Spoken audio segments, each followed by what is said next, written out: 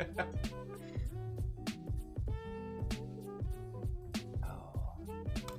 can we do anything?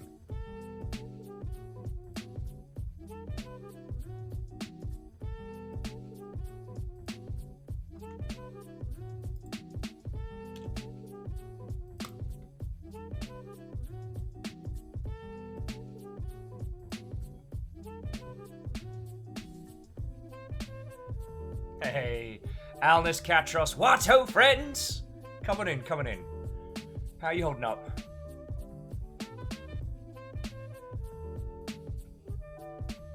Alnus is like, did we not finish the job on Monday? Oh, do you mean me? You gave it a bloody good go. And I also gave it a bloody good go. Oh, it's a lot of mead. It's a lot of mead. How are you doing, friend? What ho?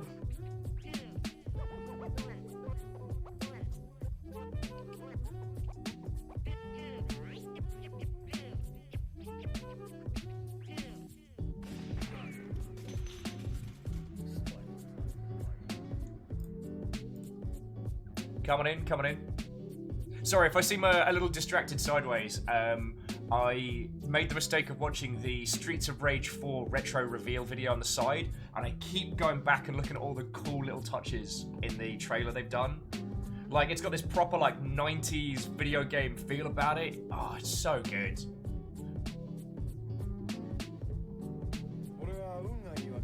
XT Johnny XP, what's up, friend? Katros is decent. Been mobile gaming most of today. Not issue. Doing good. I am finding that I am very, very slow to get going in the mornings, but I'm doing good. I'm doing good.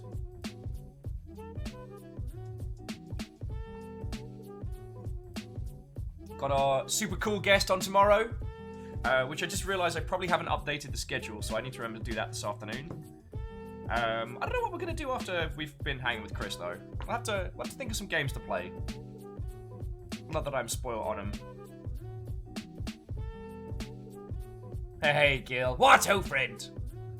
I will also admit, Katros, I'm gonna need a new mobile game. I've kind of hit peak on my little Gundam game, which I feckin' love, but there isn't really too much to do without going really into the systems of it. And so I jump on there, I blep on it, you know, it's a bunch of Gundams, like, what's not to like? But I need to think of what else to jump into next. Also, I don't know if you all saw, Ket streamed yesterday, which was feckin' cool. That was a lovely little surprise. Van Beast, Wraith, Step Gen, Alpha of the Deluge, what ho, friends? You magnificent mother hubbards. How are you all doing? Oh, I've got a cool thing to show off. I think I showed you all on Discord, but this showed up yesterday as well. Next little tax deductible Gundam. Check out this bad boy. I haven't done a Zaku style build, and I really like the red, so it was affordable. It was a master grade that wasn't very expensive and wasn't going to take a month to get here. I can't tell you how because I have signed an NDA, but thanks to Stuff and Things, I was given an Amazon gift card, so I decided to pick that up for myself. It wasn't expensive, and I've got to admit, like, since Geraldine gifted the first little robot, it's just a glorious little hobby, and it's been definitely giving me something to do on, like, side times. So, Katros, I can give you a short list of my go-tos over Discord if you're interested. Heck yeah, that'd be lovely. Chiat, did I say hello? I hope I did. What, oh, friend? Nardin's like, stream's up, but probably going to be doing like a Persona 5 Royal final month thing today. And they may end up finishing at 2 AM, but they're doing this. Hey, if we can be the background noise for you clearing that, then I'm real happy. You know my personal philosophy. Like, if I can be somebody's second screen, I feel like I'm doing my job good. Araman, Watto, current Jarl. I mean, I am not going to go down the Fields Cascade, but, like, Araman and all of you, of course. Holy crud. Longship Day ruined me. I was just a potato yesterday. The hangover came and went, but after that, I was just exhausted. Herman's like, how am I still Jarl? Because you did a big... You did a big. Caffeine Watto! Who have I not said hello to? Did I say hi, Vanderbeest and Wraith? I hope I did. Stepagen. Watto! Jihad said tax deductible. Does that mean you stream model kit builds? Some of it. I mean, like with the Easy 8, I think I streamed the start of it with you lot. Look at this little guy. I still need to put the transfers on, but I don't want to, so I'm stalling on that. Yeah, I did the start of that build with you lot, and then went from there. Lily says that their sense of time is fecked up. Got off work and saw this, was like, dang, why is Will streaming so late? Isn't it like 3 p.m? Yeah, sense of day and time has become a very, very fluffy concept. Hey, the Proto Watto! Or Hot Woe, as you said. Yeah, so, as I was saying earlier, I had some Amazon credit. I can't tell you how I got it because of NDAs, but I decided to use it and get another little giant robot. So, not today, but I have another robot to build, and that's something to really look forward to. Well, it's not. It is when you're broke. Alpha, you know what I mean. I wasn't challenging you.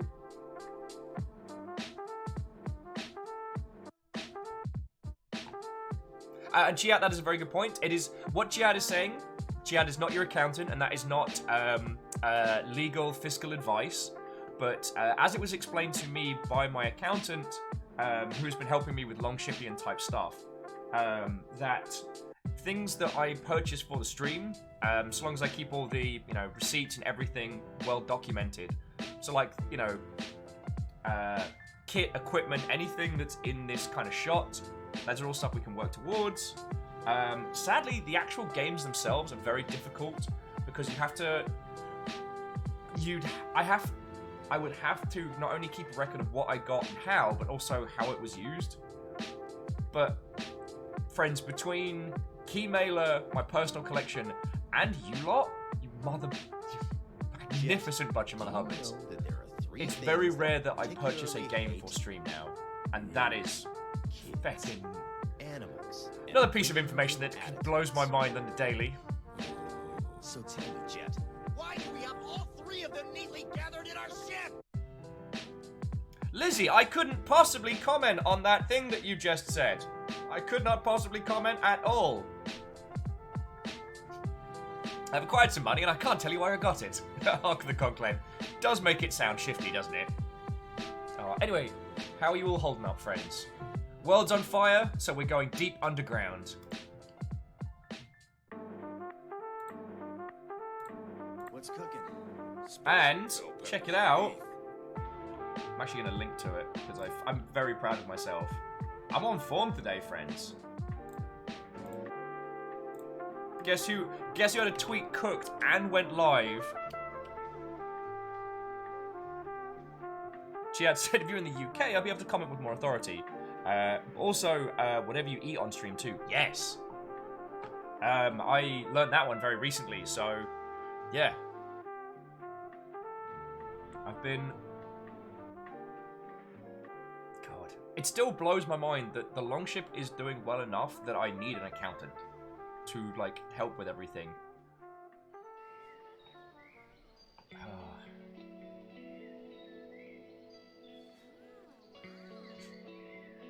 Pretty fucking glorious, right?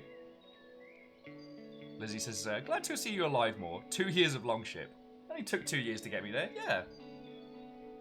I'm actually gaining weight as well. That's the other thing that's blowing my tiny mind. Like...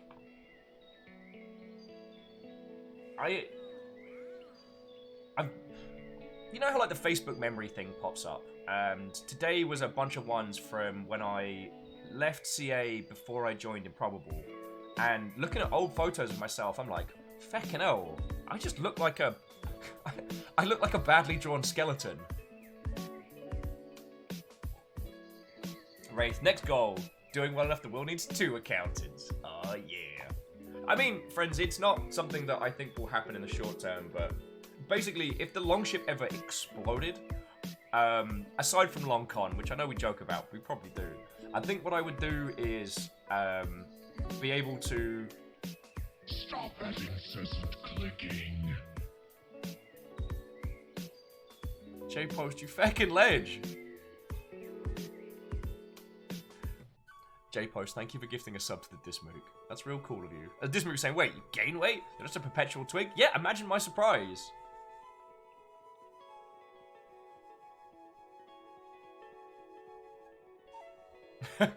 Yeah, Lizzie was there. Next goal would be able to officially hire Tal and then slowly start growing like a full team. That would be feckin' cool.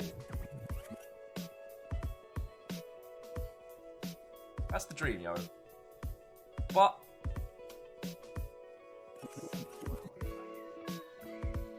the longship's feckin' awesome, and I do not find myself in want for much in this world, you know what I mean?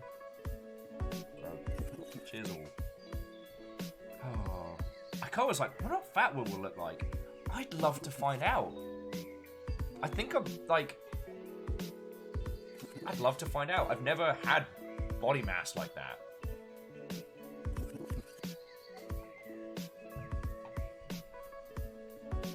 J-Post, like, just continue taking care of yourself, you numpty. I am. And it does help that Fiona's making sure I eat and stuff. I'm way better about not forgetting now I have someone who can kick my ass on the regular.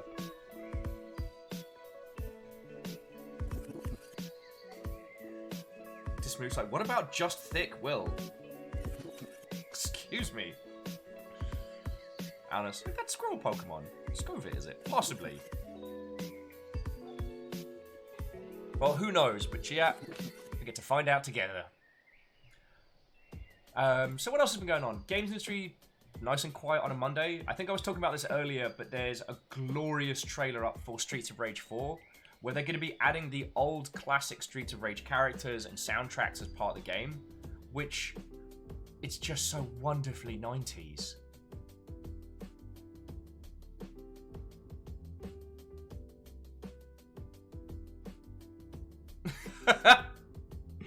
Dismook says, I love when the stream chooses to buffer right as Will says, excuse me. Timing. Timing.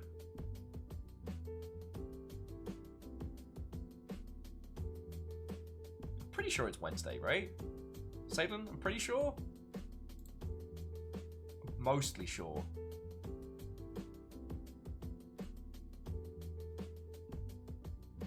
Did I say it's Monday? Feckin' time travel. Hi, my name's Will, and I'm slowly unraveling in real time. Welcome to the Longship. Oh. Oh yeah, Alpha saying, gaming news, Stadia's going free to play for 2 months in some countries. I mean, I'm just salty that, what was it, Nvidia's Go, or that thing's gotten gutted.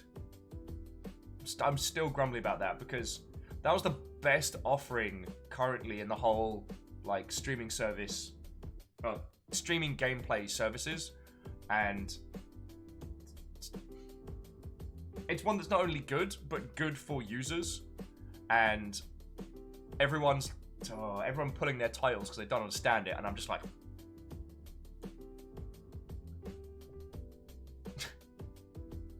Yeah, just informing me I've been unraveling for years. I mean, you all have had front row seats to essentially the reforming of Unraveled, Will.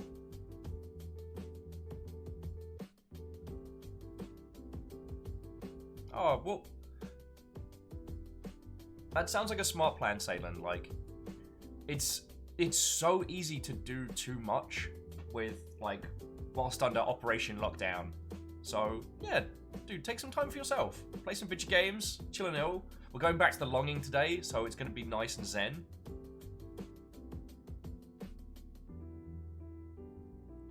Perla says she's sitting there, wishing on some stars in Animal Crossing. Hoping that worked in real life. I mean, hurtling meteor powers is a pretty cool thing to throw some wishes at. Joda, what, old friend? Come on in, come on in. We're going to be heading back underground to hang out with our adorable little shade goblin.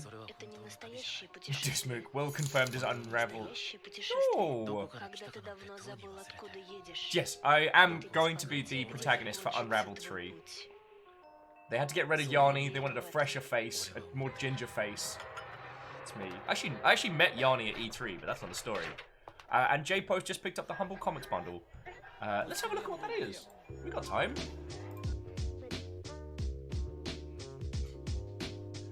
I don't know. Chia, you might be mistaking me for Jamiroquai, which does happen a lot.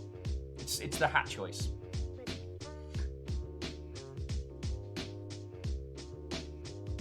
Alright, so let's have a look at that comics bundle.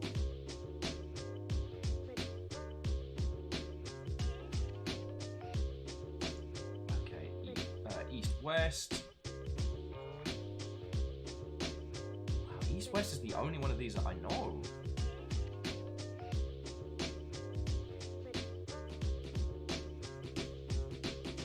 Okay, gone are the days when I used to know comics. Remember me as I was, friends.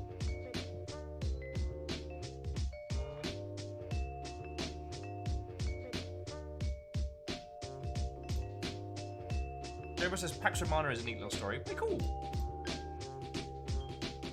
I mean, I don't pick up comics like I used to. Back when I was more affluent, I was churning through trades so quickly because of my commute that I started getting into single issues.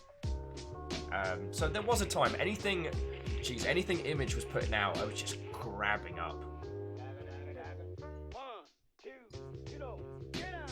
But, you know, I was getting overpaid by a tech startup, and I wasn't very happy, so I was using that money irresponsibly. Because the place I was working at was based in central London, like, we could do the Amazon same-day delivery, so I'd finish a comic on the way in, I'd order another one, and it would show up at my desk, so I'd have another book for the commute home.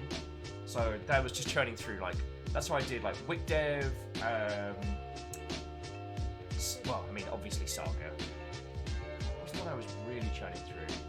Oh, anything from kind of like the greater Hellboy universe. So all of them. Like, BBRD was my favorite, but God, I was just picking up comics left, right, and center.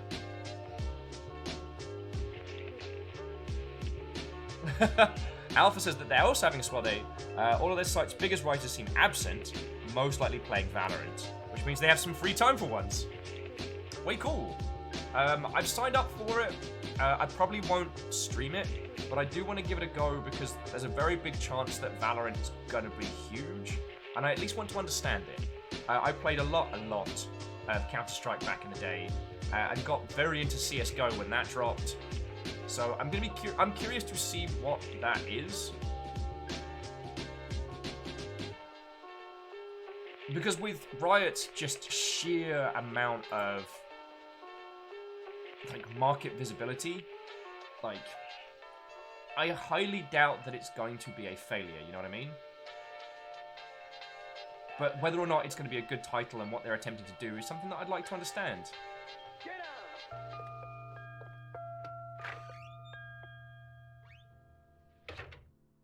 And Dash Watto, friend! Have any of you had a chance to try Valorant yet? Also, can we talk about how brilliantly insidious their community engagement maneuver is? So if you haven't heard about this, this is... Oh. So, Valorant is Riot's CS:GO meets Overwatch-style shooter, which is currently out in beta. Now, what's fascinating about it is that to get access to the beta, what you must do is, 1, make an account with the Valorant site. Alright, that's standard. Then, link your Twitch account, and then getting access is dependent on watching people streaming it. So Riot are just going all in on like direct engagement, alongside the drop system that if you've already got it, if you sit and watch people playing it, there is a chance to get skins and drops from it. So it just takes that engaged user base and funnels them all into like community engagement just off the bat. And it's insidious. The only other team I've seen that have managed to pull something off like that has been Gearbox with the Borderlands Golden Keys. But that's another story. Steel Fox, the hangover was a little painful Tuesday morning, but it passed with relative smoothness. Turns out I remembered to drink water.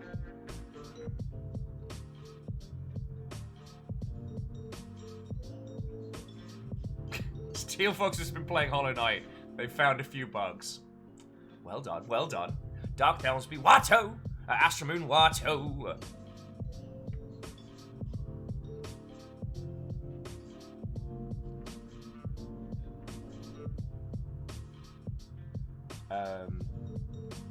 Oh, Gil was saying that Valorant's very, very dull to watch.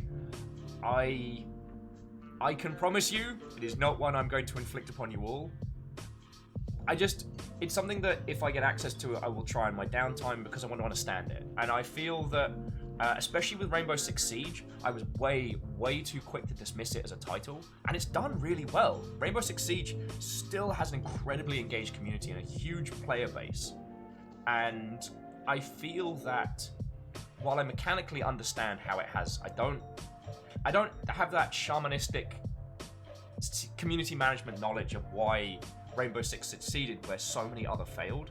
Do you know what I mean? I understand on paper how it works, but I don't understand the heart of that game. And I guess it's that thing of like, whenever you have like a gap in industry knowledge, I'm inspired to know more. Astral was asking, what's the opinion of Riot being hideous, like old Blizzard? I'm not entirely sure what you mean, but that's the... Stop that incessant clicking. J-Post, holy crud! Beckon, thank you! House Carl does not rest. They hunt. J-Post gifted a sub to Dark Thelmsby, which is fucking cool of you, thank you.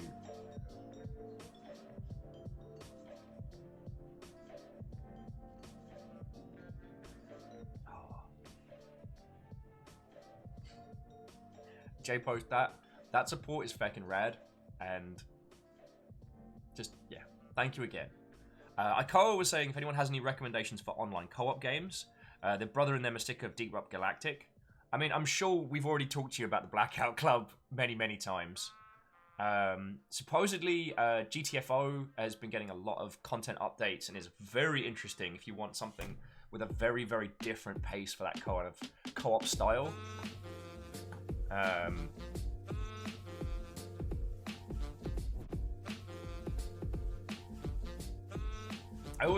I don't know. I mean, as you know, I've been playing a lot of Tarkov in my downtime. I'm still enjoying it. I don't know if it's something that I can necessarily recommend, but it is something that I've been getting stuck into a lot.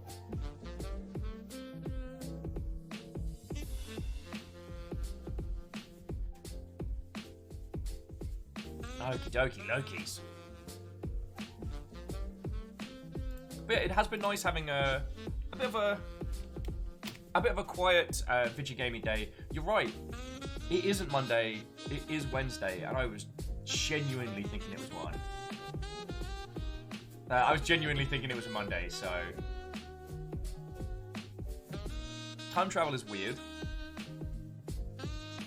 It also makes less sense why games industry is so quiet.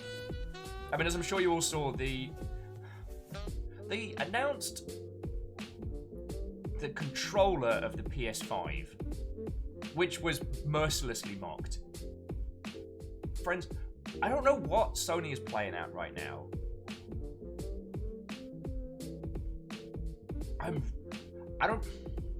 All I can imagine is that right now, Sony's in a very big disarray in terms of how they're doing their marketing strat and what they're talking about, with the loss of GDC, E3, and all of that. Like, announcing the controller ahead of time, very weird. Like, now more than ever, Sony need to be focusing on content. Like, right now, all that we know about the PS5 is that it's a thing that is going to exist, and that it has a controller that basically looks like the same thing but a little bit uglier. Might be comfortable, we don't know. But that's all the information they're giving us right now. Users care about content. Users care about games. Give us what they need right now. Bloodborne 2. That is the announcement that they need to bust out. PS5, Bloodborne 2, go. I don't think they're going to have a content announcement of that caliber this year, but they still seem to be treading water with the like, we're still here, we're still coming. So...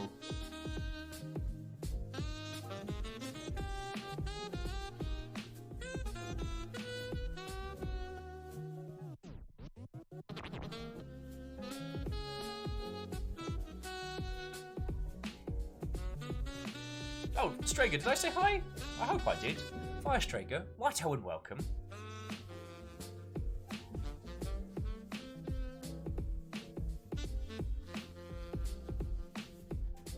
Yep, Persona 6 for PlayStation 6.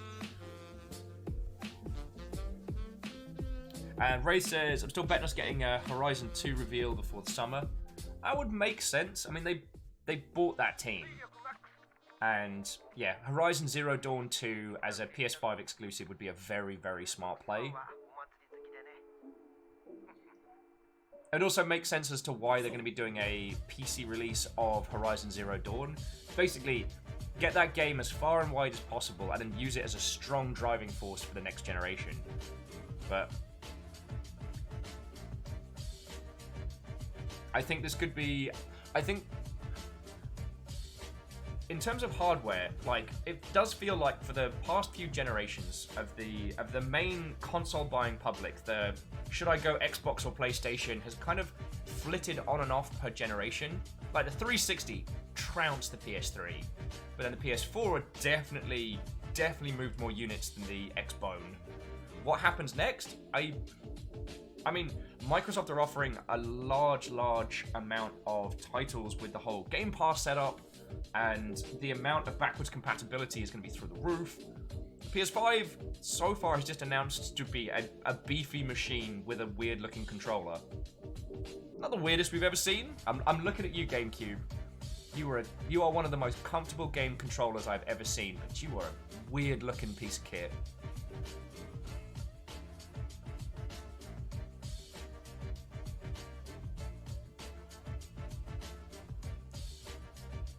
Yeah, I mean, N64. At least when Nintendo go weird, they go weird.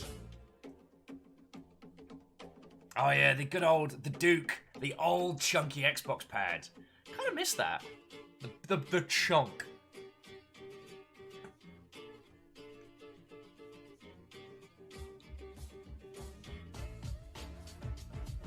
And while yes, PlayStation does have very strong brand identity in Japan, Japan's not one of the top 10 spenders in video game realms. And as essentially the progenitus of modern video games as we know it, like Japan has been this great hotbed of a lot of the franchises, series, and ideas that we have come to love. They have fallen very far behind in terms of like spend per user compared to... I always forget this track comes up with its weird little high-pitchedness. And this isn't a diss, this is just, discussion on. It was always really hard being in New Zealand and talking about the games industry and knowing that New Zealand's not up there in terms of spend.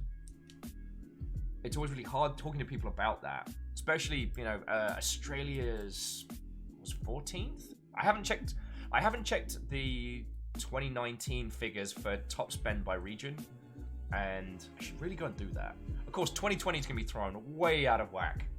Mobile game companies are probably just loving the reprieve that they've had.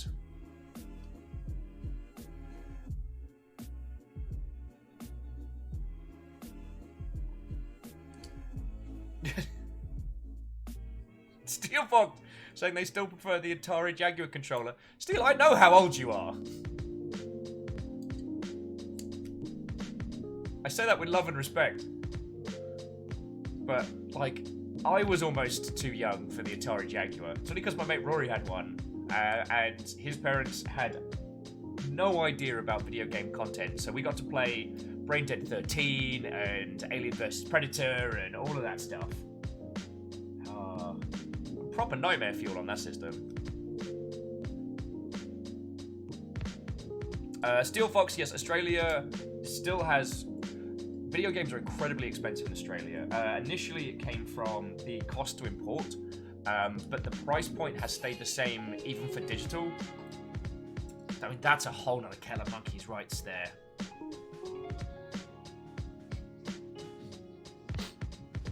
We nearly got a spit take out of me there, Steel Fox, which puts on fake commercials. I am Mr. William, and I am 47. 47? 47.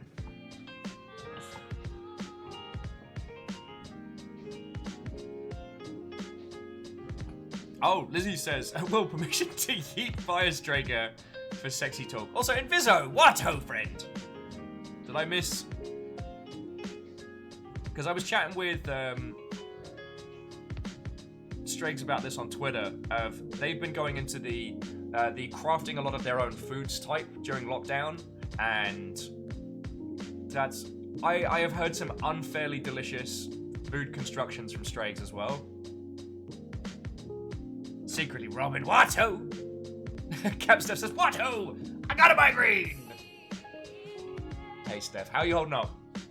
Captain Stephanie Bonds, head of House Valkyrie. I don't know why I always have to say that like Lord Flashheart, but I do.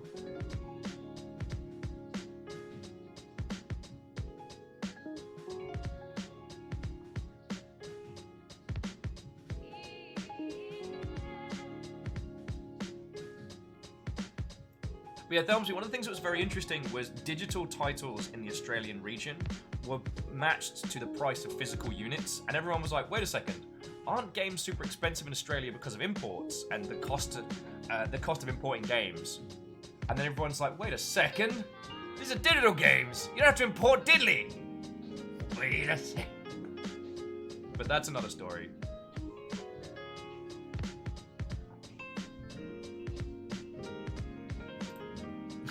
Dash is like, what oh, Captain Stephanie Bonds? I feel like yelling might not help, but we're with you all the same. Oh, that's so cool. Sorry, Chiat was saying that they took their son, who's 8, to the National Video Game Museum for his birthday, and the range of consoles, like including the Jaguar, even the BBC Micro, the child was educated. God. I'd be fascinated to see youngins encounter, especially things, because friends, if you didn't see it, the Atari Jaguar was fascinating because it was a block, had a standard controller at the top, but it had this like multi-button, like grey grid underneath, and the idea was each game came with like a little like plastic card that you'd slot into the aforementioned grey grid, and each of those button presses would relate to a different thing per game. The plastic card would show you what it did, and the idea was to allow for, you know, developers to have a wide range of buttons and controls to do stuff with. It was not a good feature. Great idea, terrible feature. Inviso saying on the Australian games, they're going to import all those bytes. It's so expensive. Yep. I mean, a lot of people are saying that, you know, Australia should just, you know, mine raw bytes and just, you know, make them locally, but... Captain Steph, you and me both. I'm still emotionally exhausted from Longship Day.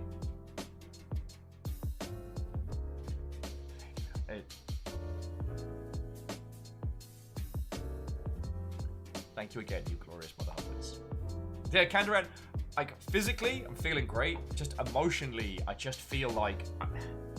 I don't know a better way to describe it than I feel like I felt like I ran a marathon with my feels.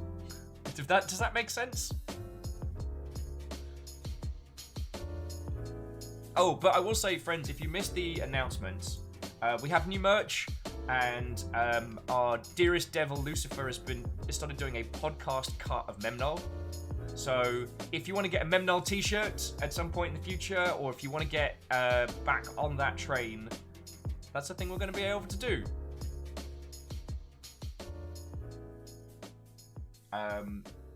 It's all designed by human stuff.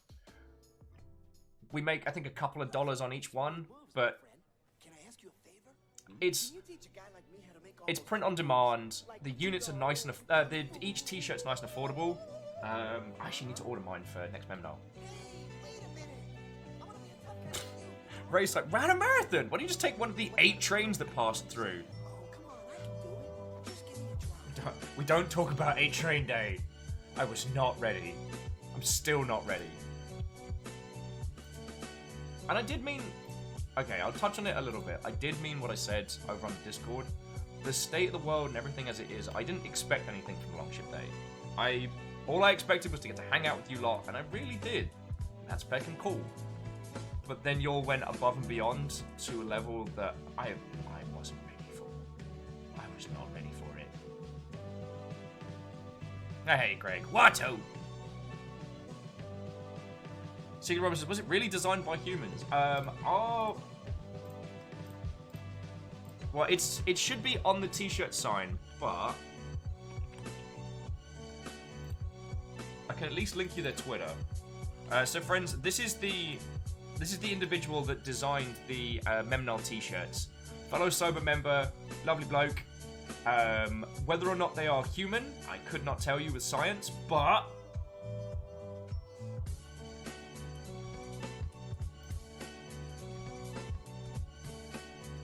they are splendid.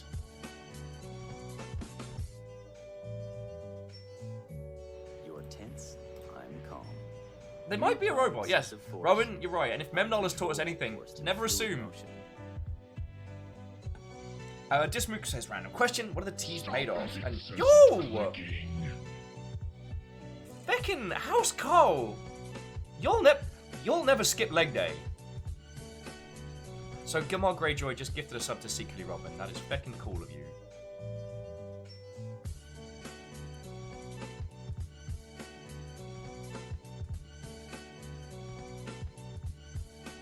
Captain said, are you and Fiona in masks? I mean, not currently. We're indoors.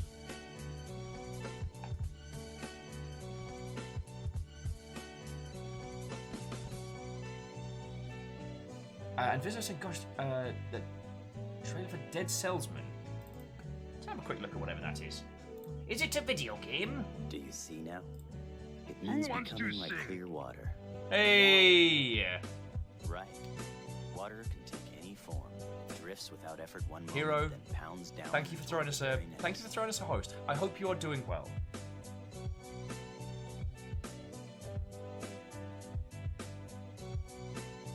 Oh, yes! Sorry, Inviso, I apologize. I completely missed what you were saying. Yeah, the GIF alert there is from the animated trailer for Dead Cells. Feckin' love it. I did get sidetracked answering your question, Dismook. Let's go have a look. Because I haven't actually checked the content of... Oh, yeah. Let's get my... Master, you see it? I was fluid. Like water. Okie dokie. Huh. Let me just go behind the scenes on the store, see if I can find out what the content is for these t-shirts. Let's have a look.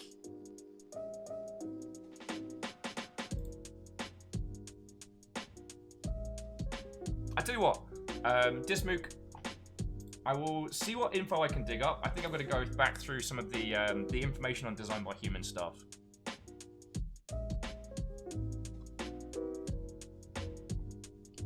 So, how are you all doing? Also, Hero, check it out. I had some Amazon credits. So look what I got. It's so cool. Friends, Hero and the Bird has also gotten into Gunpla stuff at the moment, and so it's been nice, kind of. Hero, I've been quietly creeping on your build streams while I've been working. So yeah, the Gunpla bug is spreading. I got this little Easy 8 just chilling and illing here. I need to put the transfers on, but I hate doing transfers. I always have since Warhammer. And I need to do that at some point, but yeah, as I said, very stalling.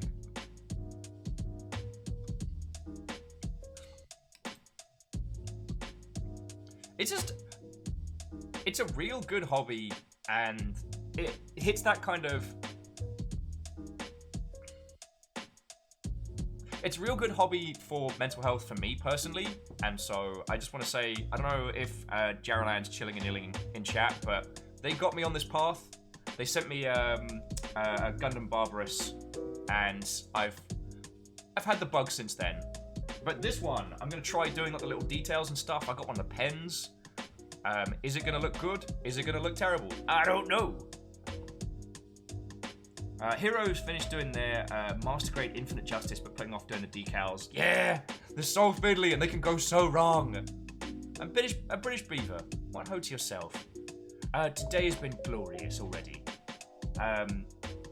Woke up, had some coffee. Fiona and I have been just chatting like community management strategies and just talking video games and sipping on a drink.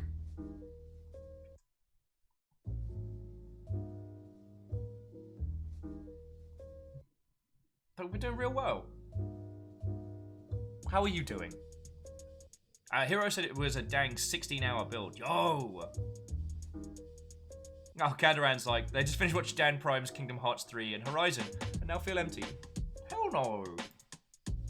Time spent watching any of the Floydo's stuff is not time wasted, my friend.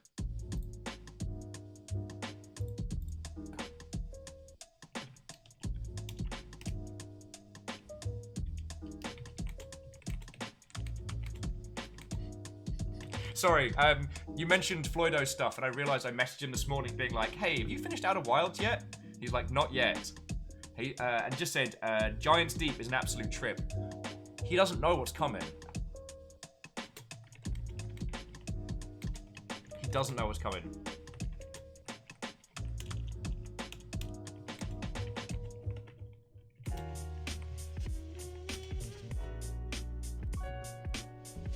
Yes, Depagen, I did see he's gone back to Outer Wilds, and that was why I blepped him a message this morning, because not telling him about Outer Wilds has been very difficult. You know what I'm saying? And friends, if you didn't watch our playthrough of Outer Wilds, if you haven't seen it and don't know anything about it, friends, you need that game in your life. Oh, and Hero, thank you for stopping in, dude. It's good to see you, and I hope you're holding up. Dash says, I need to decide if I want to watch more of his Outer Wilds, just play the darn game. I mean, Outer Wilds is one of those ones I would recommend playing. It's a glory and a triumph.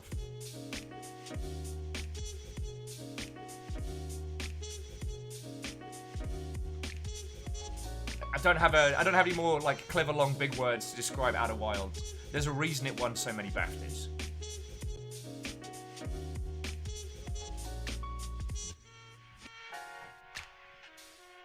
And Dash, if you haven't had it spoiled, seriously, go get stuck into it. It's a glorious triumph of a game. And it's probably going to become one of my go-to examples of how to do storytelling in games in a way that other mediums can't quite. But I don't want to go any further in. Anyway, so to avoid any more spoilers, I'm just going to say Outer Wilds deserved all the praise heaped on it, and maybe a little more. Robin's like, is it because of weird aliens? Do they give out BAFTAs for aliens? They do. As having met a large proportion of members of the games industry, there is no way those individuals were born on this planet. Stop that incessant clicking. Oh! British Beaver, you legend. Thank you kindly. Yo, House Carl is not fecking around. I was like, alright, today's gonna, after everything that happened with Longship Day, today's gonna be quiet, and that's okay. But no, House Carl are like, we never sleep. British Beaver gifted a sub to Hero and the Bird, and that's real cool of you, so thank you.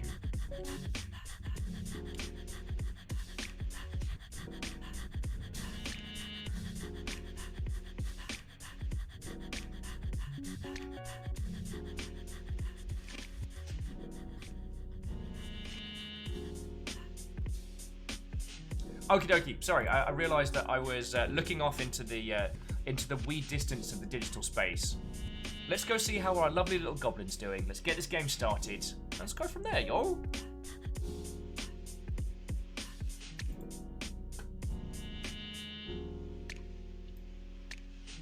I should really remember to share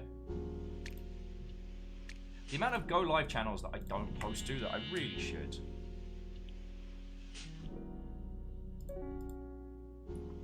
I'm an agent.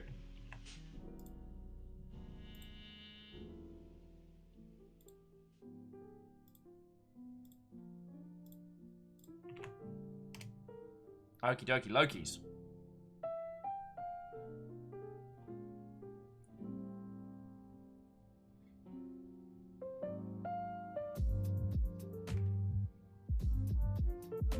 And Thelmsby, like, hard agree on the Outer Wilds being one of the glorious triumphs.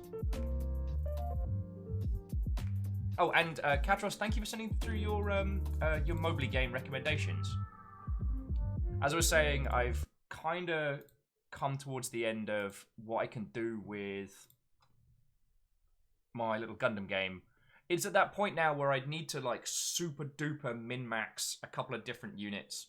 And that just takes either a lot of time or a lot of cash, and I'm not spending money on that game. I like my build, it's at max, it's real cool. It's kind of a blend of Gundam Barbarous and, oh, the one with the kind of the butterfly wings, but the wings turn into guns, because Gundam. Is there something ridiculous on your mech that looks like it could be easily snapped off? Does it turn into a giant weapon? Welcome to Gundams. Oh. Sorry, bear with me just a second. Turns out the longing has an update. So let's get a little update going. So Katros sent through a few recommendations from Mobley games. We have been playing a game called Subterfuge. The first game's come to a close. We probably won't start up another one immediately. Though what was interesting is for this one we played anonymously, and I thought that was going to accent the gameplay as a whole.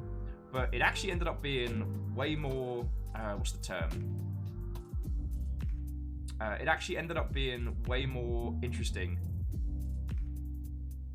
A few people dropped out because of inactivity. A few people dropped out because they felt like they were kind of separate from.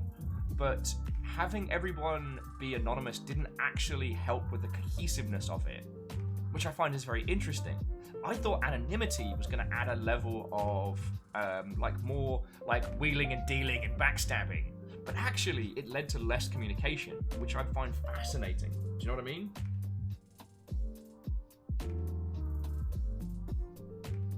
Katra says, I just threw 2,800 words or symbols at you in a DM. I mean, thank you. That's what I asked for. I'm not always the chattiest of catty when it comes to DMs, but I always like hearing from people.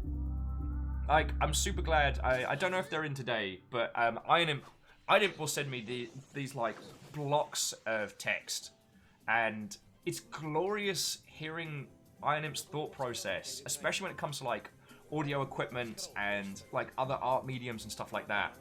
I don't always have the time to respond in kind, but I'm always happy to get it. Does that make weird sense?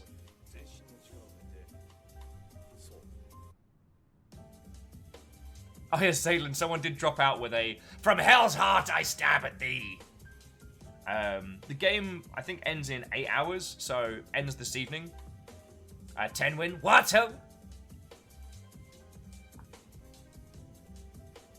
Alrighty. Let's go hang out with our little goblin friend. Alan says, wait, we can just send you blocks of text? Oh, what have I opened up?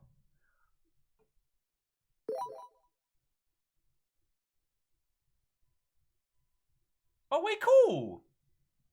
Chiat, you fucking legend! Chiat, thank you kindly, friend.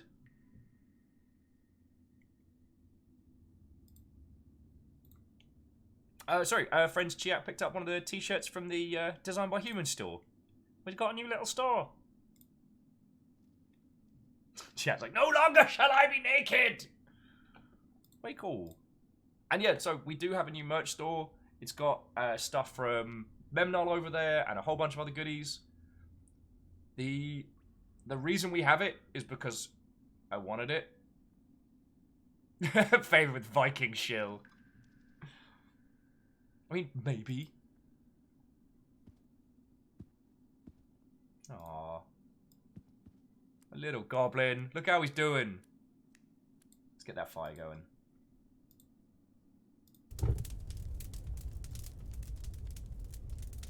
Done some cool little arts. It's going to be rad. We've got all the crystals. We've got all the colors. He can now doot. And Dash is saying that at 325, there's a couple areas we can reach. I think we can now get into the back of the library, and we can definitely get up by the spider. Friends, if this is your first time seeing this game is called The Longing, and it is glorious. The game starts very simply. The king of the mountain needs to sleep for 400 days. He needs to charge his powers for a myriad of reasons, and has tasked us with waking him up in time. And so we're this little goblin shade. And when we first start, this little area especially is dark and barren and cold. Our goal has been to find things to keep this little guy happy. So, finding some rugs, some crystals, some things to draw on, music, books. We've slowly expanded his little home. And I think we need one more piece of wood to build his bed. So that should help him as well. Harrow says, it's me. I'm the goblin. Actually, we'll all be goblins during quarantine. Point? Well, that was also why I wanted to play this game, is that for all the joking, this little guy can do it. We can do it. I like the idea of playing a game that focuses on where we're going to be in the future. Now, the other little quirk of this is that when you start the game, you have to wake up the king 400 days after that. Now, you can just turn the game off, come back 400 days later, and finish it. But the more time we spend in this little world, the more that we do, the faster time passes, because the happier our little goblin is, the quicker it goes by. And got a little mushroom area over here, which is real cool.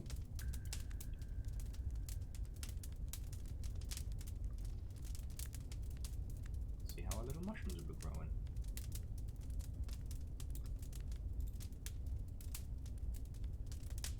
And now we have 2 mushrooms. So our goal in this game, it's not a horror game, it's not a scary game. You know, this little goblin guy, while very melancholy and sad, this game is about making his little life just that wee bit better, you know what I mean? And that's what we're up to. Hey Reflective, how you doing? Scar Tiger's like, how goes? I logged on Twitch to find him a gift and a sub. Yeah, Monday was long ship day, and House Carl hit triple figures of hunts that day.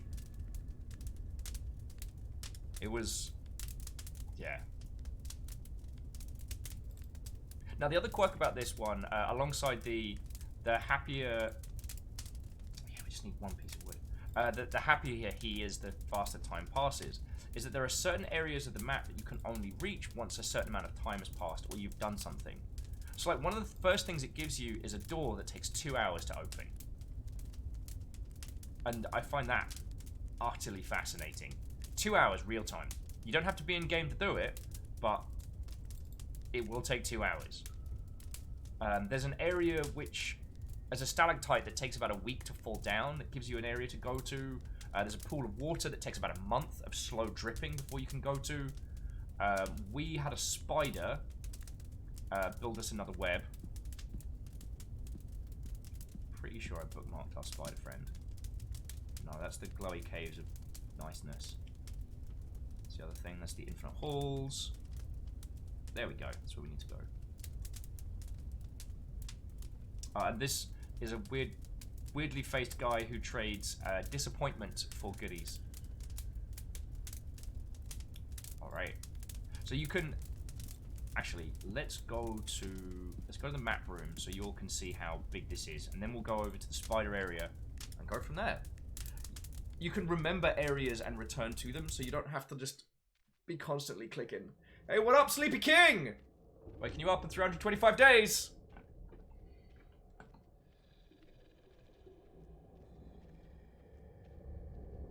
Yeah, Alpha. Housecarl did not ride that day. They soared. Eprith, what? Hold you to yourself. Our little friend's doing well. Their room's nice and warm and cozy. We just need a little bit more wood to build them a bed. Oh, excuse me. But we're doing good over here. Reflective says they're going to make some homemade marshmallows today. Way cool. I didn't even know you could do that.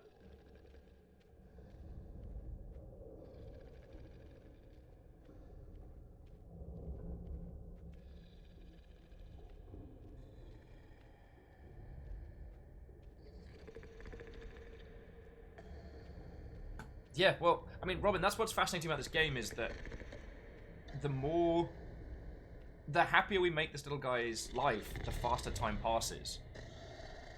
Oh, Thelmsby, you're right. So I'm running out of time. We have less than 326 days. Oh! Hall of the Mountain King intensifies. That would be better, but instead we just get his off-key snoring. Alright, hero.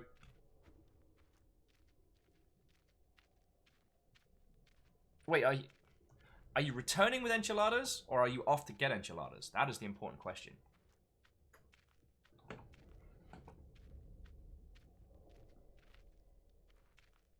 Oh, and we can turn on the music, because the music's got this wonderful, like, labyrinth, Dark Crystal kind of, like, old Henson production style flavor, which I love.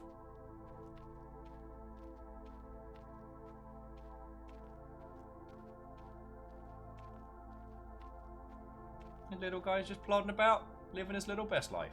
Or at least trying to.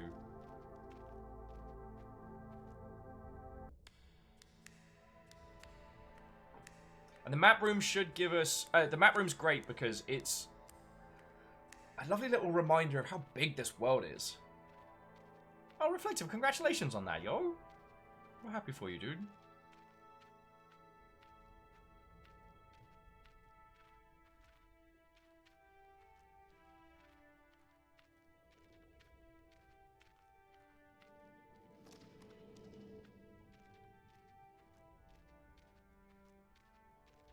I don't want to steal all of the glowing crystals off the walls in case the king gets all grumpily at me. Like, wah. Dude was asleep for like 400 days. What was I meant to do? Yes, I stole everything off the walls.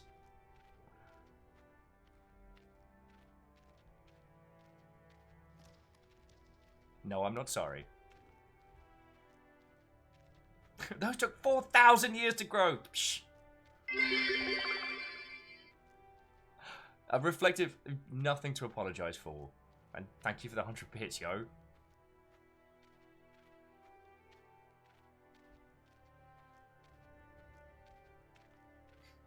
All hail Meepo!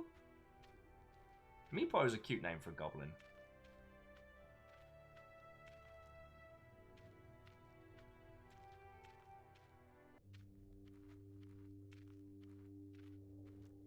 Well, I have a feeling, Ark of the Conclave, once we have the bed built for him as well, and he doesn't have to sleep in that feckin' chair, then he'll... The time's going to start passing a lot quicker.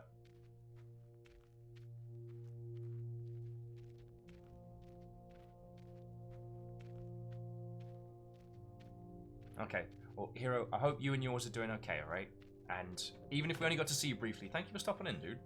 It's good to see you. Wow, the spooky ghosts are not going to be left out today. A pint glass refilled by the spoops. the spooks of others. God, and I don't know what it is about this feature. I think this was the point where I realized just how brilliant this game was. So,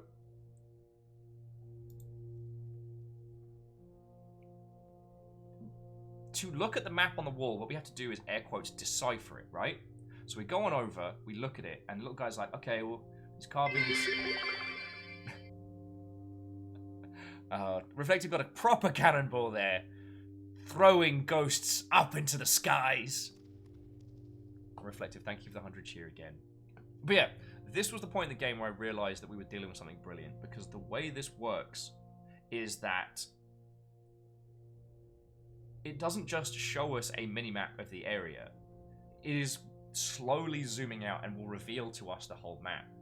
The idea being that this long, slow process is how this little shade is deciphering the inscriptions on the wall, which is feckin' fascinating. Oh, Ebrith, Mr. First Hour of Wafflemancy, any interesting game news? Nothing massively. We chatted a little bit about PS5. The only game news I've seen that really made me go, ooh, was that Streets of Rage 4 is going to include all the old characters, as in like the old Mega Drive era characters, and the soundtracks as well. And I'm totally down for that. Oh yeah, Outer Wilds is still brilliant. That hottest of hot takes there. Basically, Floydo started doing Outer Wild videos again, and yeah, I think I just messaged him that when he is done with it, I want to talk to him about it. Oh yeah, actually, Reflective, I did see that. Green Hell does have multiplayer now. I do have a copy of that, because I think it was in on the BAFTA list. And I'm curious to try it. I try and space out survival games because, at least in the early scramble, I worry that they're very boring to watch. But then again, like, Subnautica was exceptional, and yeah. Oh yeah, Lizzie, that's a good point. We did also talk about Longship Days recovery. Like, yesterday, after the hangover passed, I was genuinely surprised at how ruined I was. You know what I mean?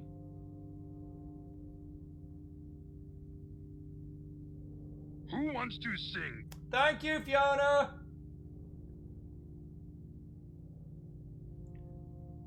Actually, Gil, that's not a bad shout. I'll pop it to him after the show today and be like, if you want to just come on and just chat wholesale.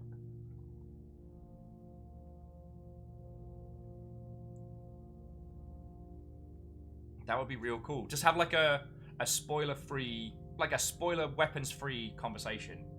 Because one of the things that was feckin' glorious was, feckin' hell, actually, it was ages ago now. Feels like it was only a few weeks ago. Time travel is weird. But after Floydo completely finished Hollow Knight, like all of it, we went for a pint and a burger in Georgetown and just had a full, like, spoiler, like, weapons-free on spoiler conversations about it. And it was glorious. Not just getting to talk about, you know, plot points and what happened, but getting to discuss, like, Hollow Knight has so much meaning. And there's so much of it that's free to your interpretation of what you feel the story is about. And I feckin' love that. I know, shocking. Will likes Hollow Knight and arty games.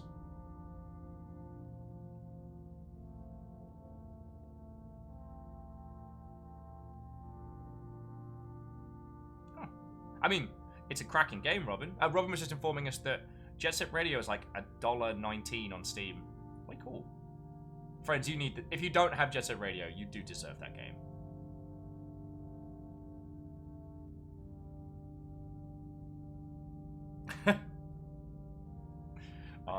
Well, Reflective, I don't know if anyone else loves giant robots to that effect, but what I will say is, once the content update drops for MechWarrior 5 Mercenaries, then we are definitely going back to that. MechWarrior 5 Mercenaries is a glorious game. I was worried that it was a little alienating and a little dull, just because of the very the repetitive nature of it, which I like, but I was worried that that was getting boring for people to watch. So what I wanted to do, so I eased up on the streams we were doing of that, so that later on we could jump into them. Oh wow, British Beaver's asking, have you any interest in the Risk of Rain games? Yes, I finished Risk of Rain 1 with my buddy Christian, way back when I was just doing like YouTube stuff for training. Again, I don't think Risk of Rain 2 is interesting to watch, but I think it is a glorious game. Anyway, we're going to go check the spider, and then we're going to check the pool of water.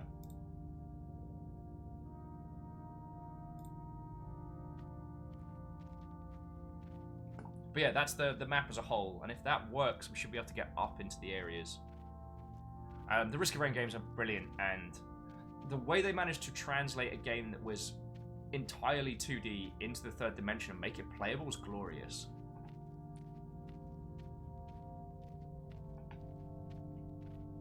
Oh, and Reflective, I'd be right there with you. Reflective says they still want to make a game called Mech Tech Simulator where we repair giant robots and have to deal with hotshot pilots and suppliers, and that would be feckin' cool. I just need giant robot games to sell better.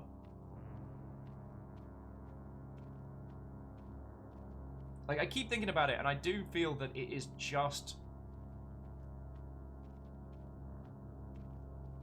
giant robot games almost being one part driving title, one part kind of like action game. The reason why I feel that a lot of mech games don't sell is that people don't have an emotional anchor to the kinds of giant robots that come out of first-time IPs. Because a lot of the time, those robot designs are based on other titles. So like Strike Suit Zero, cracking game, but clearly based on that like high-speed anime Gundam flying style. There aren't that many like original mech franchises that bring people in. Like BattleTech, abso-heckin-lutely. But like outside of that, what do we have? You know what I mean?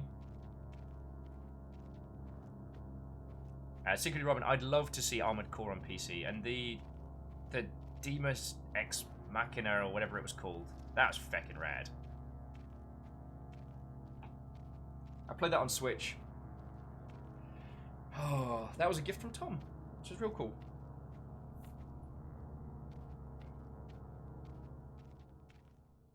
Chia wants a Robot Jocks management sim game. Oh, that'd be feckin' cool.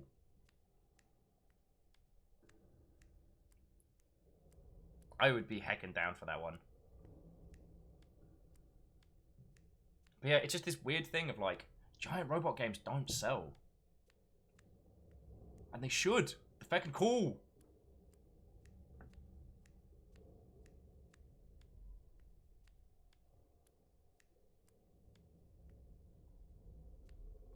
I do like that Piranha Games are looking at MechWarrior 5 in that manner of something they can continuously add to, they can put more content in, they can build outwards. That's something I'm very happy they're treating in thus a manner.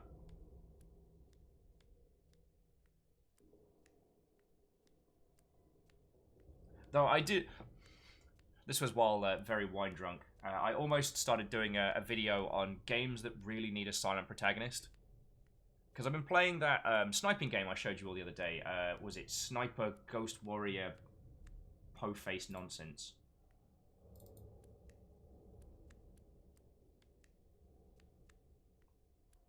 And I'm still enjoying it, but honestly,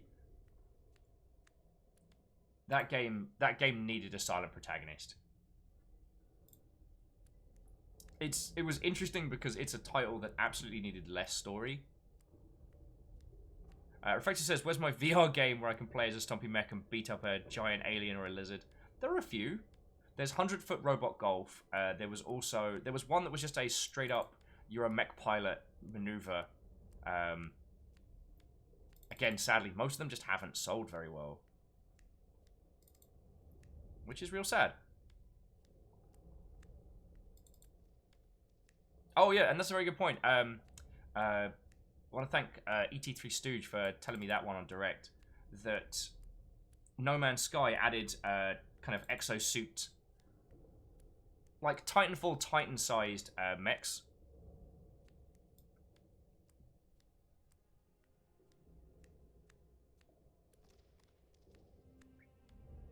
Oh, Favor 6. Yeah, a Macross Gundam-style VR game. Oh, that'd be glorious.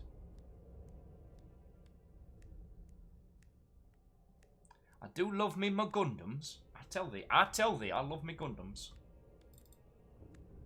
But it's the age-old thing of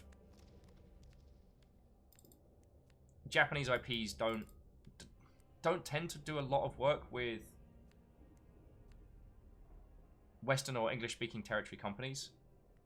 I would love to see a proper Gundam game.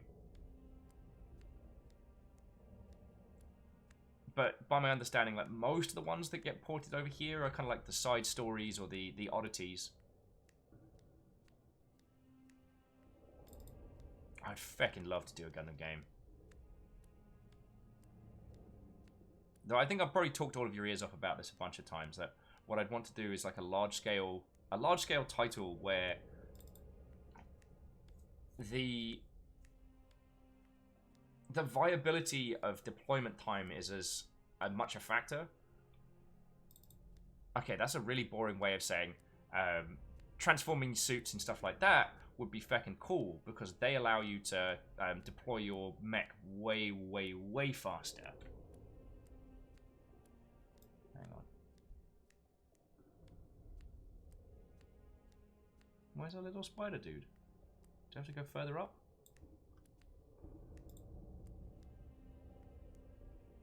Huh. Didn't want to go there anyway. Alright, so we can't climb there just yet. Alright.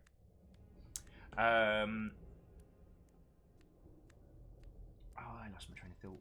Oh yeah, so one of the things I always loved was the idea that, especially from like Macross or some of the Gundam series that have had like transforming units, and the speed at which you can get into a fight is something that I've always liked the idea of discussing. That the reason why not everyone has like super heavy mechs that destroy everything is because the amount of time it takes to get that equipped, loaded, shipped out to where the scrap's going down, and then like shipped out again is more so. Whereas like a super high speed transforming unit could get there in a jiffy, but it's just not as big it's not as heavy a hitter as.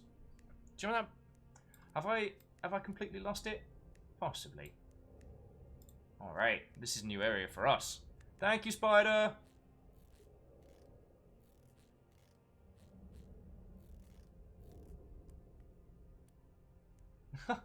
Even our little shade said thank you, friend. Yay! Alleged. What, oh friend? I am emotionally exhausted, but I'm doing good. The hangover passed with relative ease. That was very painful in the morning. And now... Ooh, and now we're in a new area. And Hero and the Bird, welcome back. We were talking about giant robot games. That I basically want a... I want a large scale... Ooh. That's cool. Anybody want to eat a mushroom?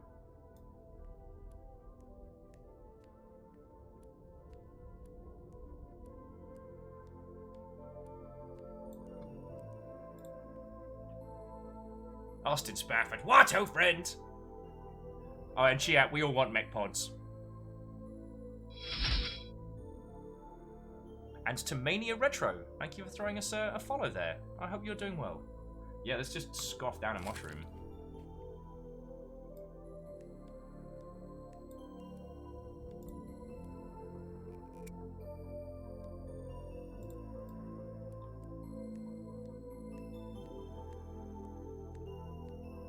Oh, Hero's been playing Gundam Battle Operations. That one looks real cool. I sadly don't have a... So we can plant mushrooms here, that's cool. I sadly don't have a PS4 at the moment, otherwise I'd be all about that.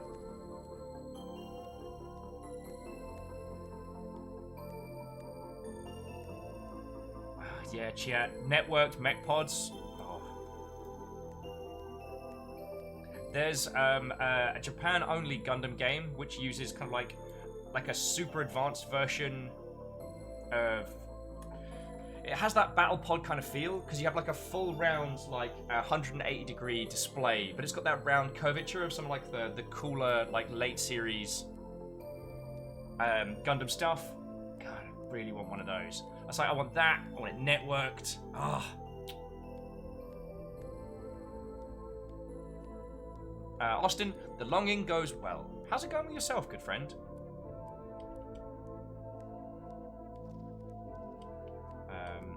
But yeah, I was a little sad to find out that the Gunpla battle game on Steam is not very good.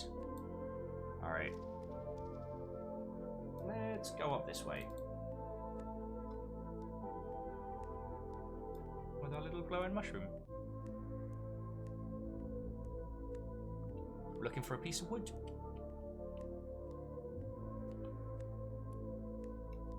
So here's the new Gundam Breaker. It has some flaws for sure. I haven't had the chance to have hands-on with it, and it reminds me a lot of the Dynasty Warriors Gundam games, which I'm always down for. There's also like a cute little like one of the like SD Gundam style games where it's like one of the strategy style ones, and ooh, more mushrooms.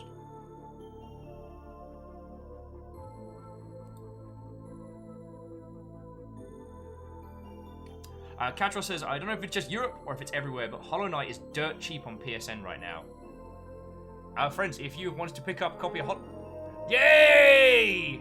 Ladies, gentlemen, and individuals of all persuasion, we are joined by Jetman J!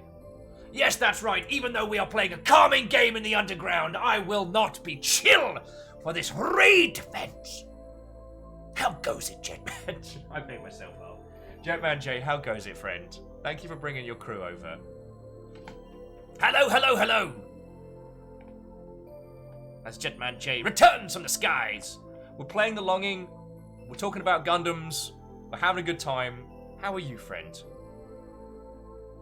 Oh, Austin, I can't help you. Oh, you ate the bloody mushroom! See, this is what happens. You leave this guy alone for 2 minutes. One of the green mushrooms tastes as good as the other ones. Alright, harvest that. A mushroom. I will handle it with the utmost care. Give it an eat as well.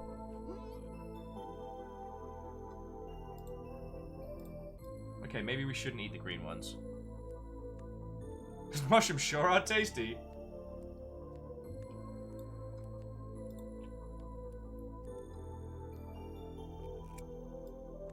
So we basically need to ferry these mushrooms back to our home, right?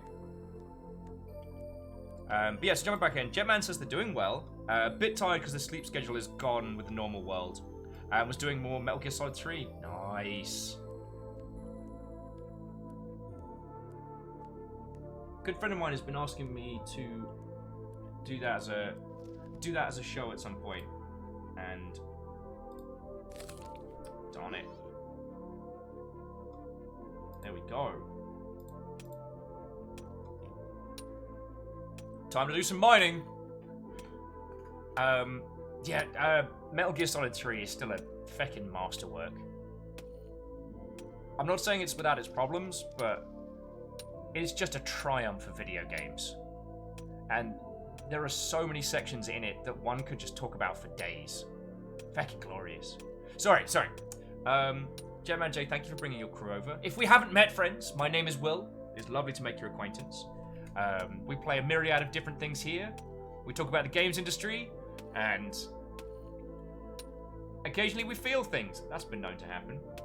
Today we are continuing our playthrough of this game, The Longing, and this game is a glorious triumph.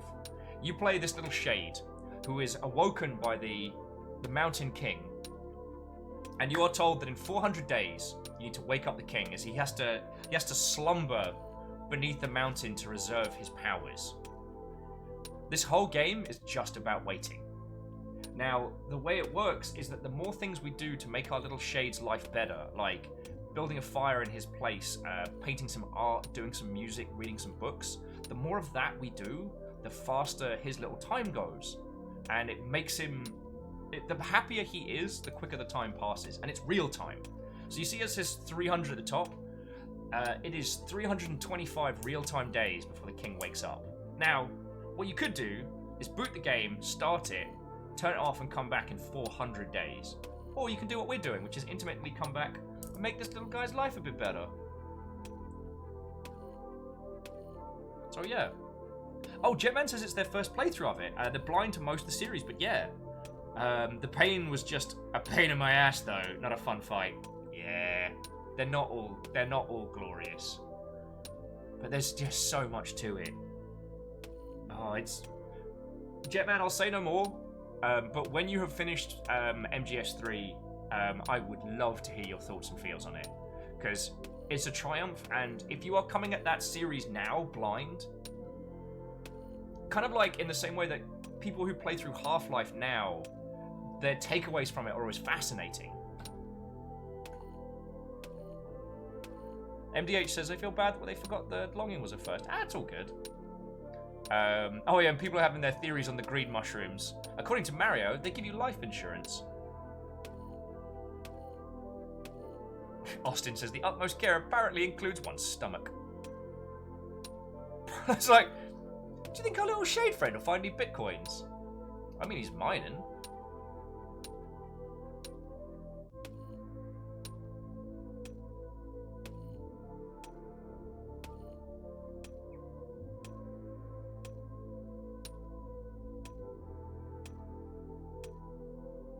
Oh, being Half-Life. Sorry, Inviso, I completely missed the...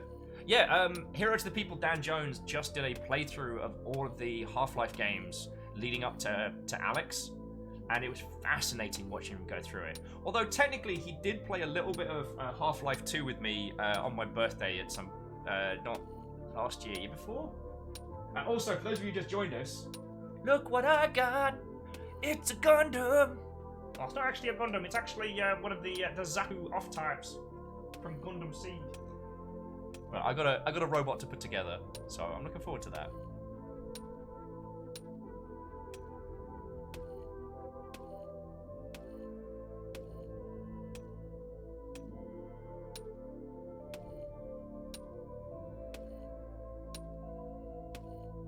Oh, so Jetman says they'd love to talk about it sometime after they're done. They're trying to go through this entire series. Peace Walker and Ground Zeroes included. Well, Peace Walker, much like Metal Gear Solid 5, has an end, but then it keeps going past that point. So how much or how little of those games you do is going to be a call for you. Oh, and Hero, I will absolutely harass you directly when it comes to that one. Fiona's been super cool, has been let me... Keep going, buddy. Has been let me borrow one of her granite. I'm not getting much further here. What a disappointment. I now have 3 disappointments. Oh, it was worth a shot. We can trade disappointments with the crazy face, which gives us stuff and things.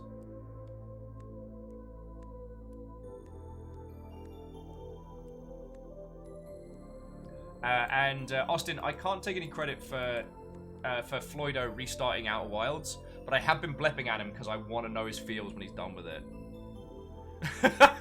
Who wants to sing? Wheeler Dealer! Yeah, you're right. I'm onto that action-packed, like, run and gun. We've actually been playing Valorant the entire time, just no one's noticed.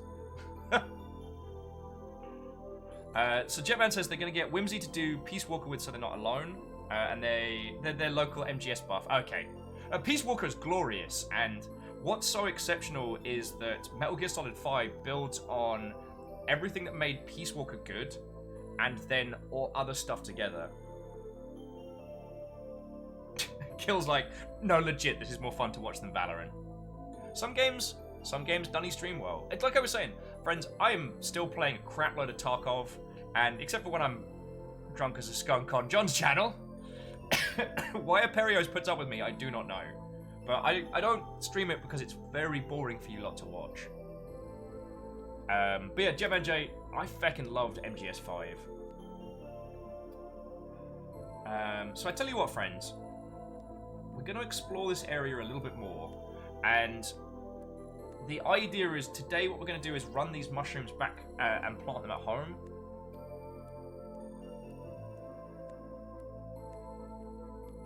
Oh, okay, that's way cool. So Jetman's saying that they played MGS5 and that's the one that got them into the thing? Yeah. I'm really looking forward to doing Death Stranding when it comes out on PC. We're going to do it as a phone-in show during the slower moments.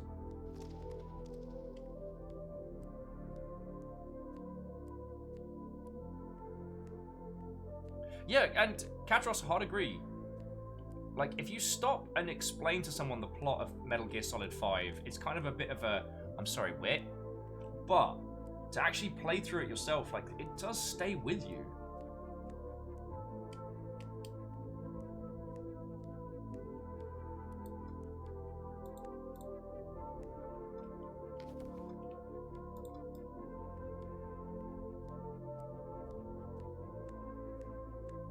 Alright.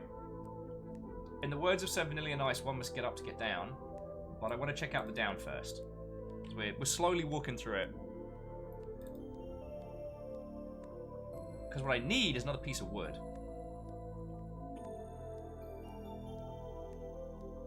Conma says that they're really hoping to finish Death Stranding as they're only 1/5 of it through because the stealth territories stress them out. That's fair. That's fair.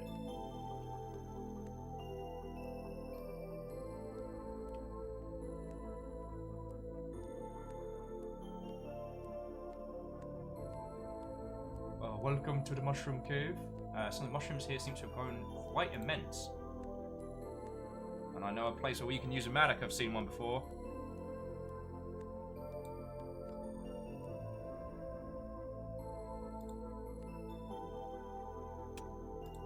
And as we know, we can trade disappointment for goodies.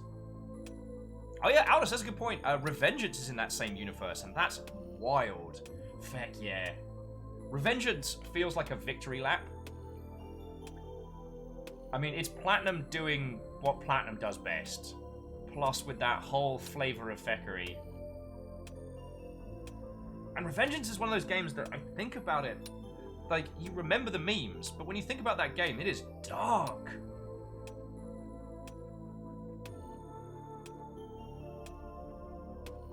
God, yeah. But it's just, Revengeance is so fun to play.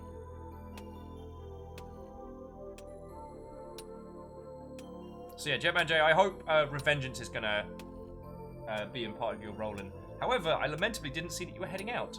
So Jetman J, if you have, then thank you for bringing your crew over. I will endeavour to be vaguely entertaining while discussing, be it Metal Gear Solids or otherwise.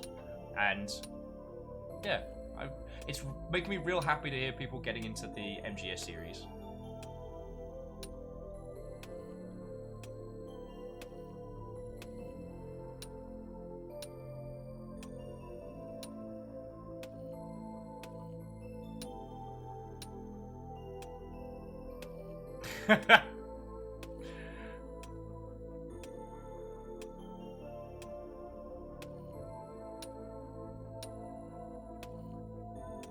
But yeah, as Katros was saying, like, MGS5 does inspire some genuine feelings.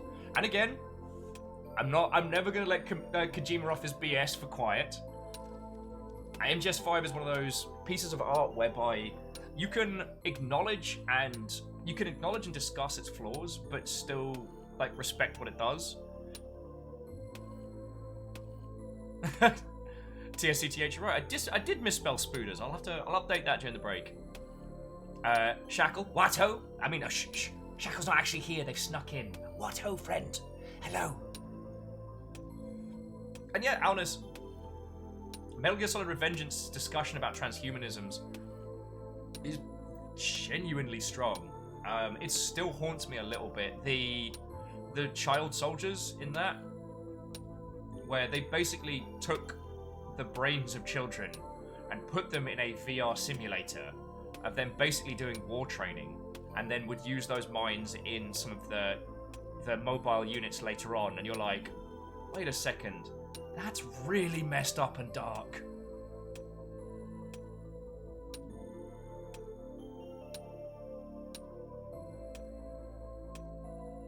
Also, there's one thing that Kojima does very, very well, which is kind of like weaponized whimsy. Games that his games often have very, very silly elements in them, or allow users to be silly. And it's interesting because in other games that comes across as more like a ludonarrative dissonance, but for some weird reason in the Metal Gear series, maybe it's because they have such a ridiculous premise or because the characters are so much larger than life, that allowing the user to express themselves by being as silly as, I know we're still going, actually ends up breaking up the pace of. Alright, nothing else there. We're just digging for disappointment right now.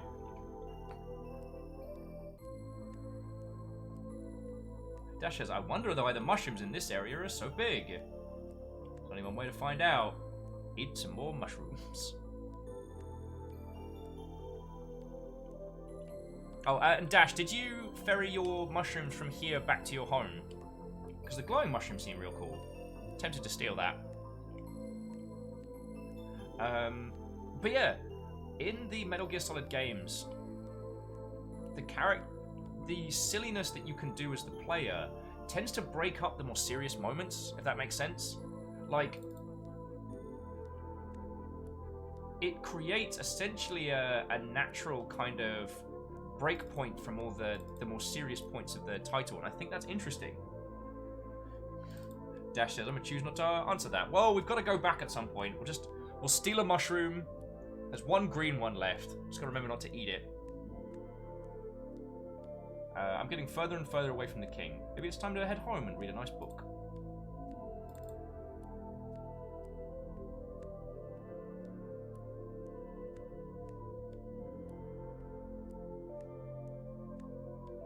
I mean, I'm here to get mushrooms and make friends.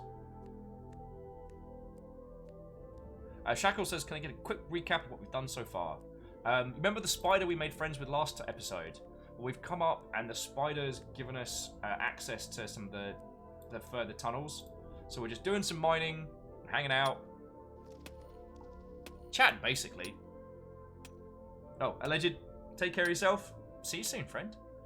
Akoa says, all they know about MGS5 from their brother is that he kept his PC on during the night with his keyboard against his mouse, so he'd run against a wall and earn in-game money. I mean, there's a myriad of things that you can do in that game. But there's some feckin'... Yeah. For all its silliness, when it hits hard.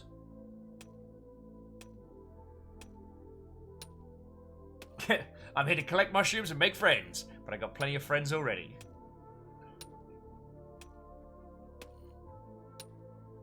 Well, so far, Shackle, our exploratory mining has just resulted in getting disappointment, but we'll be able to trade that disappointment for other things.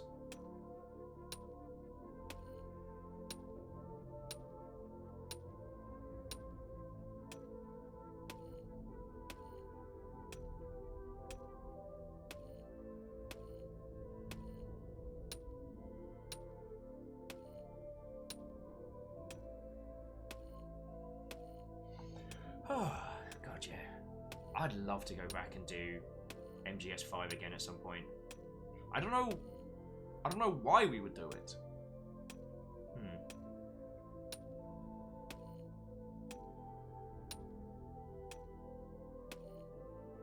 But I certainly heckin' enjoyed it. Oh, hang on. What's that?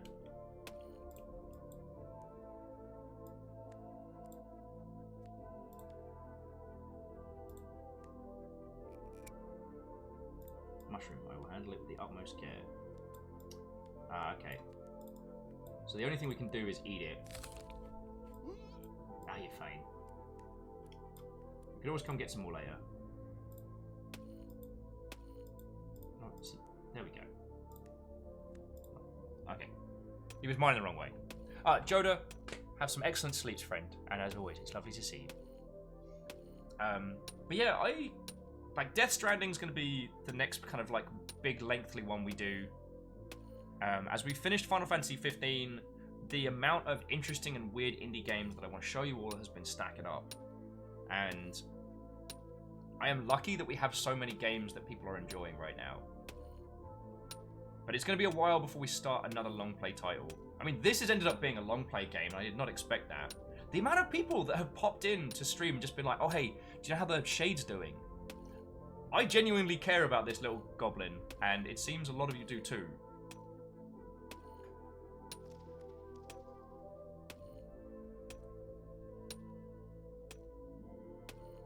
And Aaron, you're right, this is a good chill game.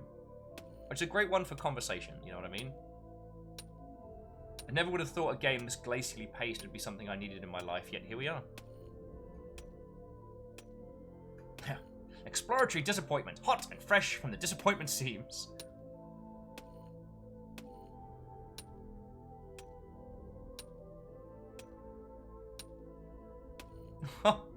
Oh, Dash, that's super cool. Thank you. Dash is saying that they've intentionally parked their shade outside of his room so that Dash doesn't accidentally finish the game while the Longship was still playing it. That's pretty cool.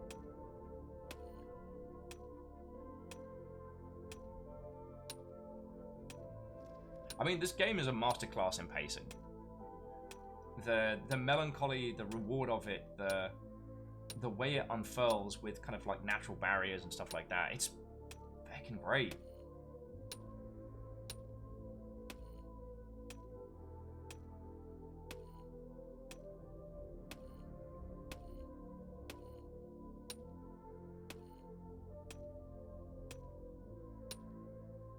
And it really does remind me of, I know Reflective was saying this, but like classic Zork, like old point and clicks, those kinds of titles, it really has that wonderful flavor about it.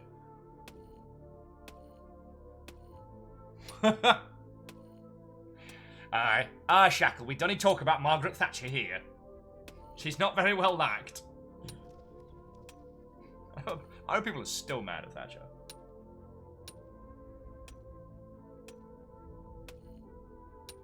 Oh, lordy, lordy. But yeah, MGS5 has always been a complicated game to talk about for me because I understand from a business standpoint why it ended up being such a mess, but I also love it. I feel that Konami unable to handle Kojima was a failing on their part as much as it was on him going way, way over budget, and that their solutions to that, yeah, their solutions to that were not ideal, and ultimately the title suffered for it.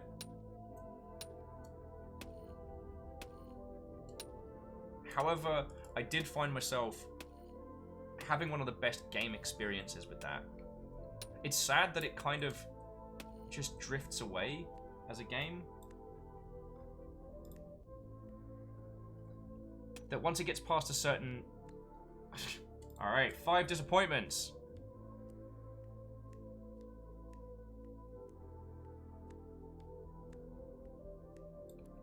Well, so one thing that's interesting is Kojima's work is often discussed about how much it is cutscenes and how much it is things we are shown. But the percentage of time that you spend in cutscenes versus like the open world of it, like I think I played MGS5 for somewhere from like 50 to 100 hours.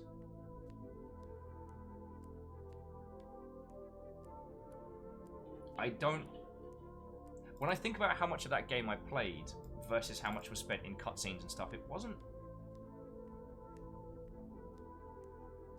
all terrible, if that makes a weird kind of sense. I think the only thing I genuinely disliked about it was the character Code Talker, who was very kind of like narrative critical to later on, but their style of talking and the pacing of the character was agonizing.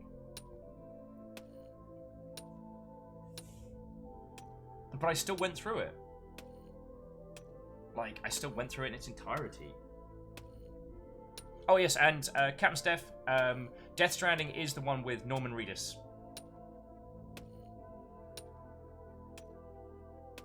But like I said, it is possible to like a piece of art and discuss its problems. I think the fact that... I mean, he got the bloke from 24 to redub Big Boss. Still found very infuriating, because it was a massive amount of money they spent on a Hollywood actor, which gained nothing. Norman Reedus and his jar of fetus.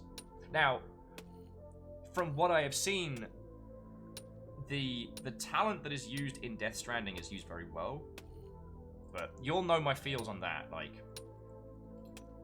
adding big name Hollywood actors to a video game project rarely adds, and the only thing it does put in is a lot of cost. Hero to the people, Dan Jones! What, old friend? We were chatting about you earlier, friend. We were talking about people playing like seminal games now. Inviso mentioned your playthrough of the Half-Life games. Because Jetman J brought a crew in earlier, and they're currently playing Metal Gear Solid 3 for the first time. And I don't want to spoil a whole bunch if any of Jetman J's crew is still with us, but that game is something special. And the idea of someone getting to play through it fresh now, like, I kind of want to hear their feels. So yeah, DJ, how are you holding up? I got some Amazon credit, and I decided to turn it into, well, a bit of it into this. So I have another Gundam to build, which will be glorious. I don't know when, but for tax purposes, I will be making it on stream.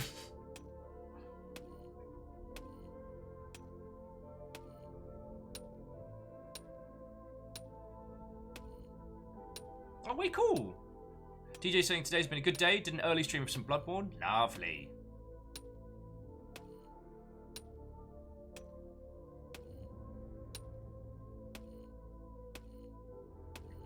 Did a skip that you wanted to try? Did it work? Tell me your tales, friend. Because the game we're playing here is The Longing, and this is a glorious, slow, methodical, like, journey into making a little goblin's life a little bit better. Oh, way cool. DJ, I will give that a look in just a bit. That's good to hear, yo. Over here, I'm doing good. We had a 2-year anniversary on Monday, and I spent Tuesday emotionally broken and hungover, and now I'm back.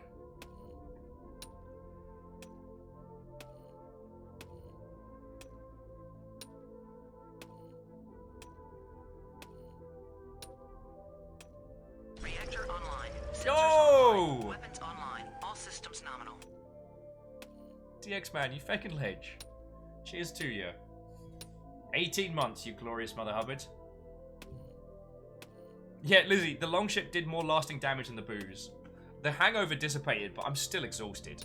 And Alice, I want to wait till we as a group have had a chance to play through it, because at this point, I'm just guessing, and I never want to be one of those guys who's kind of like huffing on a pipe from the sidelines being like, oh, well, that video game clearly doesn't work. Have you played it? Well, no, I'm too important and clever to play video games. I merely shit-talk about them. In my heart of hearts, it is going to be interesting to see what having those Hollywood talent individuals has added to a project like Death Stranding, and we won't know until we played it through, because from what I have heard, Death Stranding is glacial until it's not. Like, Death Stranding is one of those games that people will hate on because it does that thing of, no, you need to play it for 40 hours for it to all come together. Woohoo!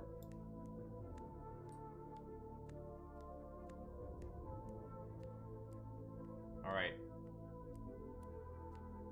We're looking for mushrooms, maybe a piece of wood. Found a tunnel after 3 rounds of digging for disappointments. Let's harvest one of these shrooms, because they do glow.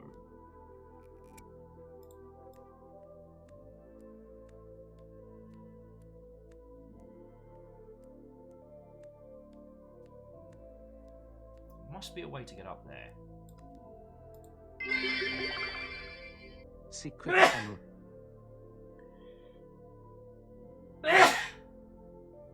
Apparently I have a bits allergy today. Shackle, thank you for the 200 bits. And I think what you meant to say was, secret tunnel! Secret tunnel!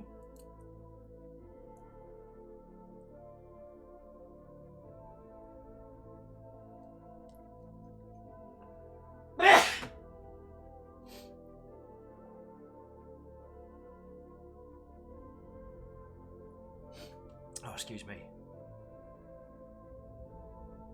Oh yeah, and Katros does make a good point. It's one of the reasons why I love the games industry, is most people genuinely want their games to succeed. Alright, we'll grow a mushroom here. Who knows? Maybe it'll turn into a thing. Alright, so we definitely have a glowing mushroom at home. So we probably just want a green mushroom?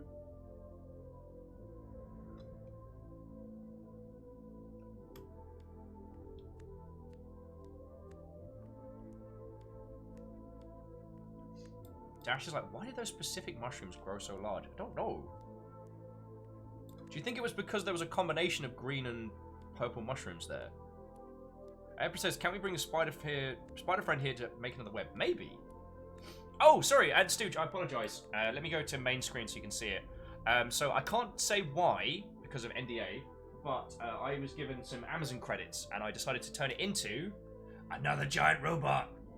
And I wanted to do something that was vaguely Zaku flavored. And this one was red and awesome. And it's got like a folding laser gun and like a chain gun. And it's master grade. And it wasn't going to take 2 months to show up.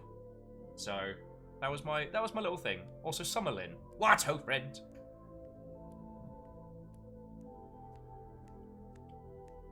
I'm gonna go grow some mushrooms. So yeah, that was a little thing that I got. And that's way cool.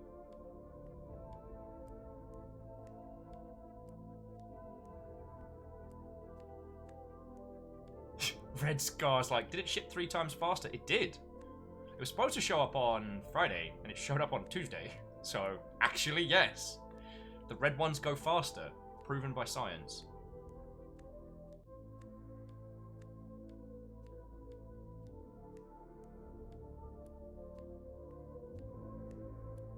Although for all this secret tunnel action, we've not found the last piece of wood to make a bed. So I'm worried I've missed something somewhere.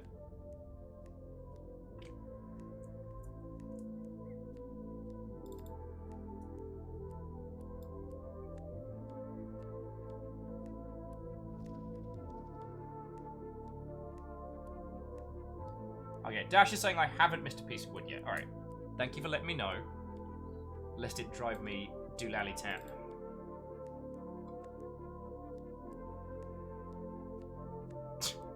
Tell us the tale of the secret tunnel, the story of 2 lovers. Secret tunnel, secret tunnel. Something, something, something, secret tunnel.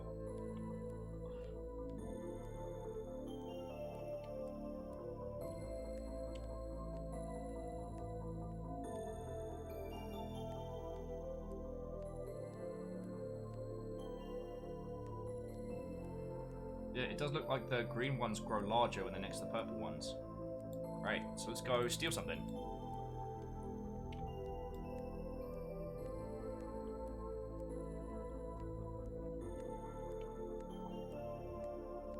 Yeah, Stooge, that's something someone had mentioned to me as well. That because of the increased interest in people doing like content from home, live stream, Zoom calls, that there's been a real uptick in people buying Logitech webcams. So ones that would cost like $70 are now like $180 on Amazon. I'm still angry because Tia, the individual that did the I Dare tattoo, did not ask for cash for it. They said that they would really like some help with like streaming equipment and stuff like that, and just that their request was that we give them, you know, a piece of kit to help with their streaming setup, which I did. Turns out I got stung. It was a fake Logitech camera. It was a Logi webcam. And I'm still mad about that.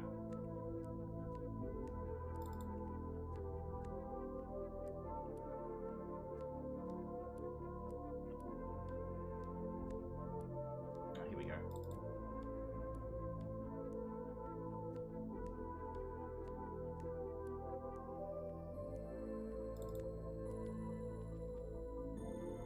Should still be a green shroom. Yeah, dodgy Logi if you would. Thank you for that one, Stooge. And Tomare Waho, friend. We're doing lovely over here. We've been talking about Metal Gear Solid and Gundams. We're playing this one.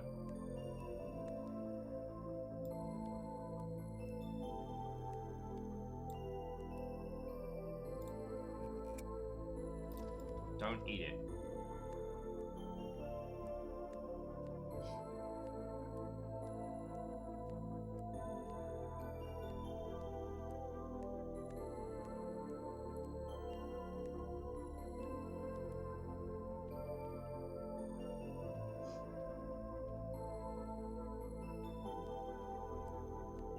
I can't remember if there are any more green mushrooms. So friends, what we're going to do is we're going to plant this mushroom next to the purple one we put by the earlier area, and hopefully those two growing together should mean that it grows like super large, which will give us a way to climb up to that section.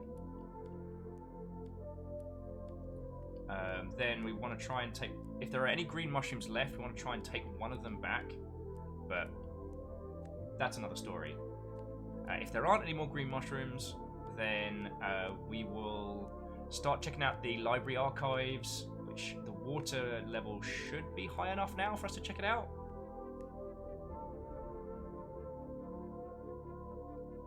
And that's our general plan for today.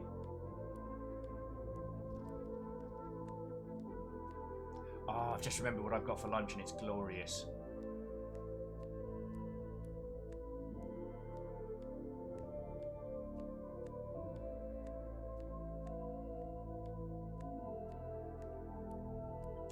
J-Post, Watto! We haven't built the Gerblin a cozy bed yet, but we will. We will. I just have to hold down the move button because if I leave the Gerblin alone, it eats the mushroom. And yeah, I know it's technically a shade, not a Gerblin, but look at that cute little face. Tell me that's not a Gerblin face.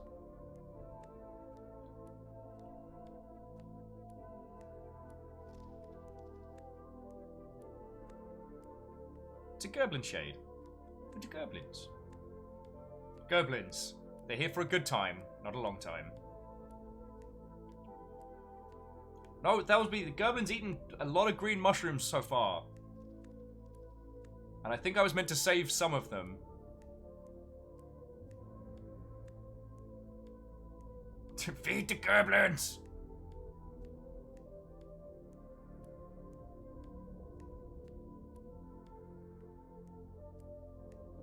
Says the shade reminds me of Kenku in some ways.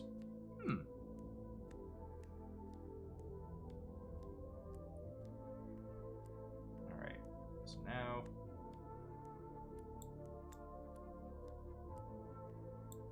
I'm going to do a plant.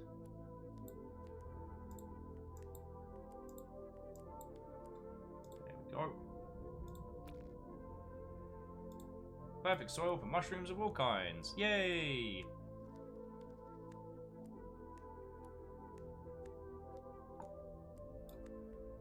We'll start heading towards... there, and if we see another green gerb, we see another green shroom, we'll steal it and take it home. Oh,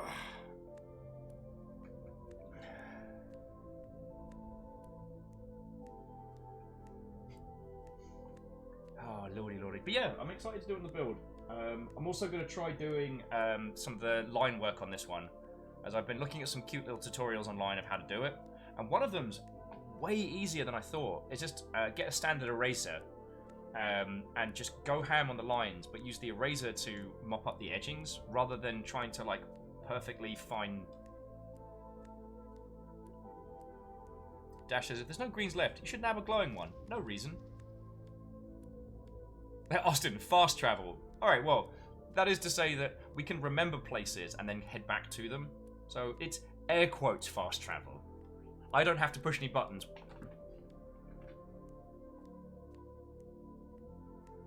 Just says, I just finished killing, like, 1 3-litre bottle of orange juice alone. How are you doing? Well, I'm thirsty for OJ now. Thank you for asking. And Tomray, Longship Day was off the chain. I don't think I've not recovered from it. The hangover came and went, but just the emotional exhaustion. And yes, we did plant the green and purple mushrooms next to each other in one of the other areas.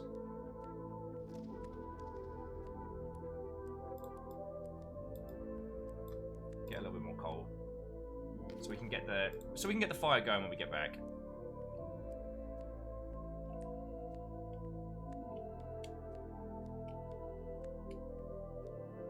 Someone then says this game is incredibly slow, and I can't tell if it's frustrating or comforting.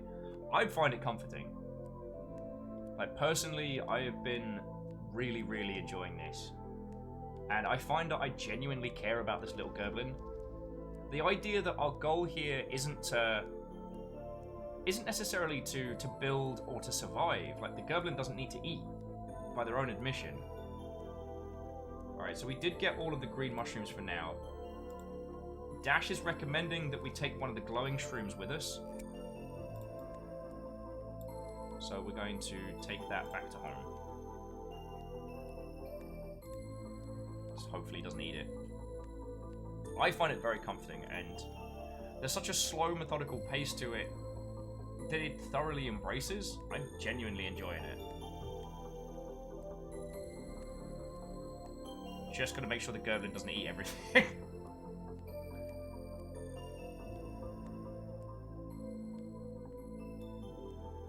Terrorist is the perfect game to pass out to. Hey, I know there are some people that put my dumb self on in the background so they can fall asleep, and that is a huge compliment.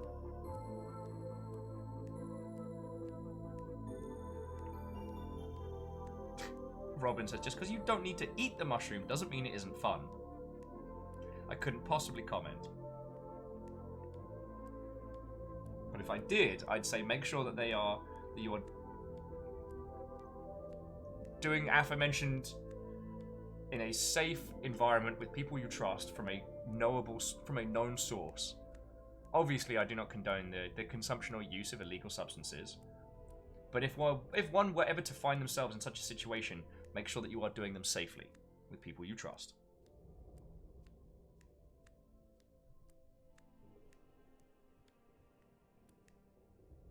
The additional weight of the mushroom, I won't be able to climb the web without breaking it, and I don't want to be rude to my spidery friend. Oh no!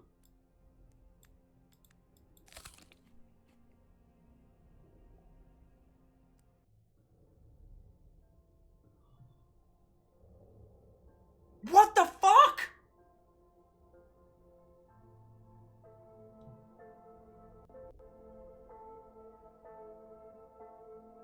What the fuck?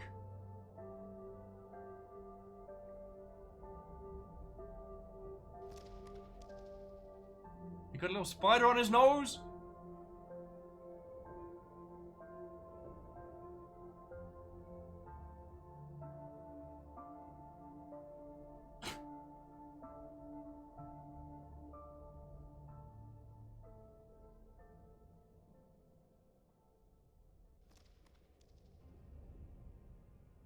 What a strange and beautiful dream.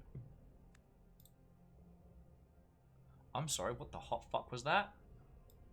Sorry, forgive my swears, one and all. I didn't think this was going to be okay.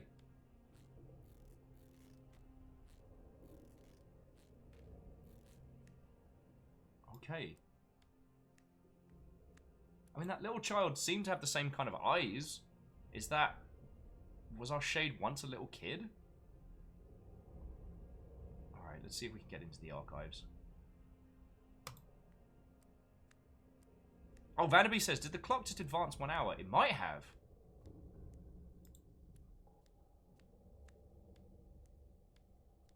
I wasn't ready for feelings. I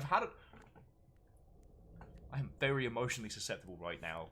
And this game has made me genuinely care about this character.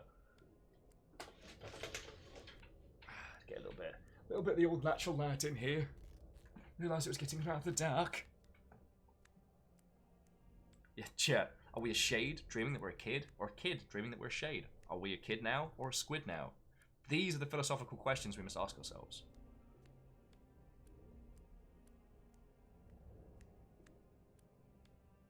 The perfect post-long ship day game!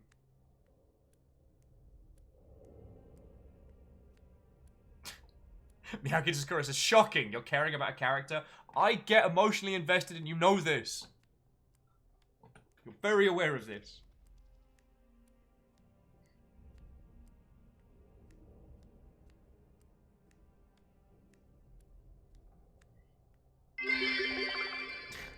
Feed the Joe Blank. I mean, we did. And then they tripped balls, and now we're having like feels. That was beat. Thank you for the 500 cheer there. Like, I mean, you can tell by Ehrman's continued reign, Longship Day was very, and given the state of the world, I was not expecting anything, and I was very wrong. I'm continuously wrong. I'm okay admitting that. But thank you.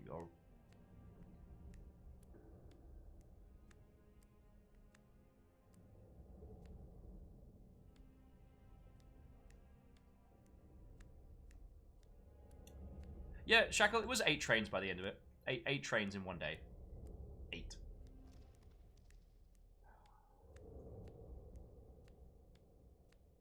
You had to start putting on new train music. We reached... Hang on. That's cool. We reached critical mass of Pokemon theme. Hey, Michael! Our little friend is doing very well, although they just had a dream, and we're all kind of still reeling from that a little bit. How are you?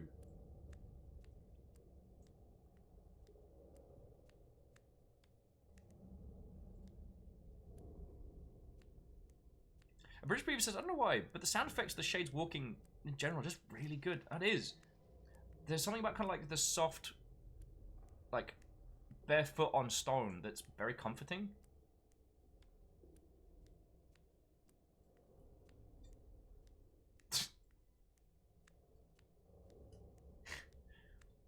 Dash, I laughed. And yes, you did run a train of trains. The trains themselves had to queue.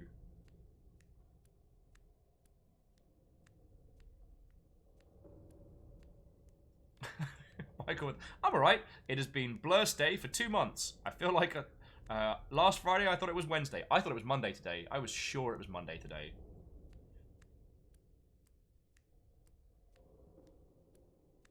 I can't believe how long March has lasted. Shackle, the trains are queuing, so they're British trains. I started making the joke of, I can't believe I've never seen this many trains. Where were you lot when I was stuck at Gatwick? And as more and more trains showed up, I realized those were the trains I was waiting for Gatwick. I used to have like a whole thread of photos of me at Gatwick Airport waiting for my train home.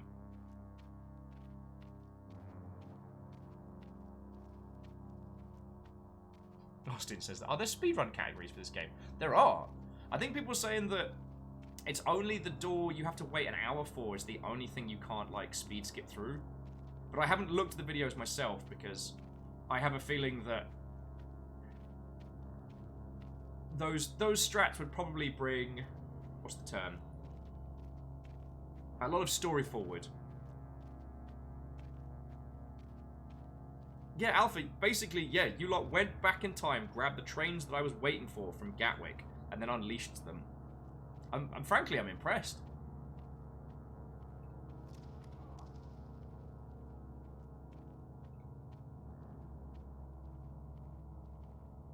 March 2.0.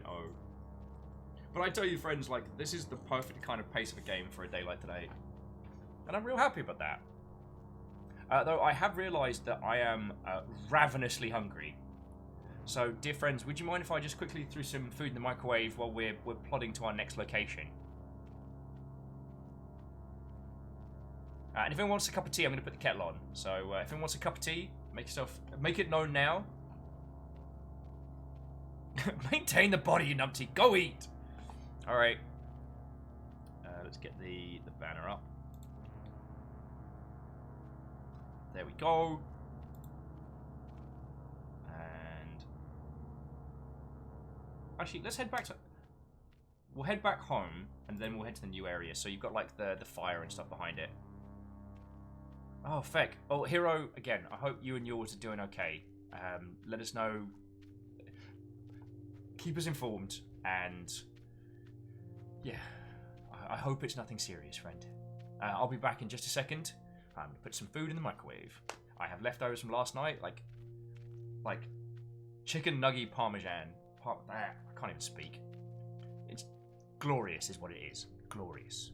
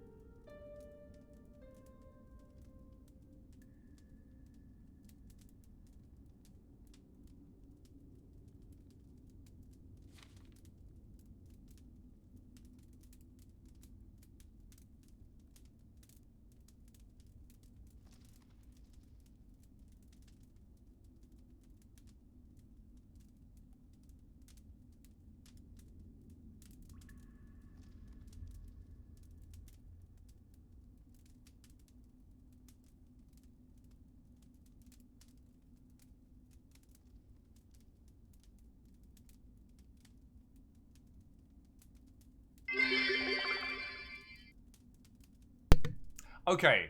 Okay. I was like, I remember to turn off the BRB needs tea. I've got food. I'm on point today. Maybe I'm not as mentally broken after Longship Day as I thought. No, wait, no, I forgot to unmute myself. Good work, Will. Good work. Well played. But yeah, this is the kid's dream from here. Oh, now we want thoughts again. And it lists the dream, which is feckin' cool. And the food I did show you. Fiona wanted to try and make this thing she'd seen online, which was chicken parmesan, but instead of making it with like fancy cutlets, you make it with chicken nuggies, and it was glorious, and it's still glorious. So that is my lunch today. It is carbs and cheese and glory. It's so good.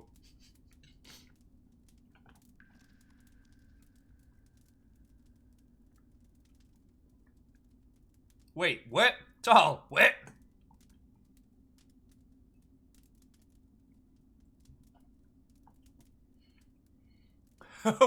What is your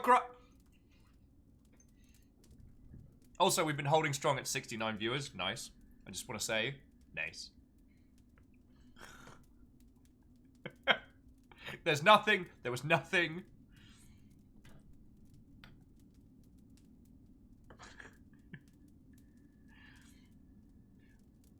I guess Lizzie was put in charge of looking after my dumb ass whilst secret meetings were going on, which I clearly don't know about.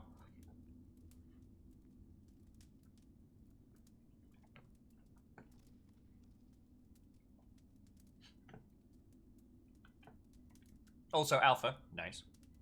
And Austin, that is a really good point. We are going to play that at some point. A game called Heaven's Vault, which is about translating an old dead language.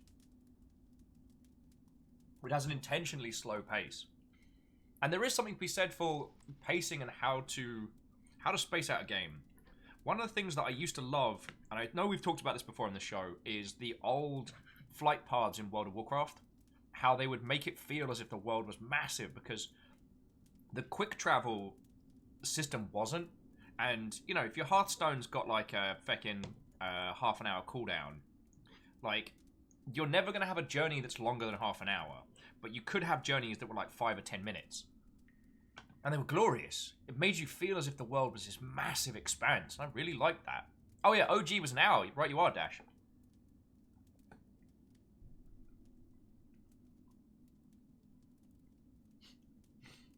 Yep.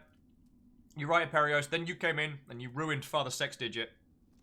Also, Perios, how are you doing, friend? I'm just stuffing my gob.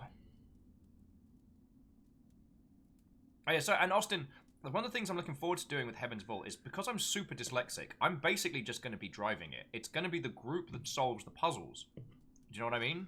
And I'm thinking that's going to be real cool.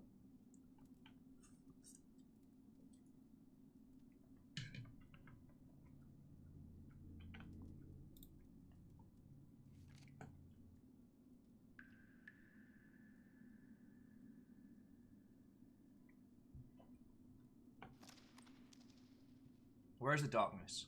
Will I ever overcome it? This cave is supposedly full of hidden places, and there is a secret library. I have learned that only a fool tries to reach the end of eternity. My home is not comfortable enough for this long wait. We still need to find a bed. Need more pictures on the wall, especially lice pictures. A bed would be a nice addition. Lucky I don't need to eat, but it'd be nice to grow some pretty mushrooms. We're working on that. It's very lonely down here.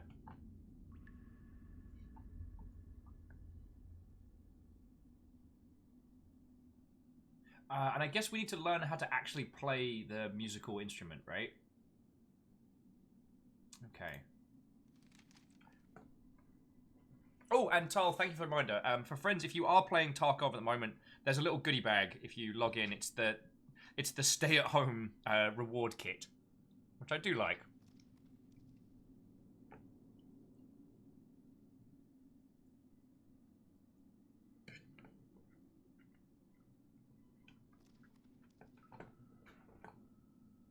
But sorry, intentionally methodical pacing can be very, very good for setting tone and setting the mood and feel of a game. I mean, this one is actively slow. And yet it doesn't feel impenetrable. It doesn't feel hostile. It feels, I mean, melancholy certainly, but also there's a safety to it. There's no threat. There's no aggressor. We're not up against really anything, and I think that works quite well. Often, a lot of times, users will always ask for more fast travel, and they will ask for things that help them speed up a process. But as a creator, you need to know when to say no, because every game creator wants their users to have a good time, or to experience something. Okay, not everybody. That was a bit general. All right. The point being, a lot of the time, if users ask for something, then developers will genuinely consider it. But users themselves may not know what it is they're actually asking for. Does that make sense?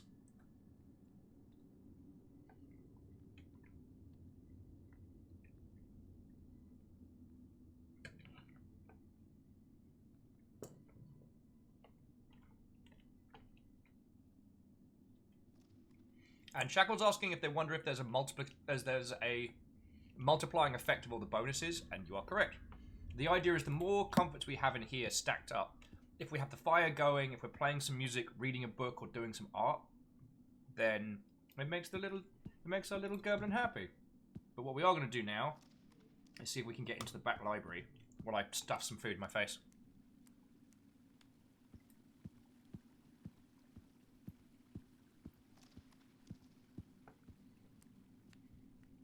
Oh yeah, and Aperios, we were talking about that earlier on today, how Valorant's doing its key giveaway, how the very method by which you get access to Valorant right now is in itself a community engagement setup.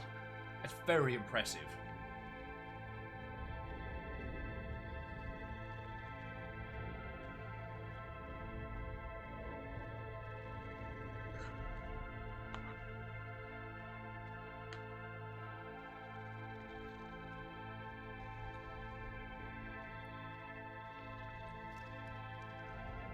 Good evening, Asari. What ho, friend? Yeah, and sorry, friends. One of the other things that Dash was saying about this game is that you can pass time quicker by spending time inside the Shades little house with all the comforts going. There are mysteries to uncover, and there are more endings than just the timer hitting 0. Dash isn't going to tell us any more than that, but there's more to this game than just waiting out the timer.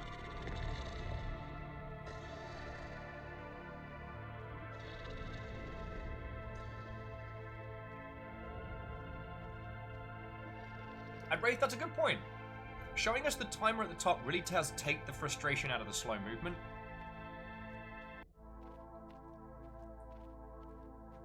Because it shows us how long we have to go and how long we've come. I don't know.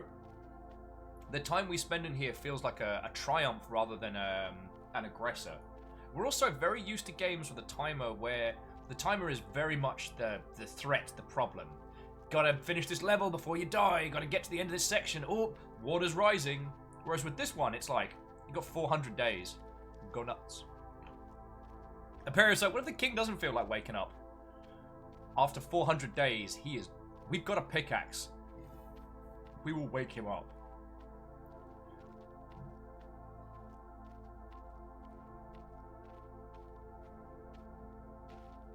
Okay. So, Austin, we'll definitely do Heaven's Vault at some point. I have a copy of it.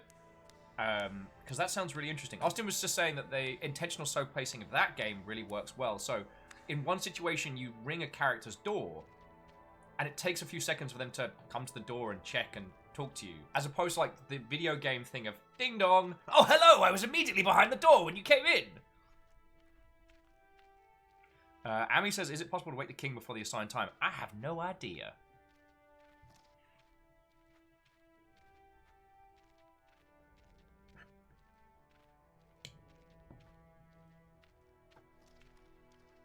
Let's find out together. This is our little story, and we're going to have a good time with it.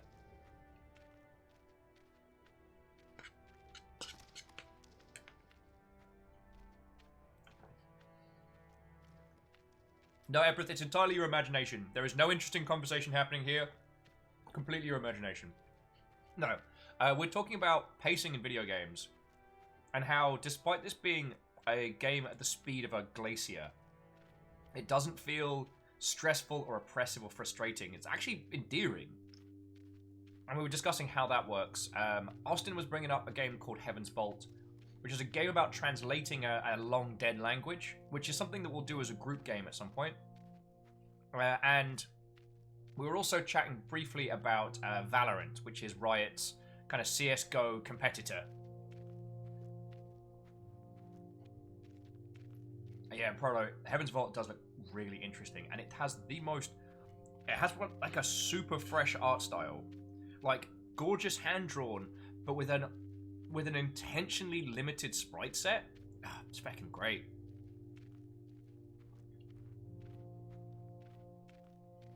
Salem, that's a really good question. Salem says, they're curious how the testing QA implementation of this pacing are. Is the solution to have an option under the hood to speed everything up? Or how might that affect the dev team's understanding of how the game feels to the player, right? If every playthrough takes, at longest, 400 days, how do you translate that? How do you test that? I personally feel that even with a large QA team, like, to test functionality, you'd need to have, like, the dev build would need to have some time skip functionality and stuff like that. Which means that this would have that very strange sensation of building a game piecemeal and then hoping it comes together in the mix. Do you know what I mean? That's kind of fascinating. It's kind of fascinating to think about.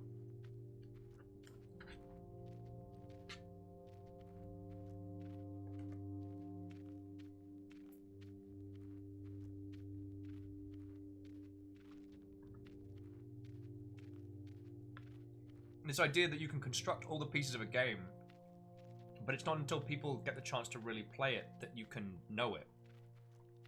If that makes sense. Oop. Hang on. We're gonna go get some moss. Because the big face wants moss. And it's not like we're doing our dailies here, so we should try and grab everything we can.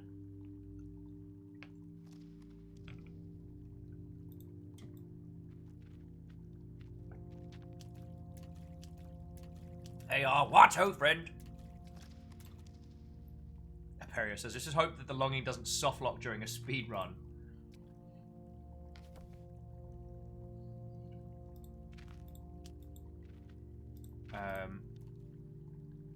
So yeah, Asari, I physically have recovered from Longship Day, but emotionally I'm still pretty exhausted.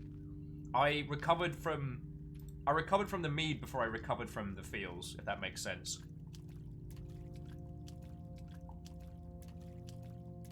And I had these grand ideas that yesterday I was gonna, message people and play video games and stuff like that. No, I was a potato. I was a potato all day.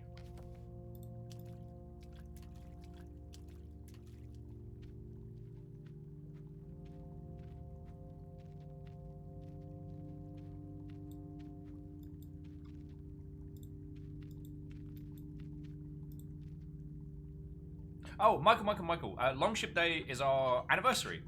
So, April 6th, which was Monday, we celebrated 2 years of the Longship being a very real thing.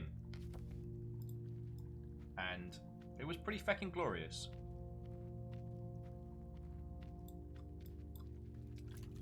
And, okay, Dash, you're right. The assumption that I would be able to get anything done the day after Longship Day was... But I did mean it, like... With everything going on in the world, I didn't expect anything. What I expected was that we were gonna hang out with everybody and have a cool day and share stories and stuff like that. God, the bit where we started doing favorite clips and I quickly realized that I wouldn't be able to watch everybody's favorite clip. I'm tough. I'd have a genuine fear of the word popcorn. That's what Popcorn Day is.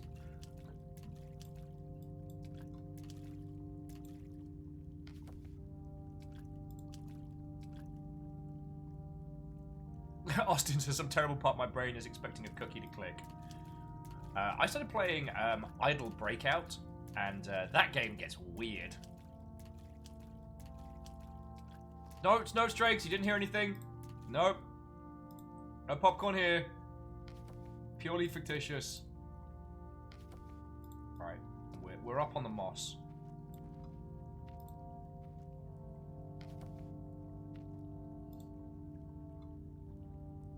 Oh, what was that, Tal? It's weird. It's like your comment got eaten or something by the gods. Oh, I guess I can't read that out loud.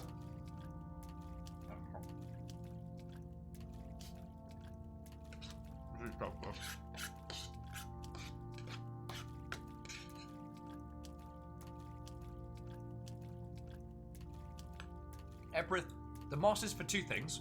One, we're going to use it to build a bed at some point, which is going to let our little guy have a proper night's sleep, which should help him a lot. And two, we're going to be using it to trade with a big face in exchange for secrets.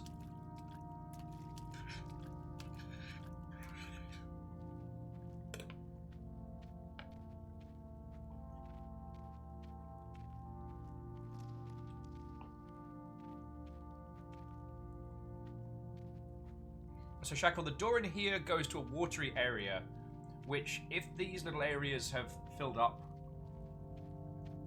in time... Ooh. Pick up that moss. Oh, back in the net. If the little pool has filled up to the point that we need it, we should be able to enter the back of the secret archives.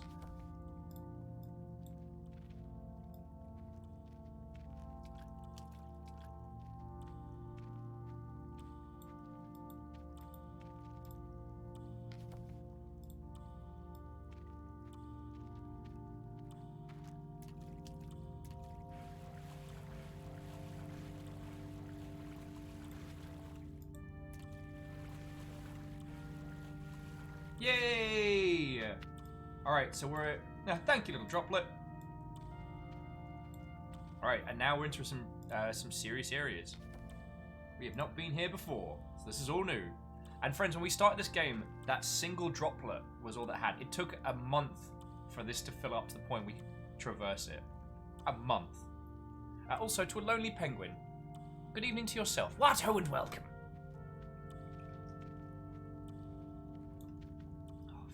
Yeah. Oh yeah, and sorry, I don't know if you saw, Kent was actually streaming last night. He was back on Slay the Spire, being much better at that game than I am. I'm okay with that. We all have our gifts. It was real cool to see him streaming again. But it's also nice to know the reason why Kent hasn't been streaming is because his work stuff's been doing real well. And that's kind of cool. Like... seeing games that Ket has worked on when I go to the store and stuff is a real nice feeling. Alright, how long is this door going to take to open? This looks like the entrance to the library. I can't wait to see what it holds. Ooh. Opens almost instantly. Nice!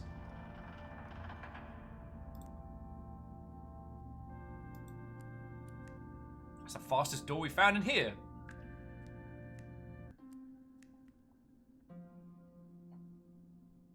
Welcome to the library! We've got lots of books.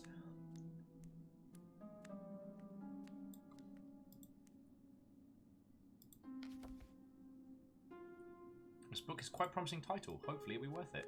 Yeah, we're getting every heckin' book.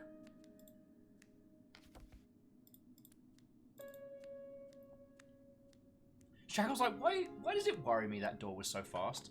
It's because it's almost unnaturally quick based on the rest.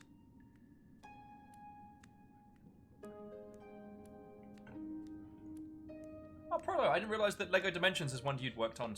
I know you'd worked on LEGO Titles. Really enjoyed LEGO Dimensions. I mean, what games do we get to have, like, Doc Emmett Brown hanging out with GLaDOS?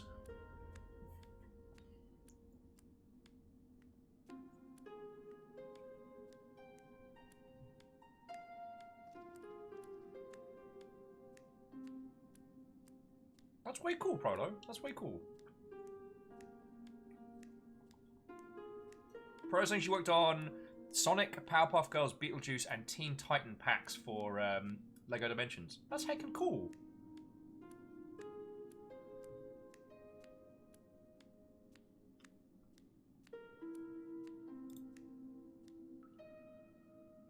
But Shackle, that's a really interesting one, that their perception of time might be very different from ours. So they might feel like they're moving around at a breakneck pace.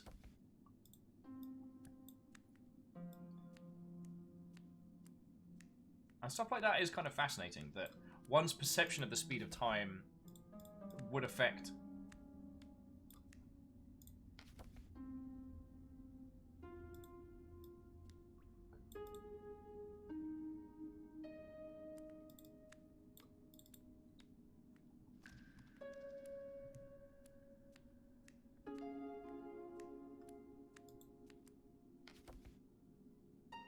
Yeah, wait for 400 days? Oh, what's that gonna be like? A week? Maybe 2?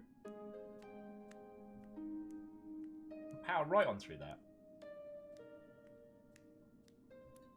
And now we've got a ton of good books to read.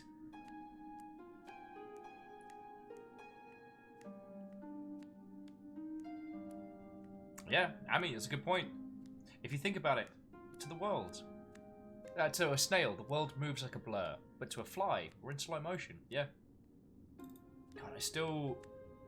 It fucked me up as a kid when... I forget who it was that showed it to me.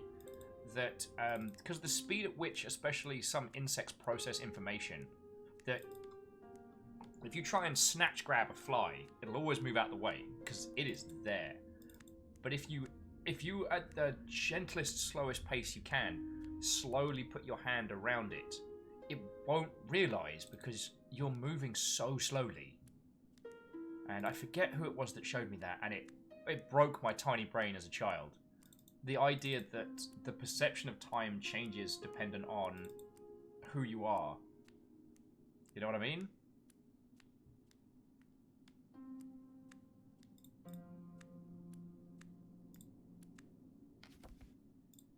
Alrighty. Now we've got a lot of books at home.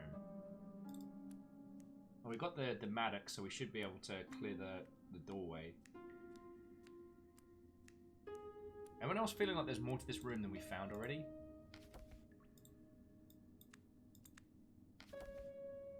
"19 books at home.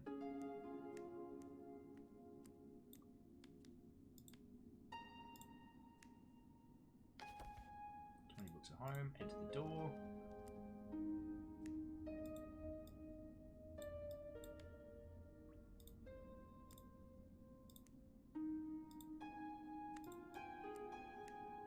Dash is like, I'm not telling! A door is being blocked. Alright. There will be many secrets in these halls.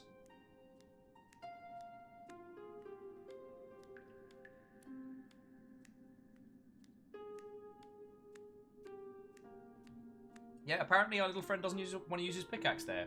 That's okay.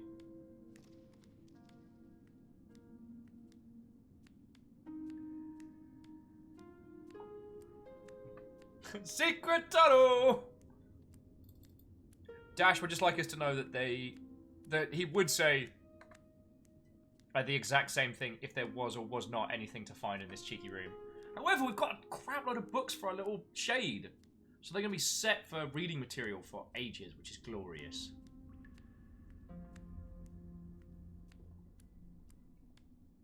There's a little shield hole on one of the walls, which I'm finding very curious.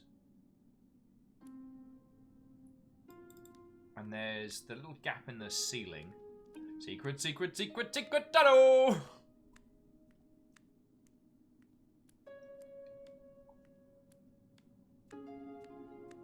God, I need an excuse to rewatch Avatar and Korra.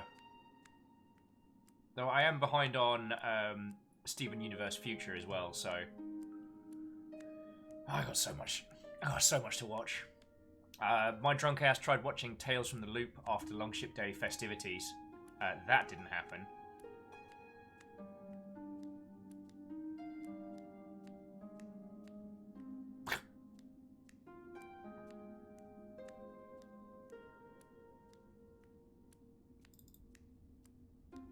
Alright, Michael. I hope you have excellent sleeps, friend, and thank you for coming to hang out.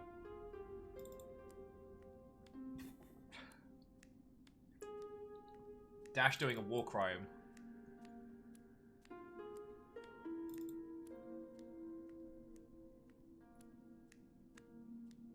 And Kandaran also. Go have excellent sleeps, friend. Thank you. Alright, so there's nothing here. Okay. So I want to head back down to that little shield in the wall. Then... Feck, I'm trying to think where we're at.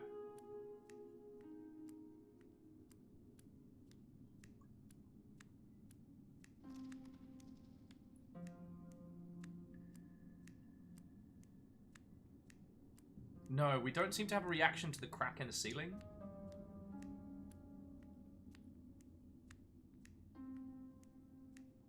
Also, we might head to the Eternal Room for a little bit, because supposedly there's more in there you can find, depending on how much time you spend walking in there.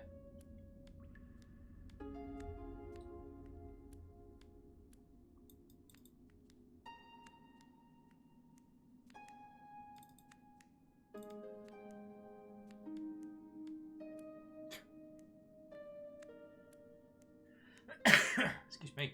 Apologies. I had a little bit of the fizzy make feel good. It's sugar that you can drink. Yeah, so you all see that, right? Like over here, just this little shield emblem in the wall.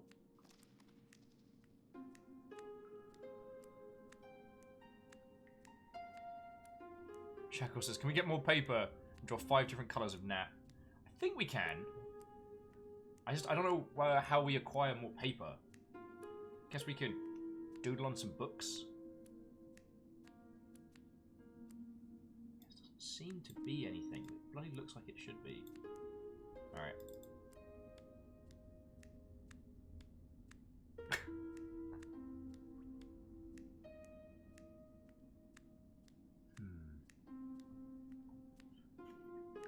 Yeah, it's so weird.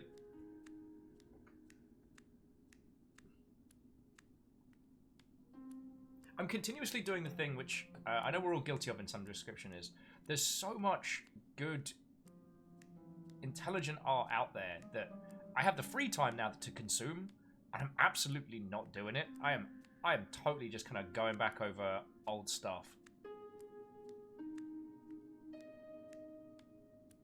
God, I recently started rewatching Samurai Gourmet, which I fucking love that show. It's just proper soft watching. An old guy, having retired, takes up midday dining as he travels around Tokyo eating different kinds of food and having little adventures.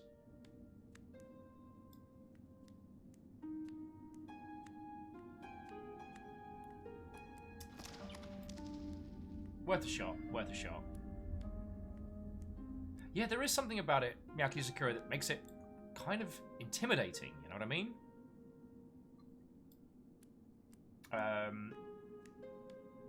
I haven't really started anything in the way of new anime.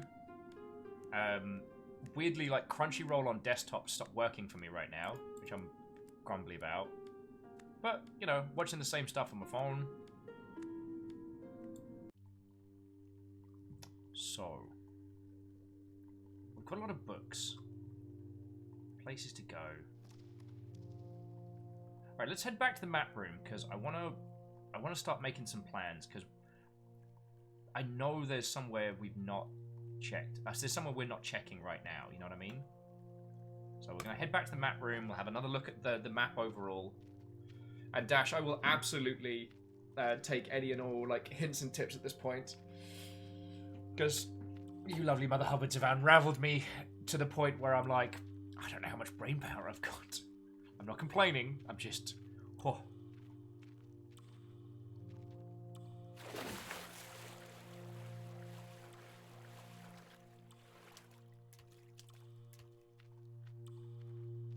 Yeah, Miyake Sakura, Sadlin. I think you're all right on that one. Sorry, and Wraith was saying, if we find the shield, does that open up a door to a secret Umbrella Corp lab? God, that would be some dark side storytelling. I will pay this I will pay this place a visit. I haven't seen it used much in games, but the idea of like the unreliable narrator, but where it is the unreliable perceptions. That here we are believing we're playing as this cute little shade inspecting, but what if we are actually something like Karen? Like, not Karen as in, I don't want to speak to the manager, but Karen as in the corpse. Like, we are some science experiment gone horribly wrong, living out their days in the dark. And that the Mountain King, the stories, the things that we're seeing here is basically our creature's coping mechanism. I've always been fascinated by that as an idea in games. That what we perceive...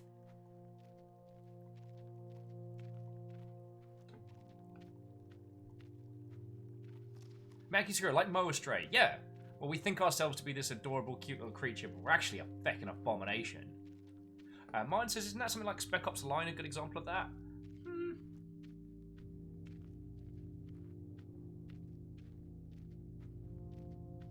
Spec Ops: The Line is more meta-narrative. Meta-narrative usually refers to a game that is either aware of you or aware that it is a game and uses that for great effect in storytelling, you know what I'm saying? This would be more a case of where you believe yourself to be one thing and you are very, very much another. That even what you are perceiving as a game is a coping mechanism or is very removed from the reality that the character is experiencing. Which is a meta-narrative kind of thing in its own way. Anyway, it's something that I've been thinking about a lot recently. I remember watching a horror film ages back where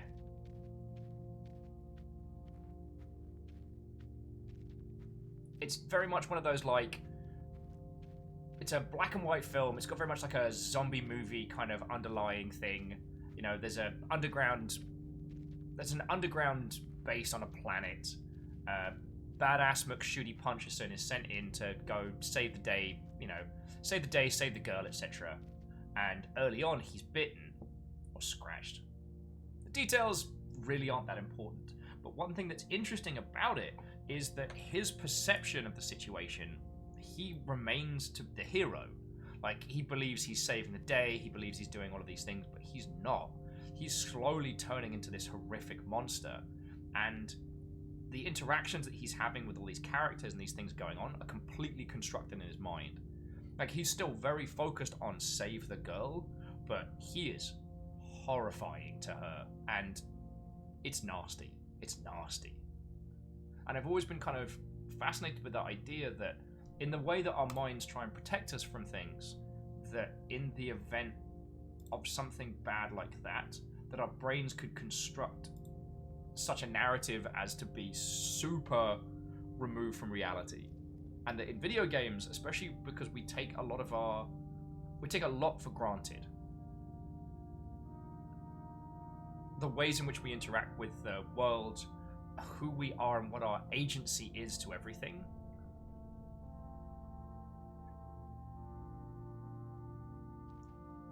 Yeah, see, Austin, that's the other thing. To discuss the games that have that is to spoil them. And Ebrith, Senua's Sacrifice is a very good one to discuss. The interesting thing about Senua's Sacrifice is that whatever your takeaway from it is valid, and I do love games that allow for that level of interpretation. I don't want to go into Spoiler Town too hard, because we haven't actually done Hellblade here. But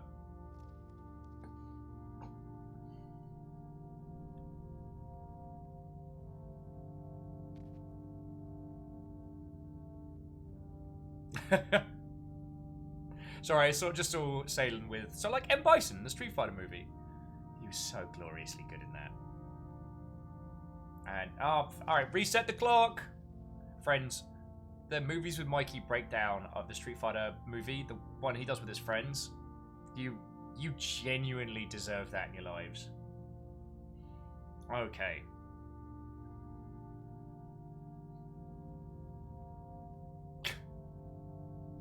And sorry, I did read Asterix and Obelix back when I was younger because being very dyslexic, something with a lot of pictures and very little words, was real good to get me reading. And the question is which game, as I played the arcade game, and I think I played the one on the Master System. Unless I'm going completely dilally-tap.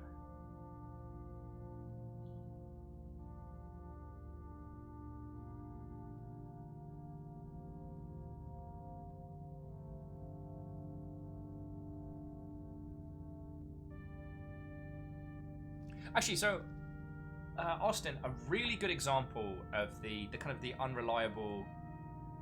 I need a better title than unreliable narrator, but the warped perception. In a game I always find myself surprised that I'm still talking about is Kane and Lynch. Now, Kane and Lynch is not a great or clever game. It's a bit fun. It's a bit shootery. It ends up being a trash fire by the end of it. I did play through it. But there is one incredible scene which you really have to play co-op to understand, especially if you get the chance to play it split screen, where you and your newly put together gang of bank robbers are going to do just that. You're going to rob a bank, come out with a whole load of cash to pay off some people that one of the characters owes money to. Yada yada yada. Standard heist movie setup. Now, Kane is sent down to the vault to crack into it. You know, explosives, vault full of gold. Again, standard form. Lynch is left upstairs with hostages. And this is a third-person cover shooter. So, it's a game you played a million times. And then Lynch starts freaking out because, oh my god, the cops are here already. How did the cops get here already? Someone must have tipped them off. Oh crap, there must be a mole. Anyway, no time to worry about that because they're coming in through the windows. They leap in, and so you've got this hectic gun battle as SWAT are descending from the roof. They're coming in through the windows, bullets are flying. So you're doing your standard cover and shoot, moving around. It is tooth and nail, but you manage to survive and fight your way through. Kane's downstairs by the vault going, what's going on? Holy heck, why are you firing? What's happening? Ooh, and whoever that was that picked up the 7,000 Game Dev Icons bundle, thank you kindly. What's happened is Lynch has basically had a hallucination. Has had a what's the correct term for a mental episode in which one hallucinates a large amount, because for some reason I can't do Clever Big's words like now. And there were no cops, there were no officers. It was all in his head. And what he's done is he's gunned down almost all of the hostages which they were meant to be keeping. But you as the player are the one who has done this. The game tricks you into thinking that there are enemies coming in, but because it's a setup that you know, heist movie, and it's a style of gameplay that you recognize, the big action set piece, that everything feels normal. You don't question it until Kane comes back up from the vault and looks around and goes, "You just killed a bunch of innocent people. What the hell is wrong with you?" You as the player didn't actively do that. The game lied to you. And so the regret that you feel as the player goes a ways towards simulating that person's discombobulation, their regret of having done the bad. You know, they were convinced that the police were pouring in. You as the player were told the police were pouring in, right? Fucking love stuff like that. Sorry. So, where have we not been? We're currently growing some mushrooms up in the top. We could go back to the spooky face.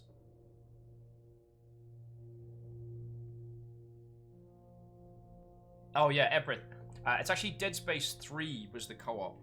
And whilst Dead Space 3 is not the strongest of the series, their attempts to do horror in multiplayer co-op are fascinating.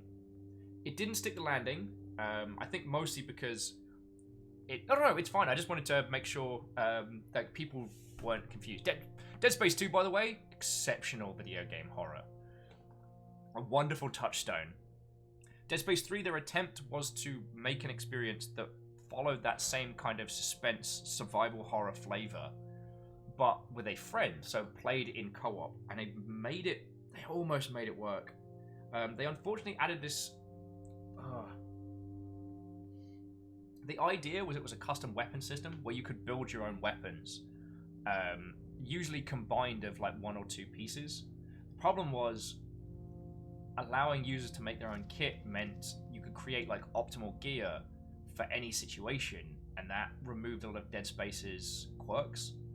Because the fascinating thing about Dead Space was its whole like dismemberment mechanic. Usually when someone says dismemberment mechanic, they're talking about something like fucking, you know, Postal or some ultra-violent trash. With this, the idea was the creatures, if you shot them in the head, they became more powerful. That the standard, like, zombie shoot-in-face trope was flipped on its side. You had to remove their arms and legs and then destroy them. That was the fastest way to do it. But what was interesting is that each weapon had a massive drawback for doing just that. Be it, like, the big line gun with its limited ammo and slow rate of fire. Your pistol, which was a small, short, like, plasma cutter, which could either shoot that way or that way. You could rotate the firing blade, essentially. There was a machine gun that was very powerful, but it only shot pinpoint, so you had to hit limb pieces very specifically. Or you could do this cool thing where you kind of duck down and it fired in all directions. That was fun. Also, Scotty Doggy. Watto! With 3, because you could combine any 2 weapons, you could basically take 2 weapons that had glaring flaws, bolt them together so that one handles the other. Me, I had a trip mine grenade launcher and underslung sniper rifle. So I basically blow limbs off from a distance, and when they charge at me, well, I've got a bunch of trip mines now, so they just explode. And that removed a lot of the panic and the threat. Plus, I played the series a lot, so I knew what I was doing. But it was the co-op horror that really shined, that you and a friend could be in the same space, experiencing drastically different things as your character's trauma is essentially proccing these like bizarre hallucinogenic episodes. Wait, no, hallucinogens, that's the term for ones when you eat hallucination. You start seeing things that aren't there, all weird and big and funny like. Because apparently Will doesn't know how to do big words anymore. 400 days. How long is a day anyway? And I've never seen the sun, or I'll have to wait to find out. I'll have to wait to find out. Sigh. Divitaria. Watto!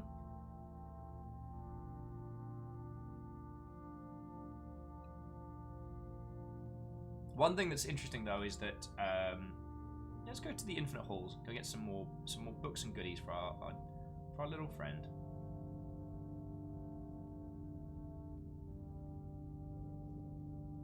I don't think we've got anything else we can trade with the big face.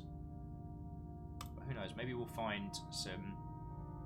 Maybe we'll find some pages in the Halls of Eternity.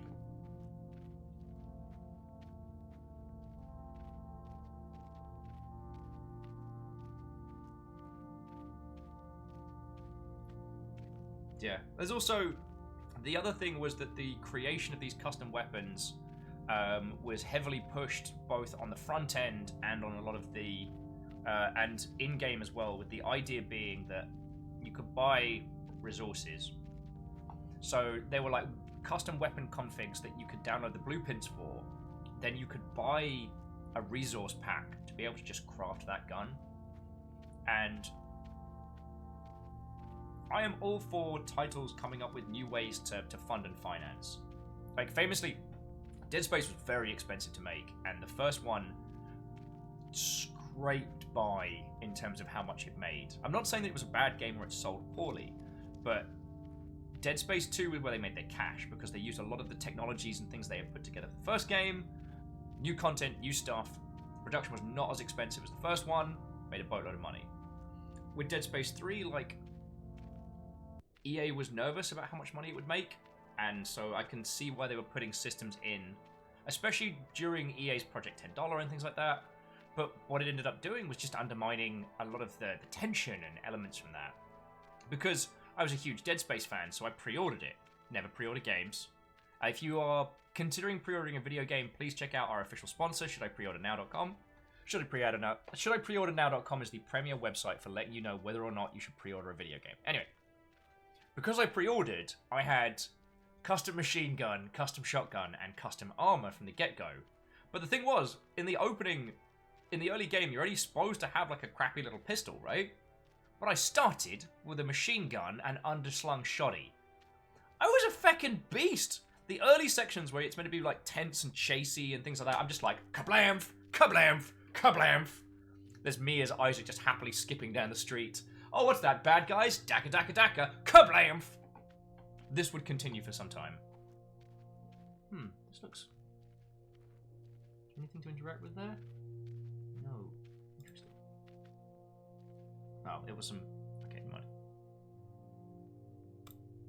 There's some coal to pick up.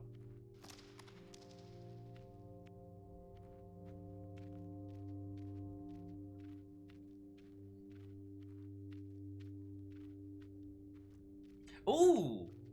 That's an interesting one. So Austin's got a good example of like the... kind of like the unreliable narrator.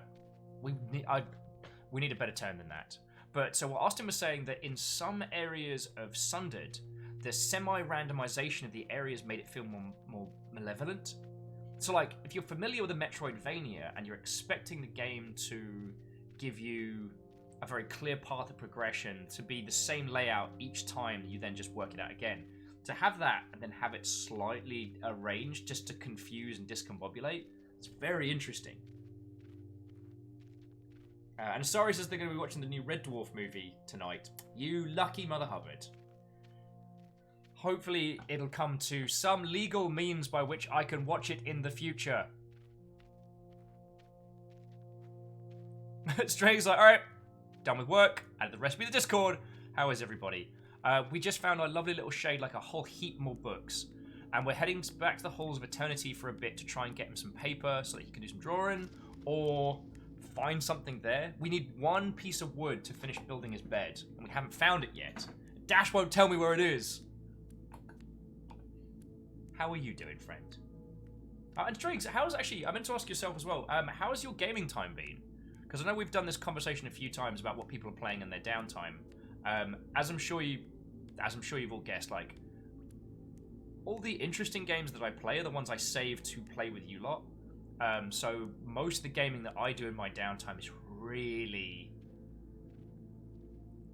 I mean, like, I'm still playing that Sniper Ghost Contract Warrior Hit bloke. Still playing Tarkov. Phone games. That's really about it.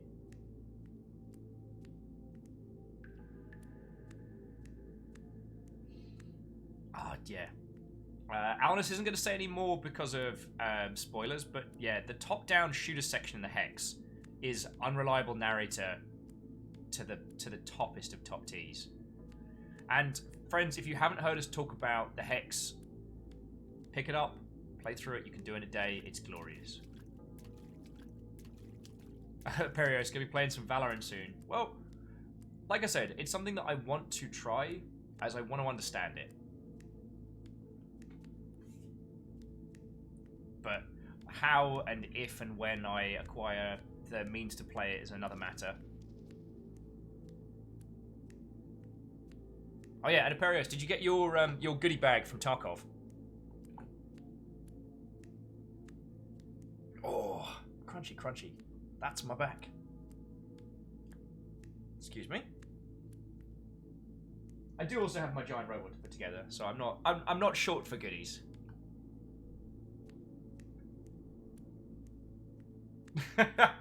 Dash is like, sorry, what am I not telling? I'm focused on code.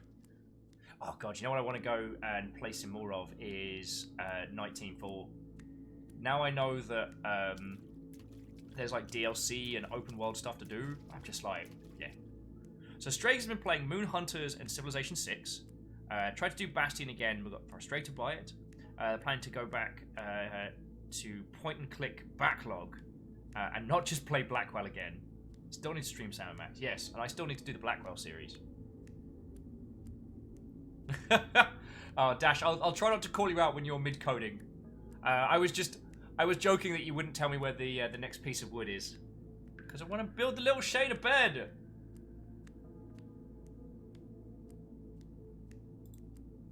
Only a fool tries to reach the end of eternity.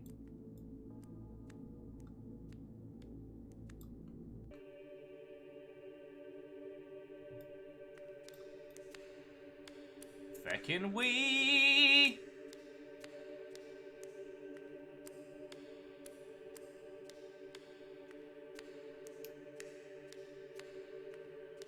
Let's see what we can find, friends. Yep. Oh, that's bright. Unfortunately, there is no dark mode in the Halls of Eternity.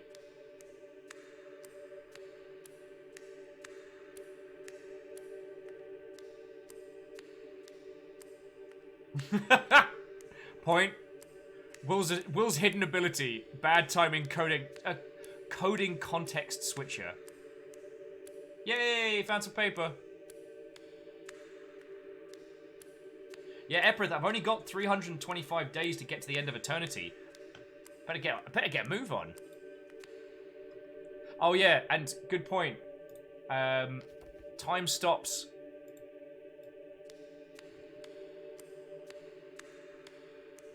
Scotty's like, so, how goes the fired and depressed Mr. Burns simulator?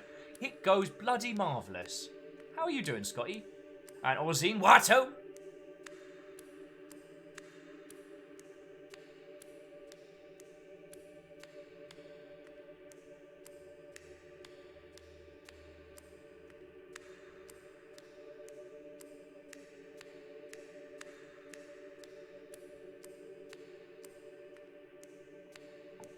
I mean, I'm here for pages. We've got two pieces of,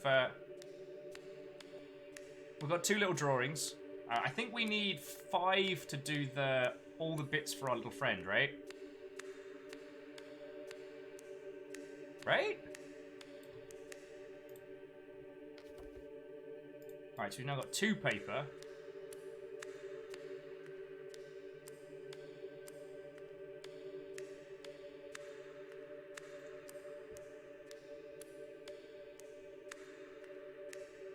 And Dash also saying for the coders in chat, they're working with a new library that has cool new TM, ideas TM, on how to do concurrency, and it's hurting their brain a lot. I'm just wishing the Eternity had like a night mode right now. It's very bright. Ooh, new rug.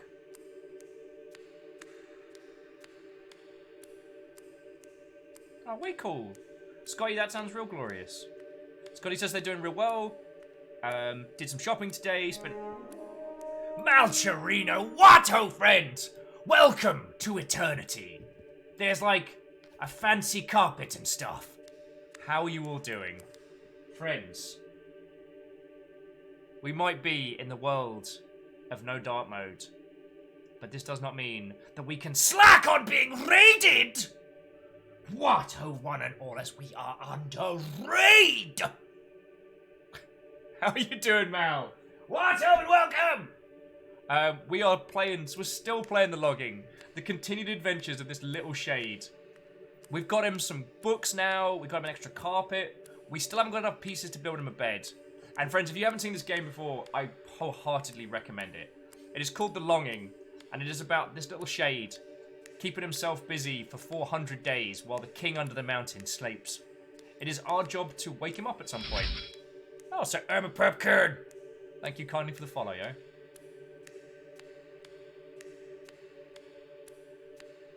Yeah, and Austin, hard agree. The combination...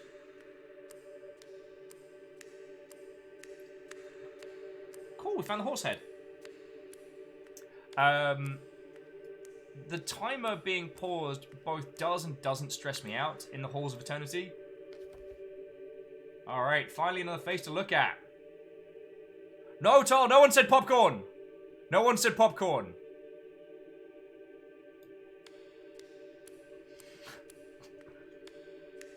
I was about to say something else. Then I shushed my stupid pie hole. Stop that incessant clicking. No. Mal, that's freaking cool of you. Thank you. Friends, Mal just gifted a sub to Halzangel. To Halzangel. Halzangel? Alright, I am not doing well at pronunciations today, but Mal, that's fucking lovely of you, friend.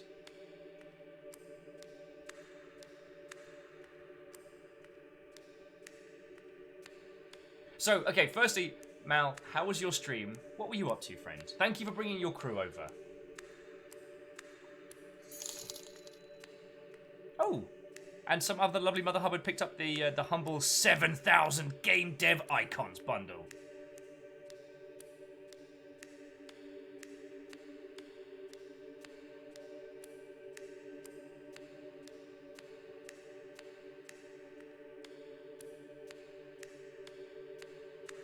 So we've got 2 bits of paper, we've got a carpet and some...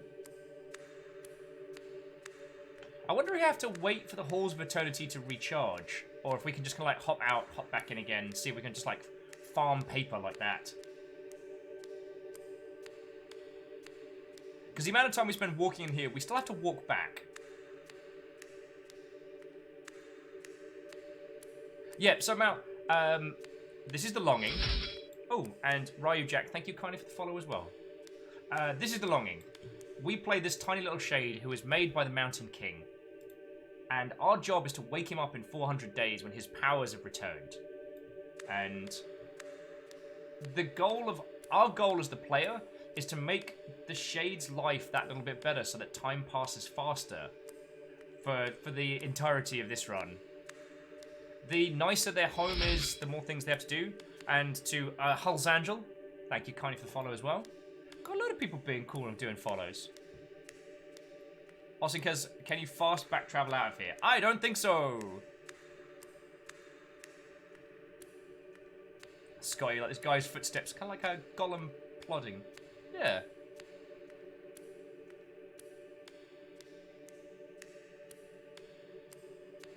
Stop that incessant clicking.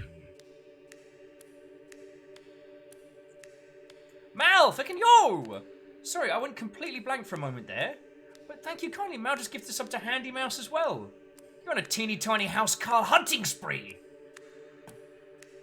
Mal, cheers to you, thank you. It's fun to take a stroll in this realm. I'm afraid at some point I'll have to walk the whole way back. Alright, alright.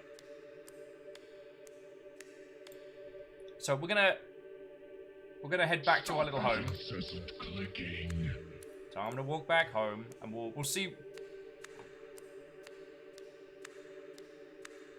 And Mal, that's a good point. We can't have our pub meets anymore. You gifted a sub to I'm a Popcorn as well. That's fucking cool of you. Thank you. We had our 2-year anniversary on Monday, which I'm still kind of recovering from. So sincerely, thank you. So what were you playing? Tell me about yours. This adorable weird little game is absolutely fucking glorious. It's very evocative of things like Labyrinth or the Dark Crystal. It has this slow, soft melancholy about it that I love. And the goal of this game is just to make this cute little goblin's life a little bit better. That's it. Because the better we make the goblin's life, the faster time passes. And without doing anything, it does take 400 days to wake the king. Like, from when you start the game, it's 400 days after that. So, yeah. So Mal's on some Borderlands 3 co-op with the Handy Mouse. Nice. Nice. With goblins should either work in libraries or in banks. Oh, yeah, well, there is a stash of gold here, but we haven't managed to crack into it. And, yeah, it's 400 real days. So what you could do is you could buy this game, you could start it up, close it, and then come back to it 400 days later and wake the king.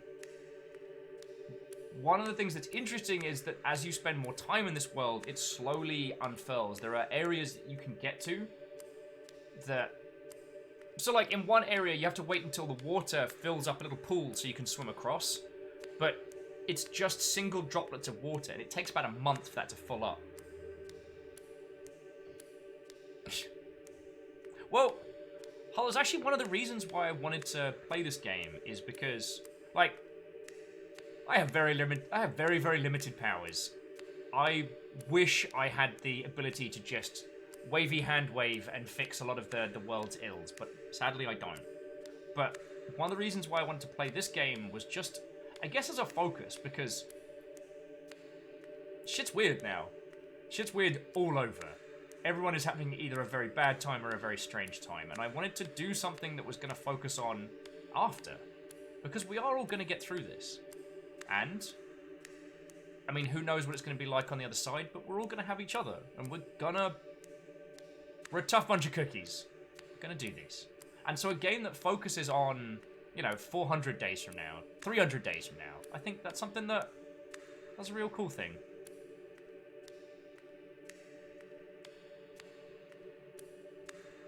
And Aperios, it should be the Viking Blonde. That's what I've signed up to for Valorant with. Sorry, I would play a game based on the Dark Crystal. I think the Dark Crystal game is currently a turn-based strategy game, similar to Final Fantasy Tactics. Mal, features of this game: a lonely but cute protagonist. Yup. You can also trade different objects in this game that you find, like wood, moss, disappointment. You can trade disappointment for objects. That's a thing.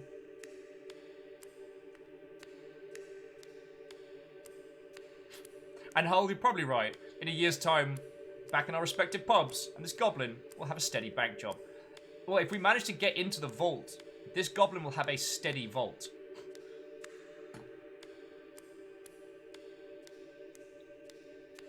Well, Thelmsby, I haven't had hands-on with it, so I couldn't comment, but that has been the general critical consensus, is that sadly the Dark Crystal game is not good.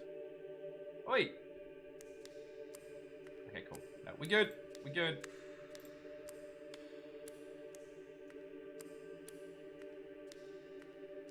Sco says there are rumors of another Dark Crystal movie too. Okay. I mean, I watched some of the series and it were good.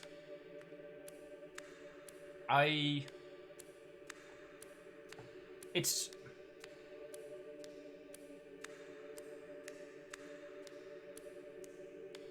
How to phrase it? The Dark Crystal series was great. I think one of the reasons why I don't talk about it a lot was The Dark Crystal as a film, mostly because they were on a lot of drugs when they made it. But The Dark Crystal as a movie, there's a lot of things that happen in that are just taken as matter of fact. Like why the Skeksis are in charge. Is it Skeksis? Skeksis? The ugly-ass vulture bird people. Why they're in charge. Why the land is cracked and subjugated. It's all implied. It didn't need to be explained, if that makes a weird kind of sense. And while the series does a very good job of doing that, one of the things that I always used to sing about with the Dark Crystal was how its world building is just done in such a matter-of-fact way. Like, I mean, the Dark Crystal is a huge influence, especially on, I want to say it's Dark Souls 3, the introduction with the nomads going across the land. And I always saw that kind of correlation, that in games, we can throw people into a situation and explain nothing to them. And by understanding the mechanics of that title, they can get right stuck into it. Dark Crystal as a film does not explain a whole bunch to you. It just kind of throws it at you. And I always like that. But the series is good. I'm not dissing on it by any means.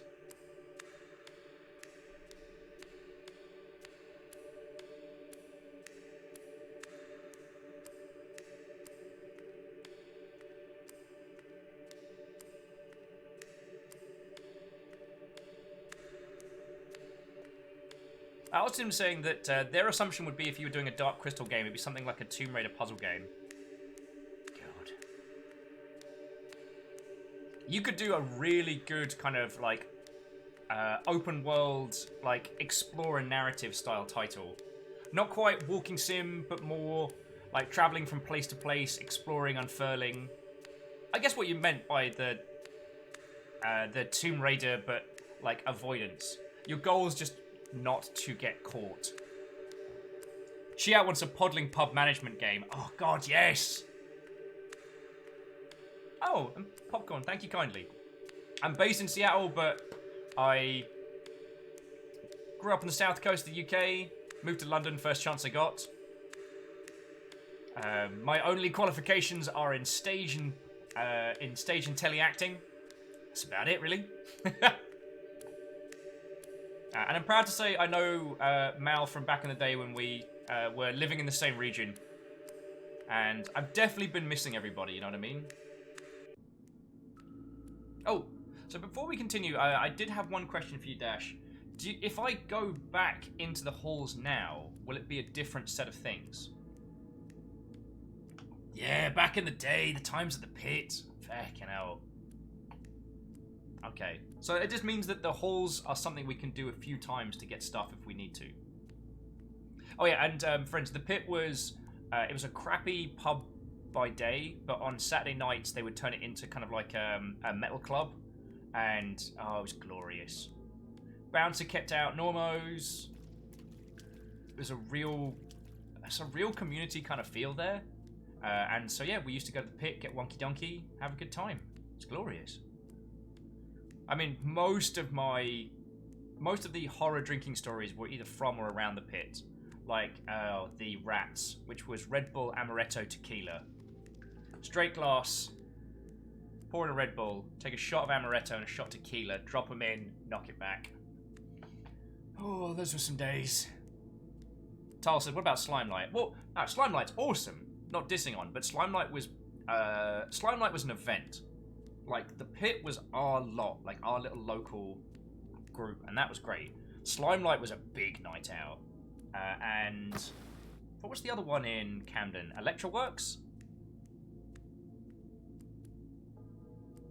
God, yeah.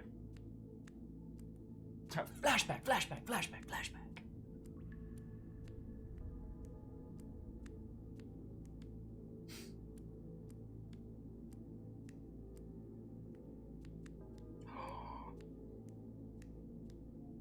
And I called you a friend, Aperios.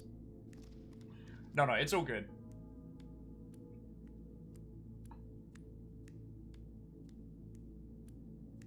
A lot of those, like, Henson production stuff from that era came from some very strange ideas. Like, the ending to the Labyrinth still confuses me. And I still don't know how to pass it, you know what I mean? The ending of the film Labyrinth, does she die in the labyrinth? Did she die in the real and everything was kind of like a crazy-ass fever dream? Does she genuinely bring a cabal of monsters from the labyrinth through into her world? Where the bloody hell does she keep them all? I don't know why it is the ending of Labyrinth is one of those ones that I constantly find myself going back to.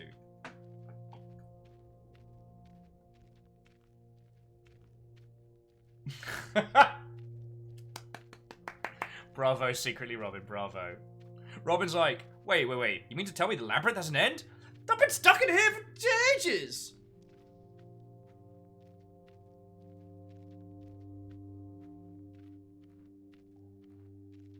Oh, yeah. And Austin, I'm always happy to talk about the Go series, which is Hitman Go, Lara Croft Go, Deus Ex Go, which is a series of like mobile titles that were inspired. It started with Hitman Go, which is glorious, and it's a puzzle game where you play as Agent 47 trying to work out how he's going to do his hit, and he's got this little like diorama of the person he's going to assassinate, and he moves all the pieces around in this like turn-based puzzle game. Fucking glorious, and the idea of it is genius. And yes, I know, Tilted Beret on, that a game that takes place within its own universe is the kind of thing that I just get all like, oh, about. The idea that this mobile puzzle game isn't like it's the next entry into the Hitman franchise. No, it is Agent 47 working out how he's going to do a murder. And you can imagine him there, painting the little miniatures, thinking it through, and then placing them and getting like, no, that doesn't work.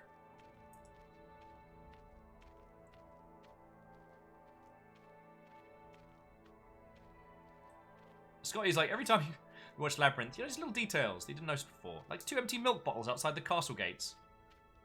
I never noticed that.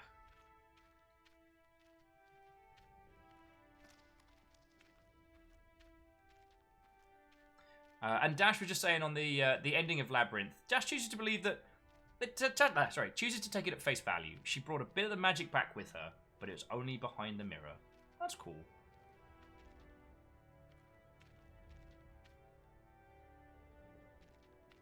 God, I had the weirdest craving to go back and watch Flight of the Navigator. Don't know why. I couldn't convince Fiona to watch it yesterday.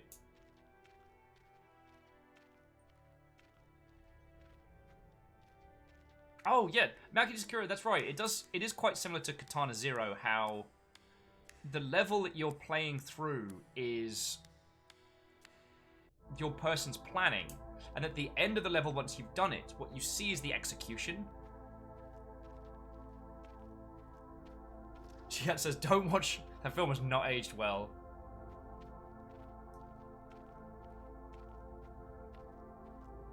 Oh! It was because Fiona wants to watch Frankenweenie, the original black and white live-action one. And we did that, Where Are They Now? With a lot of the cast. And the young lad that plays the boy was that kid of all those, like, 80s kind of, like, with a child movies. He's the kid from Neverending Story, Flight the Navigator, a whole bunch of others. And supposedly didn't get messed up. Ended up becoming a teacher of photography in LA. That's real cool.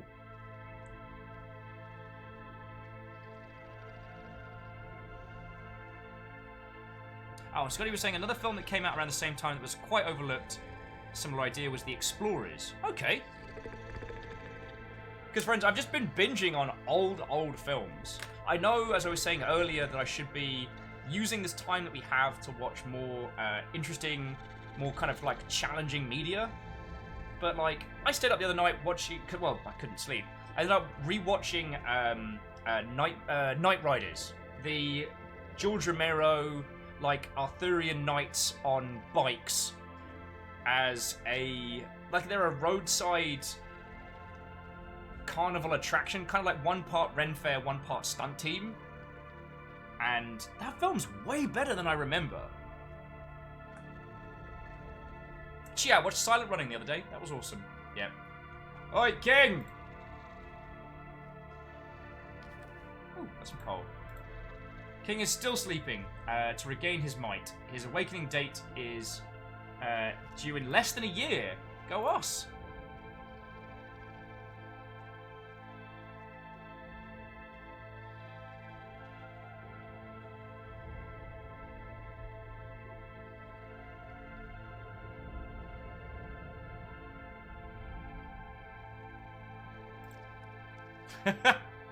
Actually, Dash was saying that the Neverending Story, the alley he's chased down is actually called Blood Alley, named so because it used to be where butchers drained out all the blood, and it's in Vancouver.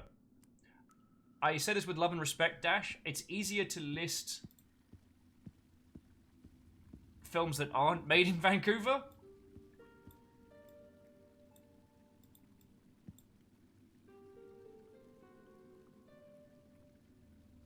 Alright, so we've got 3. The Poem, The Fall, The Throne. Stay or Leave, Night versus Day. Time 1, Time 2, Time 3.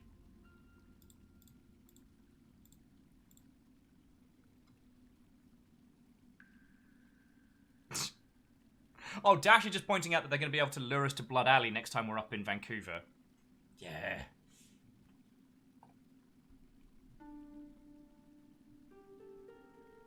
Raid saying they rewatched Who Framed Roger Rabbit the other night because it's on Disney Plus. That film is still amazing. God, yeah. Though the Christopher Lloyd turning into a toon, that haunted me for a while. Also, Tenori Wow, I apologise. I didn't say a proper hello when you came in. Watto and welcome. How are you doing, friend? And Hero, welcome back. I hope things are going well over with you. While you were away, Malcherino brought in a raid, and Jetman J brought in a raid, and we've had a whole bunch of cool people come hang out. And now we're gonna do some drawings.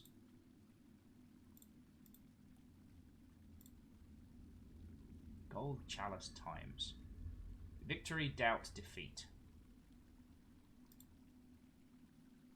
The palm, the call, the wonder.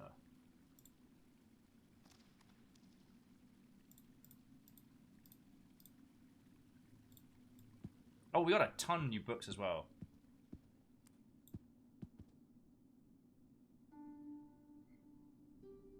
Understood, Hero, and thanks for letting us know, friend. Steph says, I like dropping your phone on your family twice. I guess it depends on the size of the phone. Mobile? Awkward, but okay. Rotary might do a damage. Oh wow, so we've got Moby Dick, Poems, Metamorphoses, The Six Swans, Goose Girl, Thoughts, Iliad 1 through 13. Iliad 9 through 107? No, 27. My name's Will and I know how Roman numerals work. Fables 3, Three Tales, Golden Burb. Wait, Golden Burb.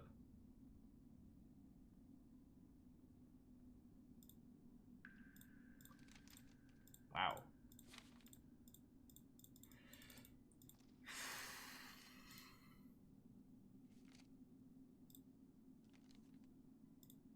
It's a lot of reading. Let's check our thoughts first, because we managed to make it into... As I was saying earlier, the thoughts is pretty much your... like your to-do list. I think we're doing quite well.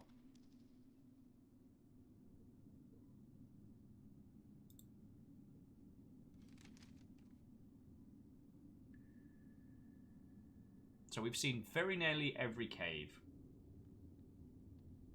Oh yeah, but we're trying to find the book that never ends. Okay. I have learned that only a fool tries to reach the end of eternity. Spare time. Home is not comfortable for a long wait. Definitely need more pictures on the wall, especially lice pictures. Oh yeah, because it wants us to draw one picture of each colour. Luckily, I don't need to eat, but nice to grow some pretty mushrooms. We need one of the green ones. Trying to do a bed. Got the running water.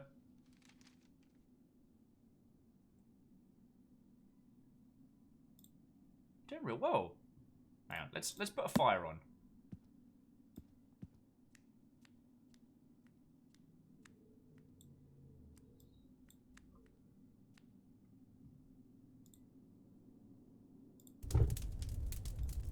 There we go. Oh, calming flame. So we could start drawing some pictures of bugs. Miyagi Sakura says, so we're bringing more Blackout Club videos to YouTube. If they haven't gone over to YouTube, that is just a fault of mine. I try as best I can to remember to bring over all the VODs and whatnot. I'm gonna work out what his favorite song is as well.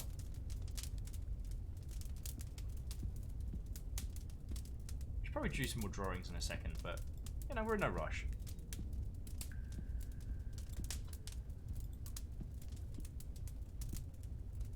I mean, it is telling us to draw more lice, right? Or Luis.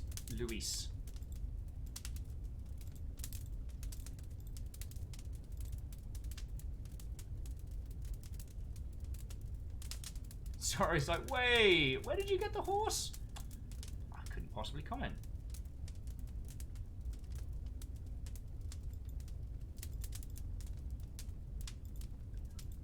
Also, the other thing, friends, is the more colours you add to this, the more it gives you hints as to the world.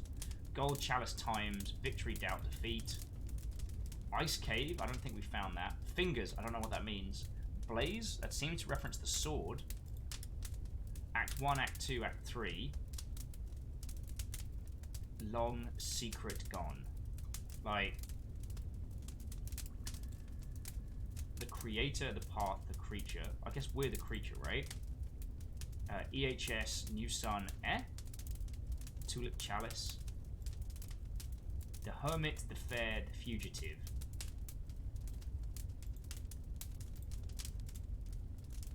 Rare, Chalice, Meh. Below, Crying Sun, above.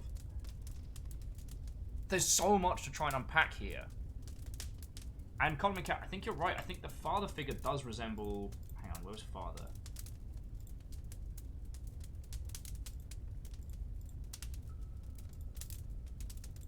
Hermit. The Leaf, the Abyss, the Musician. Poem, the Throne. Angst, Family, Savior, Moon King, Duality.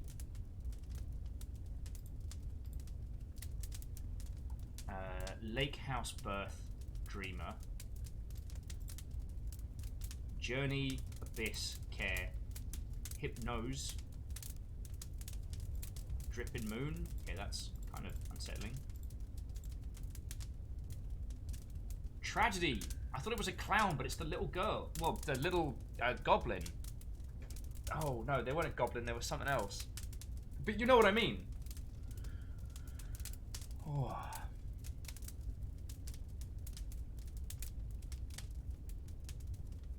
Oh, well, Mr. Popcorn, like, joking aside, if I... A troll, thank you, Wraith. If I am able to help with that, then I'm genuinely happy. Like, I strive to be good second screen watching, and if I'm able to help people out, then I'm doing my job right. I was trying to think where we should go next.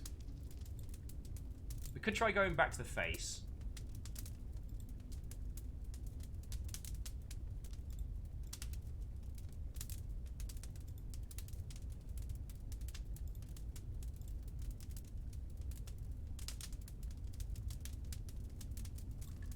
And I think it was we had to get a louse in every colour, right? So let's try some of the fancy colours first. And because we've made it nice and comfortable in here, and the fire's going, and he's doing some art, like the speed at which time goes. It's fucking glorious.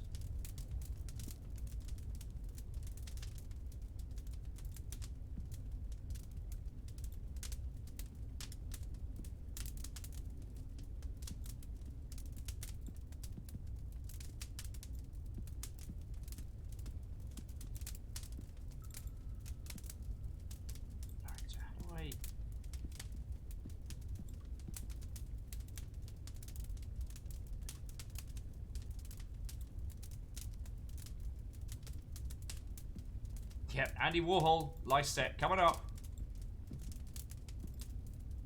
So we've done blue. Let's do gold next.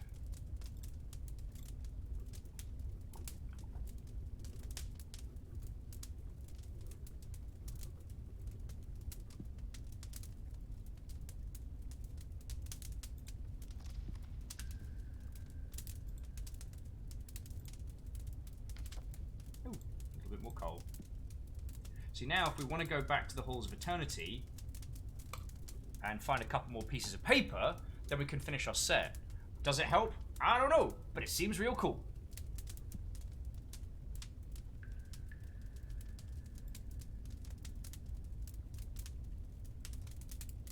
And to Popcorn, I genuinely recommend this game. It's so calm. And yeah, I know I've talked about this a lot today, but the pace of it is just so glorious.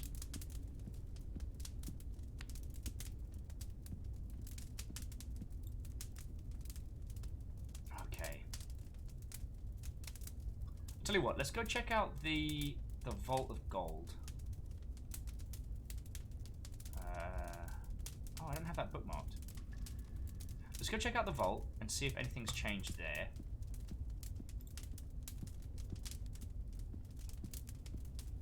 Because we did find a second pickaxe, and I think you need a couple of them to crack open the gold.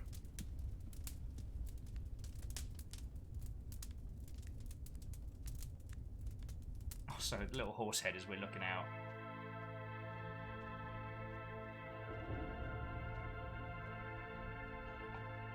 And I'm trying to think what else we can do right now. Mushroom farming and kind of getting to the above areas is one of the main ones. But I don't know how long it takes to grow mushrooms.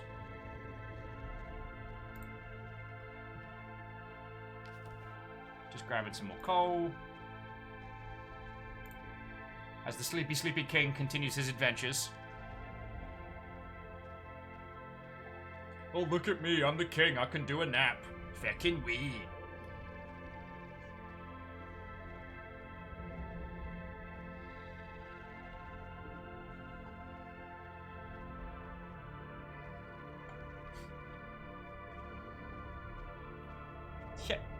Kisa, right? Feckin' naps. Sorry, I was like, did he just blink? The king. Our little characters must have blinked at some point, right?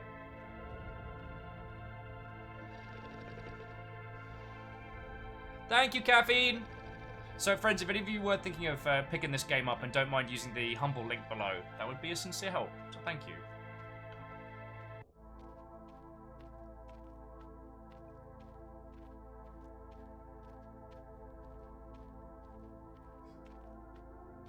Look at his little face.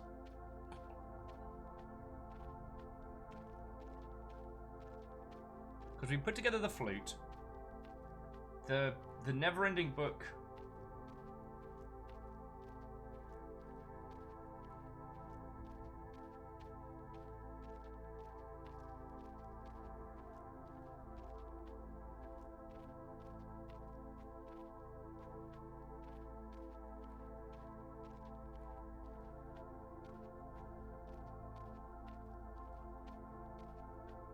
Thank you, Caffeine.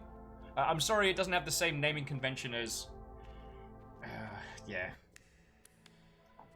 It didn't let me have...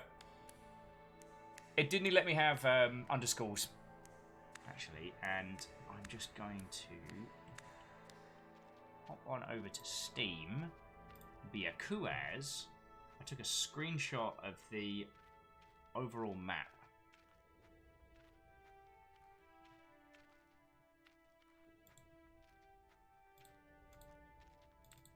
So this will help me with navigation. I don't know. We should just be going through this door into the golden areas.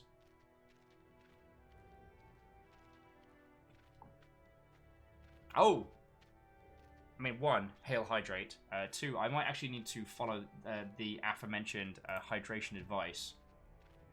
Mostly because I have just realised that I have not had any water today. And that while Fizzy Make Feel Good does, as it says on the tin, it is not hydration. So you may have to... I know. But I'll go change that in just a second, Nami. Oh yeah, so this is the gold hoard. This is the gold hoard! This is the gold hoard of the Mountain King. And... treasure behind the nearly impenetrable window of crystal glass. Not that it would be much use anyway. Still not managed to find a way to crack this open. But one can be hopeful, right?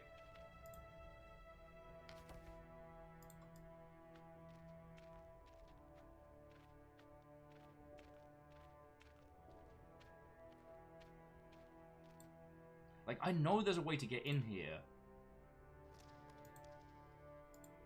I just don't know how. I tell you what, let's go talk to the weird spooky face. We'll walk over there while I get some water.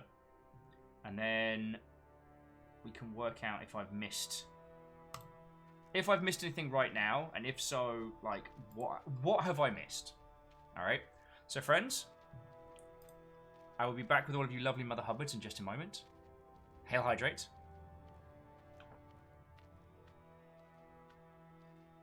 And Caffeine, I am not going to read that out loud because you fucking legend. That is not something I'm going to challenge. I'm going to get some water, alright? Don't just...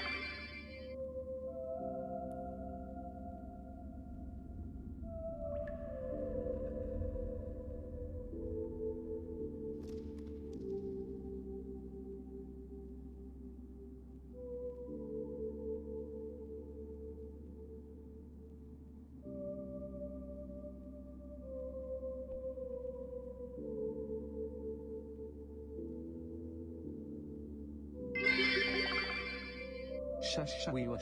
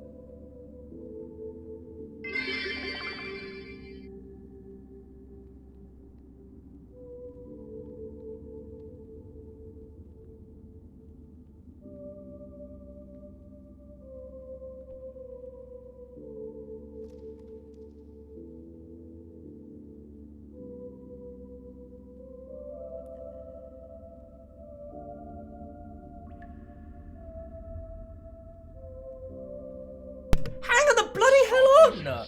Why the hot no! No! That's... What is going on? Tyler's like, hide the train! What did you lot do? So some anonymous Mother Hubbard went on a spree of gifting subs. Austin? Diviteria? Proto? Johnny? J-Post? Moose? Dash?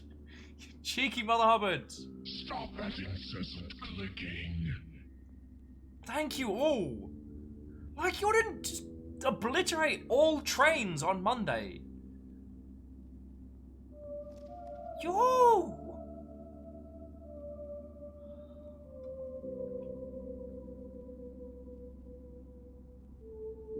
Holy fuck!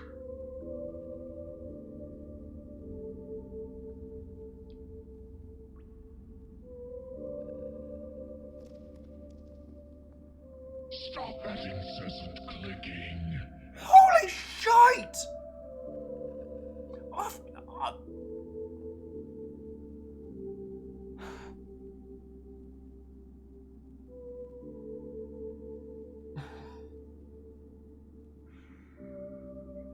Yeah, I guess we got a new y'all.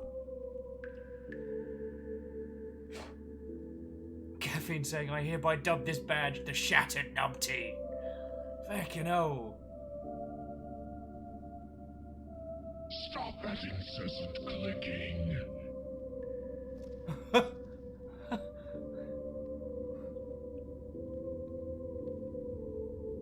Okay. This is... Oh!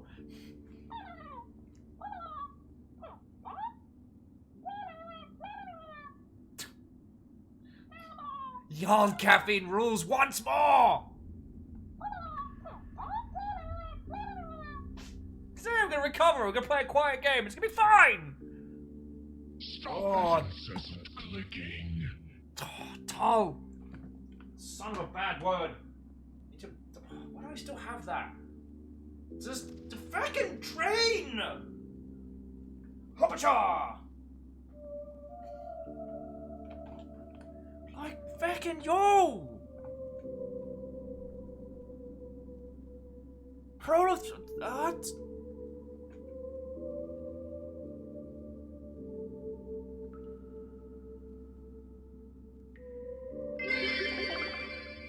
Be fucking shaking your bad words.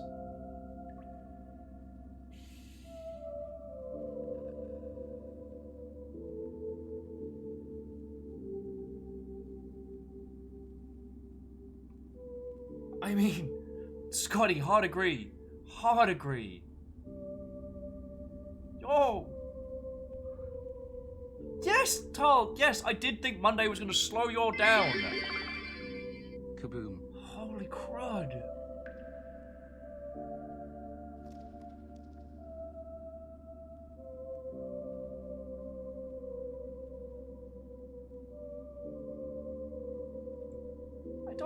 I don't think it was unreasonable to think that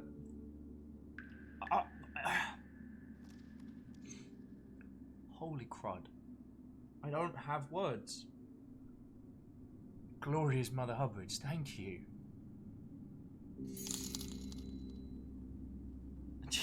And I got the Humble Bundle, yay! Fucking yo!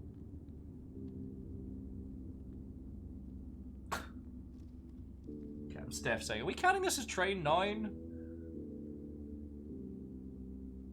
Holy feck!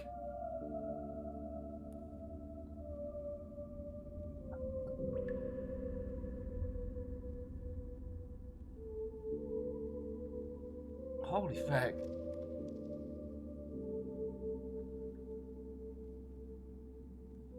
I was not ready. I am not ready. Aspect, I don't know what, I have no idea what's going on. Like, yo. Yo.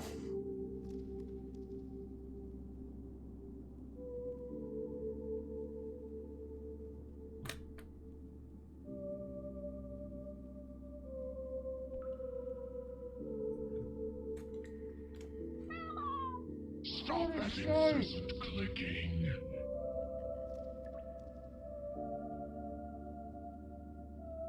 Holy shit.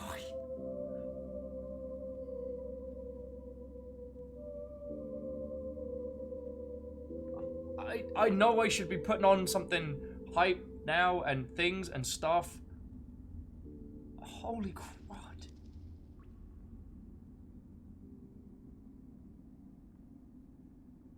I'm not ready. I'm not. I'm sorry, just nice. Fucking yo!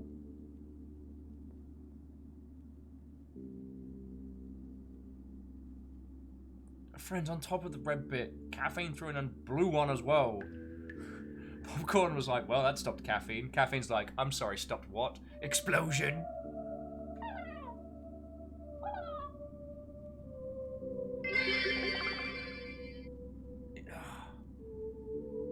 Oh! J-Post as well! Thank you all for the sneaky train. The train was...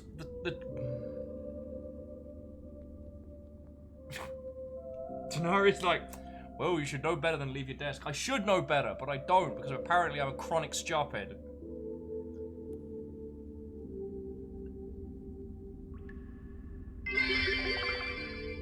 Raise his eyebrow was?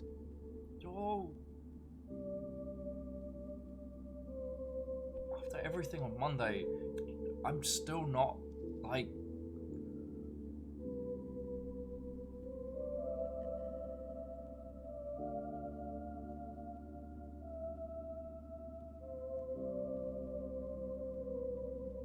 Oh.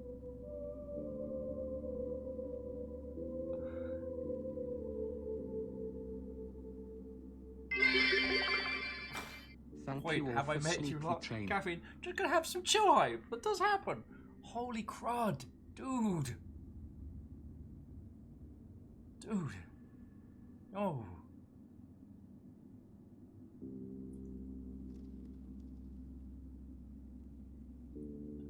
Yo.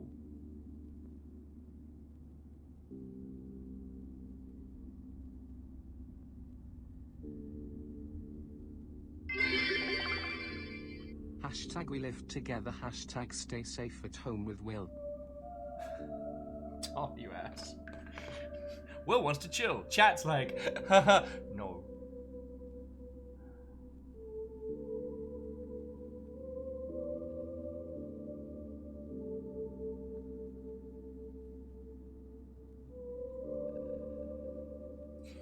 glorious Mother Hubbards. Thank you. Has encountered an error and needs to close.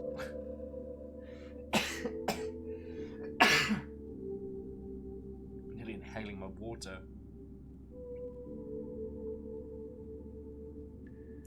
Hashtag free bandito.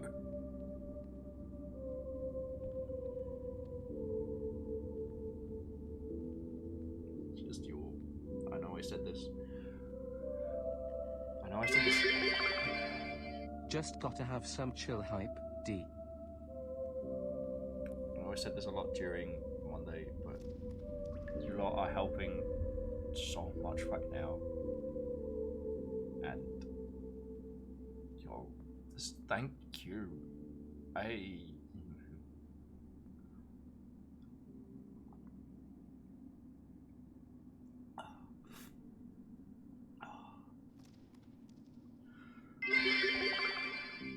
Hashtag Rebootendo team. Reboot Endo Team! I don't have the words to say thank you enough. Back if I'm ever... I'ma continue to...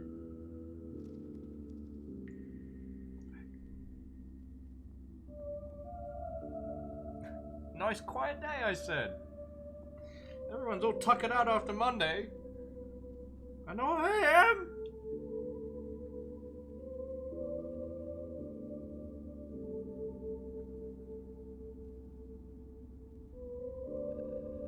Yo, all of you, thank you so much.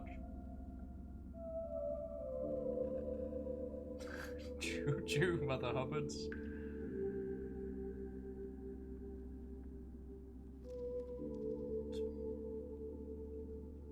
I mean, as we've always said,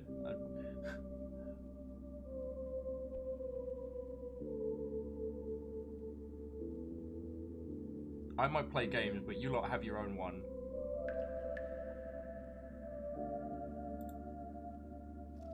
Oh.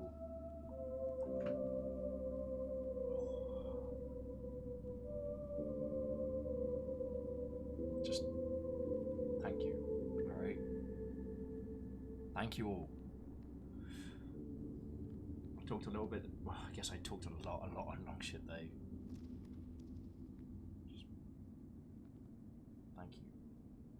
You're helping me out. You're helping keep this place going. Just thank you.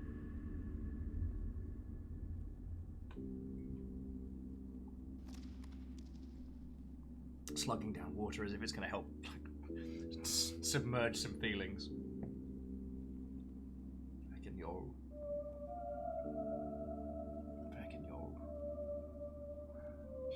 Just gonna go over and just talk to this face a little bit.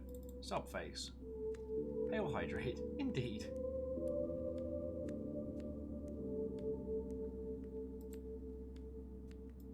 Hey, face, how are you? Well, thank you. How are you?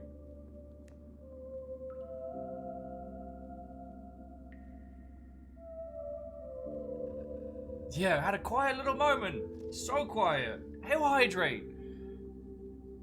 Caffeine, holy crud, dude.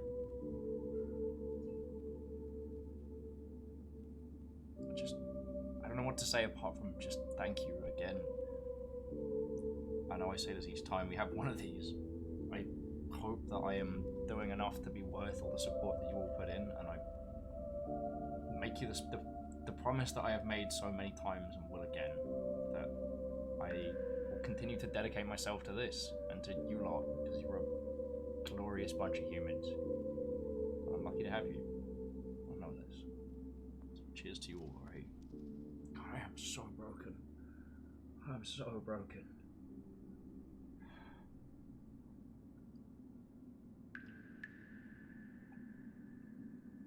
Ah.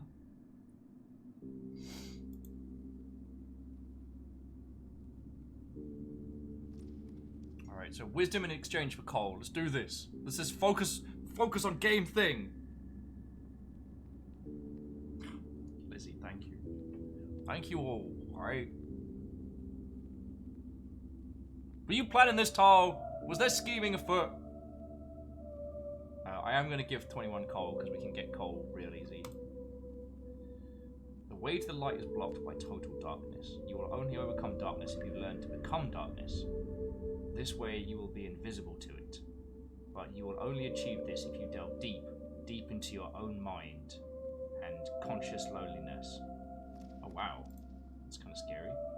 Lies beyond the cave. What will happen after 400 days? 20 moss. We only need 20 to build, so yeah. As long as there is time, there will always be longing. And once all longing has ended, the world will no longer need time. Those without longing will no longer need the world. Okay. Thanks, Face. Hey, Face, what's going on? Now we know all the Face stuff. Tar's like, just don't look in the Discord channels. Immediately goes to look over at Discord.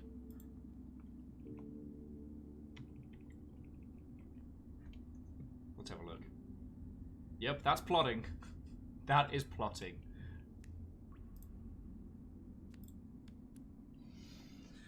Okay. Covered a little bit. Caffeine, those were some huge drops there. I didn't think we were going to see Ehrman unseated anytime soon. I thought today was going to be very quiet, and you proved me wholeheartedly wrong. All of you that threw in, holy crud, and thank you. But I do also want to say, those of you that are just chilling and illing, those of you that lurk and have us as second screen or what have you, that when I say thank you, it is to you all. And yeah, Miyaki Sakura, I thought it'd be quiet. I can hear Ket in the background. I can hear Ket saying, like, have you met these people?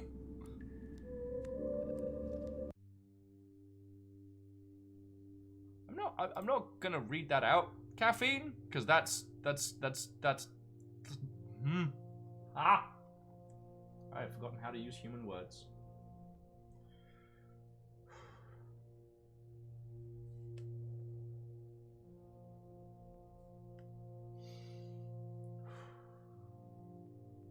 Just all of you, thank you. Alright, I said this a lot during Longship Day, and it probably got more and more incoherent as I got more and more drunk. I did drink like 2 bottles of mead, but... Friends, I know that everything that you'll throw in is not small by any means, and I am incredibly grateful for that, okay? So, sincerely, thank you.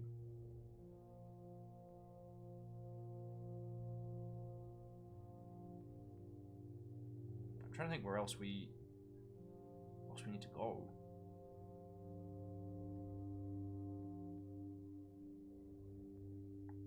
You know what? Let's go back. Let's go back to the nice shiny crystal area. Liz, you also didn't sneak a nice message into general Discord today. You cheeky mother hubbards. I usually say all this at the end, but like, okay. This is going to be a little bit repeaty, but I do know how lucky I am to have all of you lot. I do know that being able to do this full time isn't common, and that it is entirely thanks to you lot.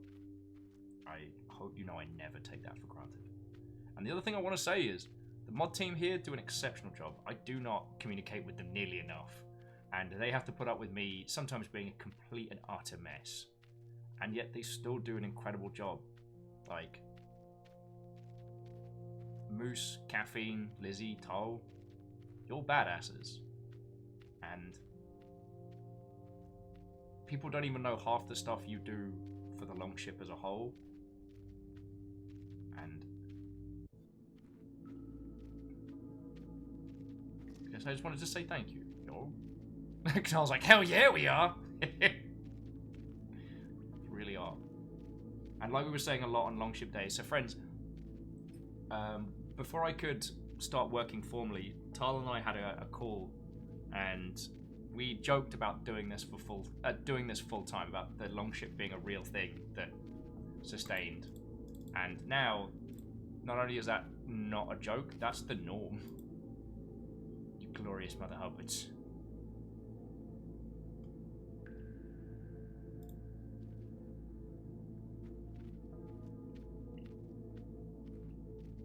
Scotty, it's lovely to have you with, yo.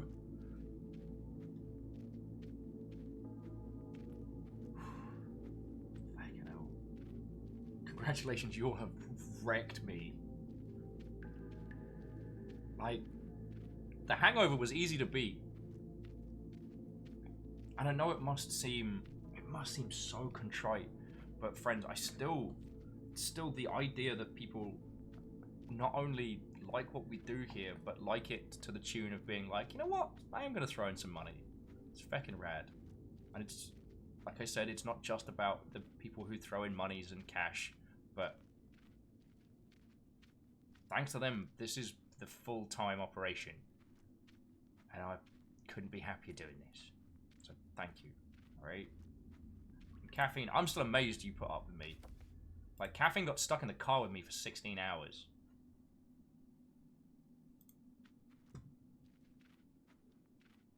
Greenfire says, the mental hangover is something else. Yeah.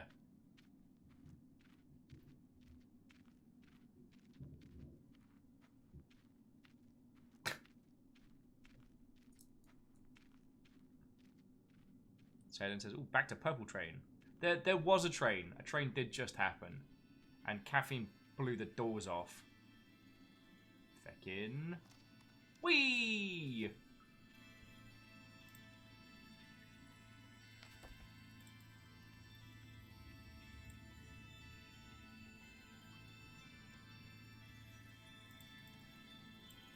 There's always time for more moss.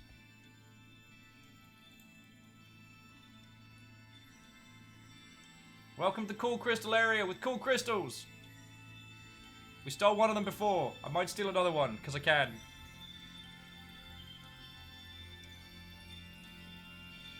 Yeah, hopefully that one will grow back, Comp. But we haven't really needed to come back here. We're literally just here because of reasons. Although, it does feel like with the two eye holes that there's more to this area than I almost said meets the eye. Way to go, Transformers. Like, this area feels narratively important.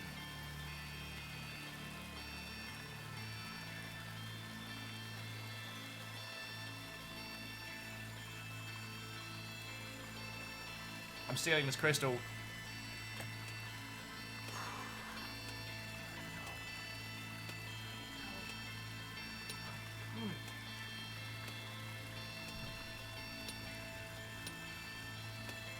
I wasn't ready.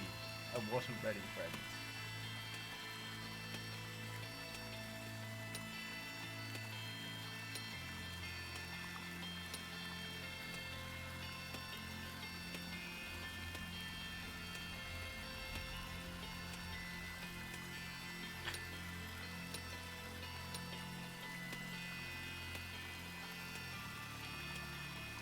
Oh, popcorn. Heckin' thank you.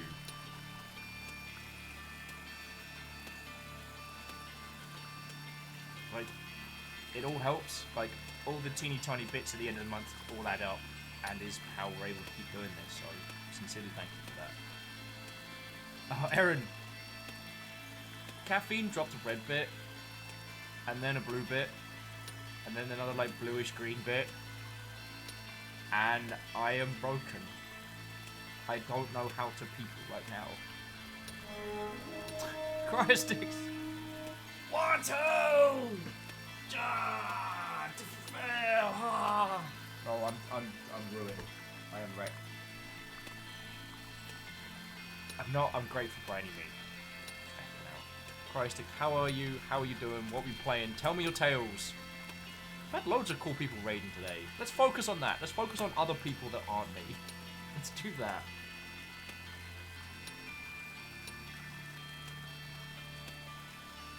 Oh, holy Toledos.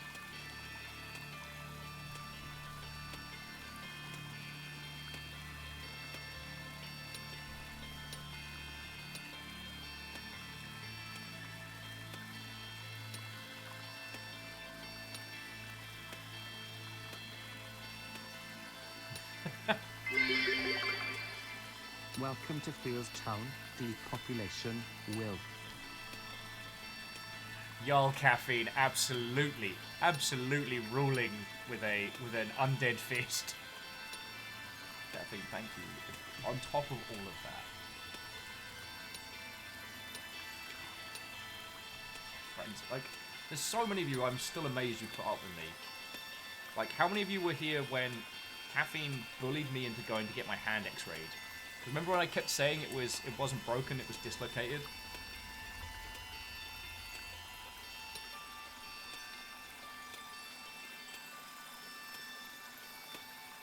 They gave me the good drugs that day.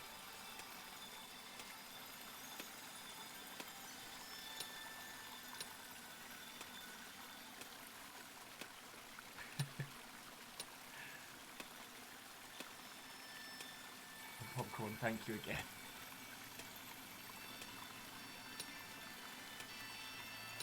She has like, oh, hey Will, how'd you break your hand? Chuckle, you had bones sticking out of your skin. Well, I didn't know. Like, I didn't wake up in the morning and have like a twig sticking up. It's just a lot of blood. Oh, makes my hand all weird thinking about it. Oh.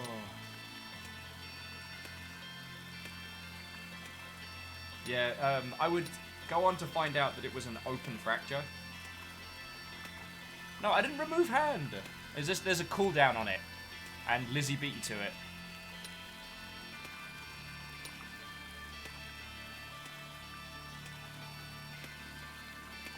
I mean, it still works. I now have an extra knuckle here, which is very weird. But anytime I put my hand like flat on something, I can feel it, and it's very strange.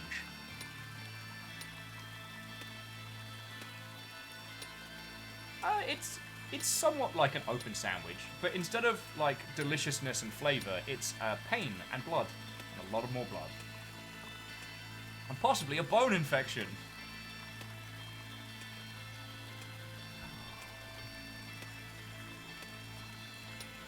I'm just amazed you lovely Mother Hubbards put up with me. Focusing on other things. Okay, cool. So Crystix were playing Titanfall 2, which is a great campaign, and EA has done them dirty too many times. What else? Oh, stuff that's happening this week. If everything goes well, touch wood, we're going to have Chris Crawford for interview tomorrow, which will be feckin' glorious. And if you don't know, he's one of the guys that founded GDC and was the creator of that great dragon speech that I've done more than a few times.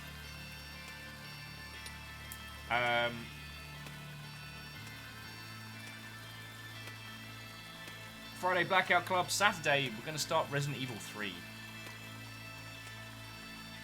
Well, we might... So I might move Blackout Club...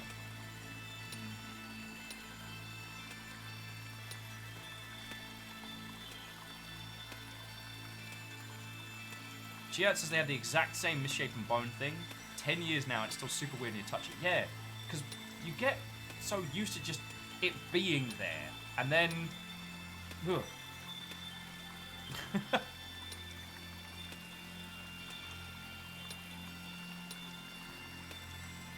Mr. Popcorn 1v1 in caffeine. They've got 90 bits left, but still, snowballs. Like Animu style, just...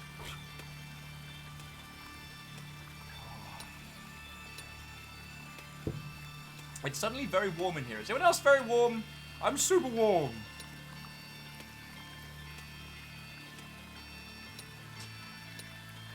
Katros got the Hollow Knight on PS4 for cheaps. Got to the Hunter in less than 2 hours. Don't ask him how they did it. Congrats.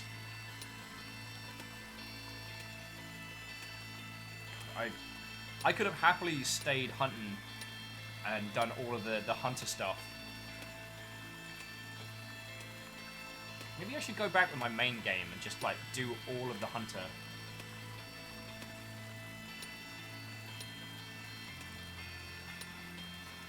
Yay! Captain Stephanie Barnes, head of House Valkyrie. Cheers to you. The migraine has been broken. So. Oh.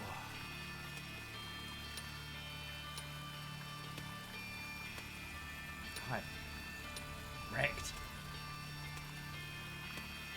I'm glad we've got this little guy doing his thing here. Just takes focus away from me. Doesn't require any brain power. Katros, have some excellent sleep, friend. As always, it's lovely hanging out with you. Yo.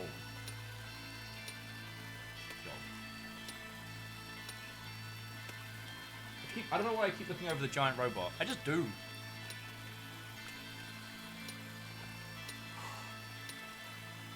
Second day.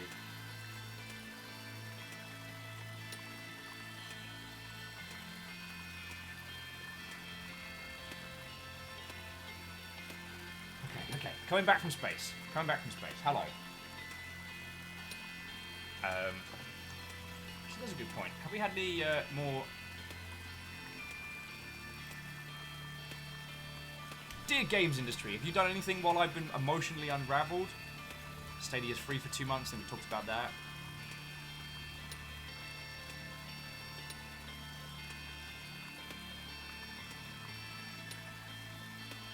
Oh yeah, Streets of Rage 4, definitely obsessed with that.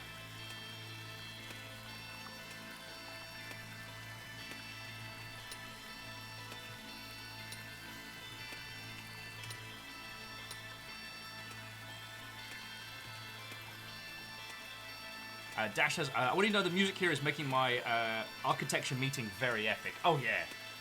I mean, what are we if not, you know, laying the foundations behind?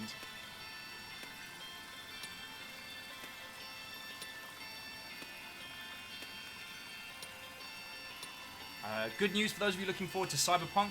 CD Projekt Red said they're still going to be able to make their September date, which is real cool. Captain Steph says Pinstripe is on sale for $3 on Switch. I mean, that is good. Pinstripe was an interesting title. I still think about it, you know?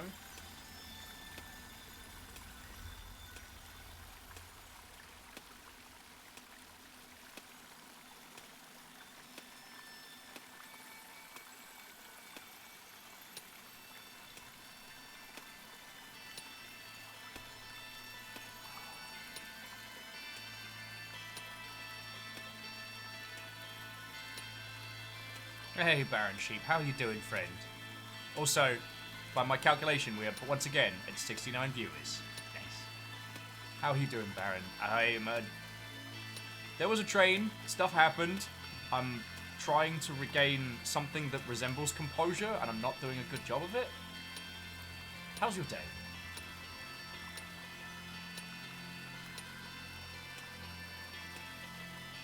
Amy says, now I can't think of Pinstripe and not remember later Alligator, which is glorious.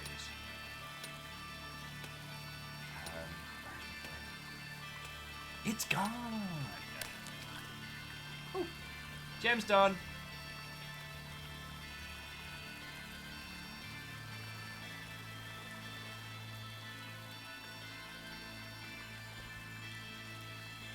It's a pain to harvest, but we'll put it up on the wall when we get back.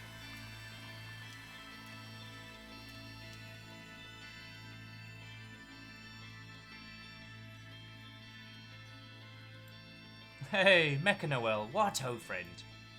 Unfortunately, our spider friend is a ways away, but basically a teeny tiny little spider gave us a way to climb up into the mushroom area.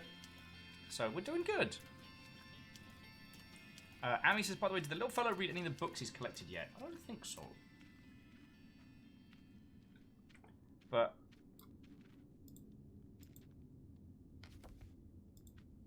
Alrighty, more coal. Well, those books are in depth. See, now Captain Steph has had their power limiter removed. They're full keen. But for the record, I want to say that I have not been the one to start chanting Beat Beat Baron Sheep in a long time. I know I'll probably suffer for it, but yeah, Mecha Noel, it's good to see you, even if it is briefly, and I hope you're doing well, yo.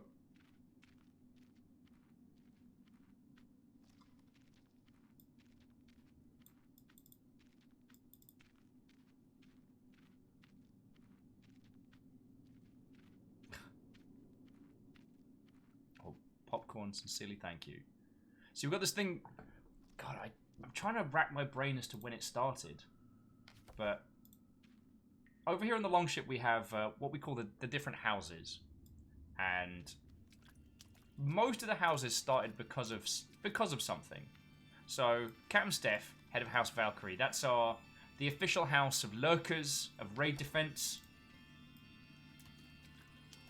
We have House Carl. They are the glorious Mother Hubbards that hunt the unsubbed. I tried to stop them when I started. That had literally no effect. It was an ill-advised maneuver. Now, House Order and Chaos do battle over the Bit Cup. House Order seeks to gently stack it in as neat a pattern as possible, and House Chaos are not about that.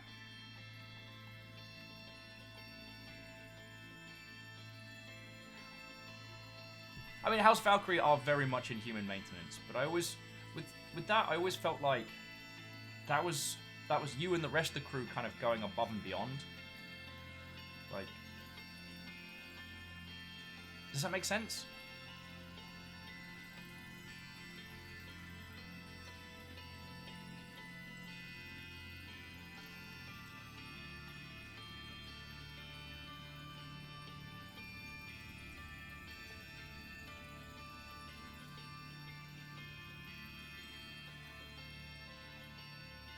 Okay, so we didn't find anything else here. I feel like there's more to this area than we found. Does that make a weird kind of sense? So Dash, I don't know if you're still chilling, illing, and lurking. Where do we go now?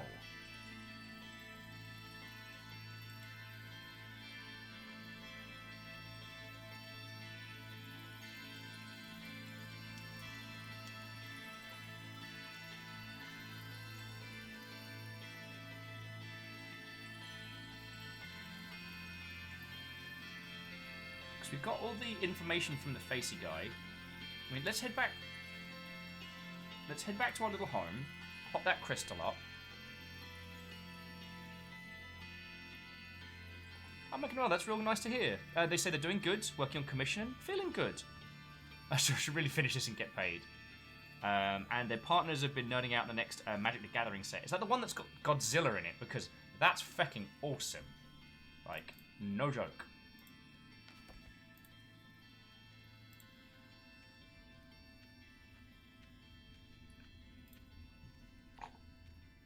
I've still got all the pieces to build a commander deck somewhere around here. So that should be fucking glorious to do one afternoon. What's a gift from Ket? Well, it's just super cool. And I used it. And at some point, I'm going to make a really cool deck out of it. Probably going to be a goblin deck.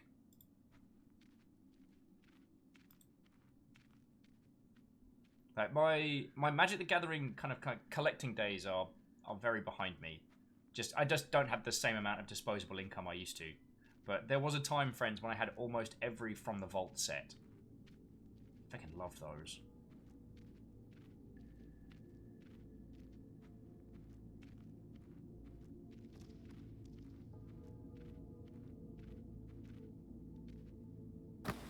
Fucking wee.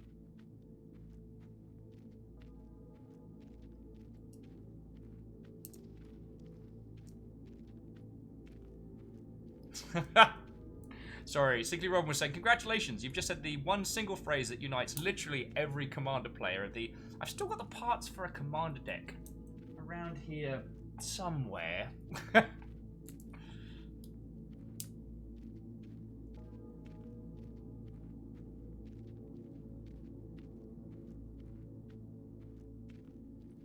God, one thing I saw in, oh, where was it? Fucking Fred Meyer was some kind of like new style of Magic. It was like a competitive battle arena thing. I have no idea what that set is or what it does. But it was interesting to be in a position where I saw a Magic the Gathering product that I didn't already know everything about. It's kind of nice. Wow. Okay, is anyone else getting deja vu?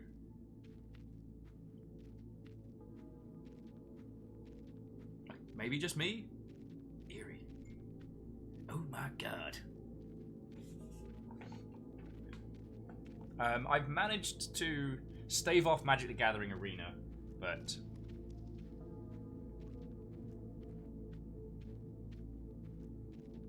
One day I will fall. Mecha saying that 2 of their roommates play Commander together weekly. It's really fun for us. Way cool.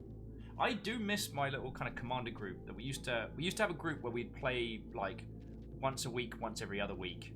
And we'd have these big long games. We have shite loads of people together and, you know, try and play Commander with like 8 people in one game. It was a logistical nightmare, but it was fucking cool. And what was interesting about it was we developed this whole like point counterpoint where someone would come up with a very powerful strategy and would win an evening. So people would tweak their setups to have a counter to that the next day, the next game. And so there was this wonderful like shifting of parts. I very rarely won. I think I won once. I once got nervous and exploded the whole the whole table, and then realized that by doing so on my turn that I had only really killed myself. Those were some good times.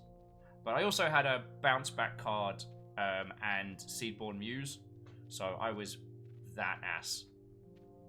The card is Capsize, and it's an unsummoned permanent, but it's got bounce back. So if you've got enough mana, then you can just repeatedly unsummon people's stuff. And there was one guy, and he did this thing where he'd keep putting up like circles that would make him invincible from a certain color. So I unsummoned all his lands so he couldn't cast anything, and then he quit and never play again. I mean, I just did what had to be done. And to Nibblenaught, Watto and welcome. We're playing The Longing. We're heading back to our little home to start a fire, have a look at some of the books we got. I'm not sure what we have to do next, because we made it into the secret library. I guess hit the halls, the infinite halls a couple times.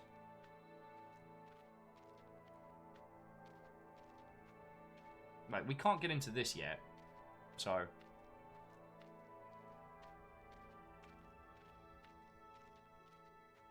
Oh, God. Sorry, feckin'...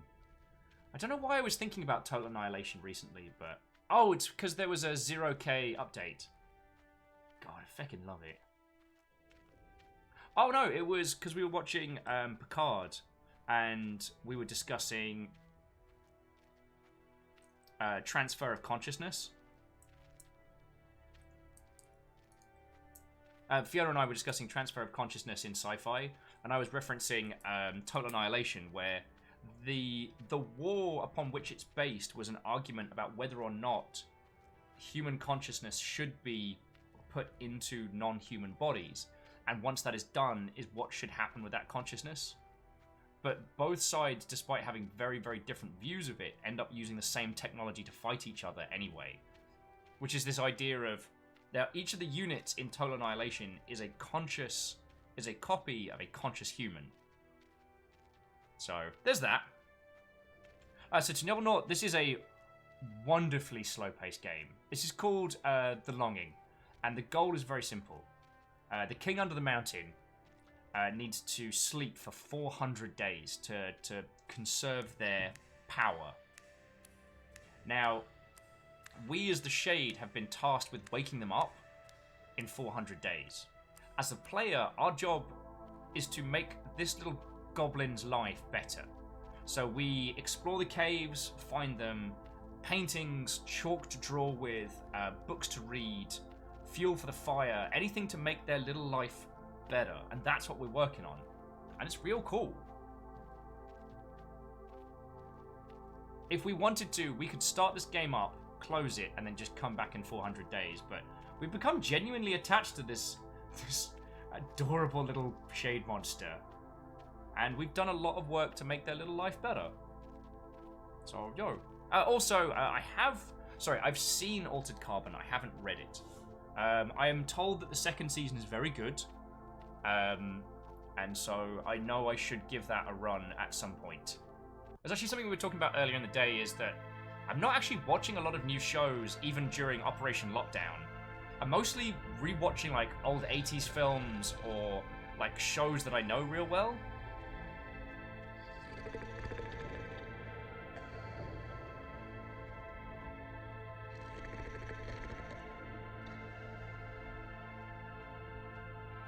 Oh, that's way cool. Greenfire, the idea of playing, like, of having games that we get to play and experience with our parental units is something I've always liked the idea of. It's something I never really had. But if it's not only that, but also a game like Total Annihilation, that's feckin' cool.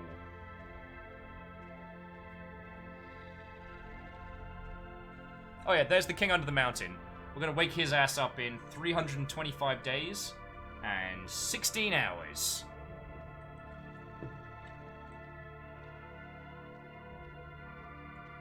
Actually, Scotty, that's a good point. That snore does sound very similar to that Far Cry 1 Trigen lurking noise.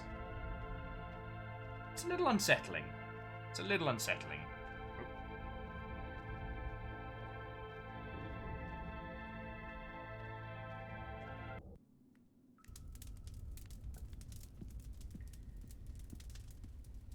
And back we are. We didn't manage to get any more paper. We're trying to draw one version of the lice, which I think we're going to do. And we've got another crystal. So we can put that up over here. And this is our little setup so far.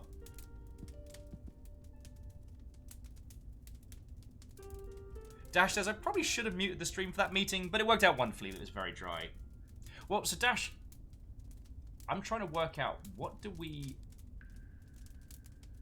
Aww. We've created our own little kingdom down here. The king himself will be proud to see I'm using my time so well. Yeah. Also, Popcorn, like, thank you for throwing in all the bits, yo. Like, as I was saying, they do all add up, and I know I was saying this a lot earlier, but it all goes to paying the rent here, paying the bills, keeping me, Fiona, the dog, and the guinea pigs fed. Like, you are genuinely helping, so sincerely thank you. So Dash is cut off. What are you asking about? What's left to do today? Is there anything we can do right now? Because right now we've got to wait for the mushrooms to grow in the room that should get us to where we need to be. But I can't think of anything else that we need to do right the heck now. So Nobunor says, do these days pass real time or in-game time? Real time. We don't have to be in-game. But what you'll notice is as we're in our house, the fire's burning, the place looks nice, there's art on the walls. You know, we can just sit and stare or sit and read a book. Because we found the secret library, which gave us a lot of the books here. So if we want to, we can just sit and stare and chill. But time passes much faster because of all the comforts we've made for our little friend. I think that's real cool. Yeah, we need wood. Dash says the wood is not accessible right now. That's okay.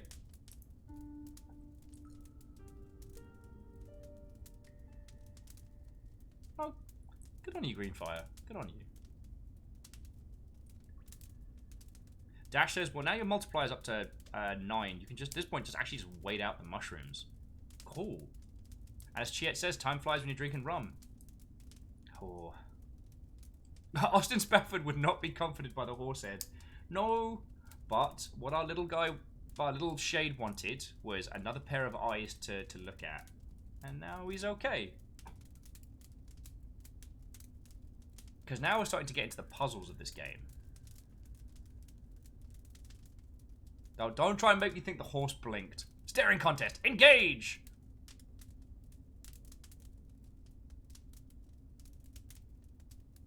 So Dash says, so the things that I knew you had to do today was the mushroom puzzle, the library, and finishing up with the face. Which we have done all of those. So we could just hang out here for a bit and chat, friends. The chair did not move. Oh, the old jokes. The old memes. I don't know if I've said this before, but that old chair, that faux leather was gross. Like, God, the amount of swamp ass I got from that chair. Ugh. Ark of the Conclave says, chat with some Sniper 3. I say this with love and respect. I am still recovering. And there was a train earlier. I don't know if I'm ready for snipes. Wraith says, don't worry. I asked the horse if it blinked, and it said nay. Dash says, give me 20 minutes and I'll be up for some dirty snipes on a defenseless Will. We really doing this? We really doing this? Criminals. A lot of you. Well, we're going to hang out here for at least a wee bit longer. Alright? Oh. Popcorn's going for some full-on house order. Pun Spectre. What, oh friend? So yeah, how long do you reckon those mushrooms would need to grow?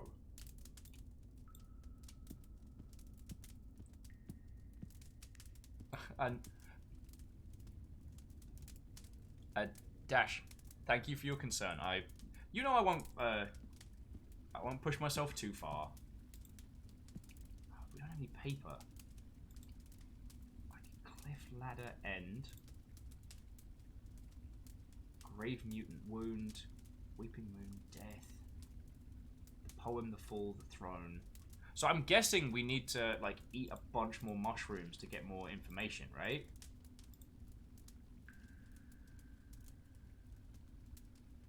Journey, care, cavern. Creator, the path, the creature. Stay or leave. Night versus day. Time 1, time 2, time 3.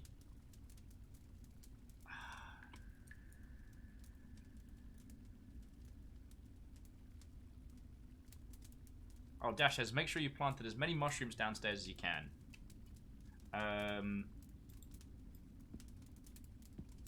So let's go have a look, because I think I planted a couple.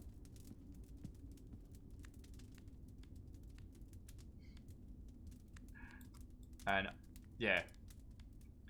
I'm a Mr. Popcorn is absolutely repping House Order right now. Sincerely, thank you.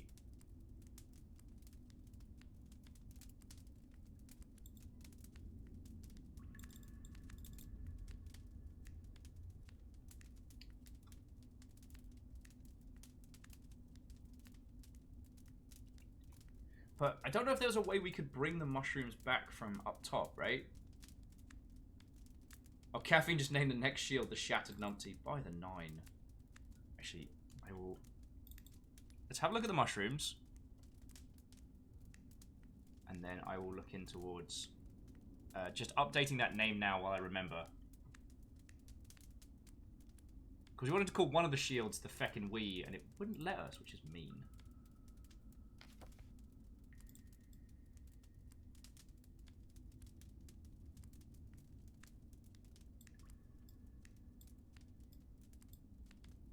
Dash's understanding is, no, you can't get the mushrooms down from up there. So, what should I do? Should I pluck these and replant them? Or should I just scoff them? I will take your advice, dear friend.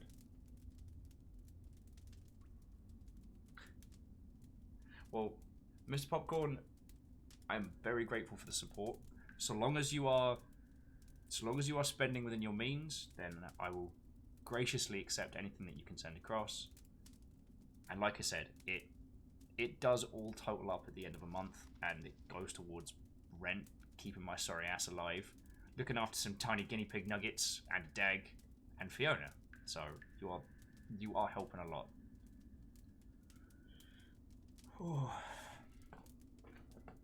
Pun Spectre says, and you can't say you haven't earned it. Too much proof to the contrary. Oh, shh. Shh. Alright, I apologize if there's any additional background noise. I need to open a window. It is stupidly warm in here. What's up with the sun? I don't move to Seattle for warmth. Vandals, a bloody lot of them, I tell you. Oh. The Daystar returns!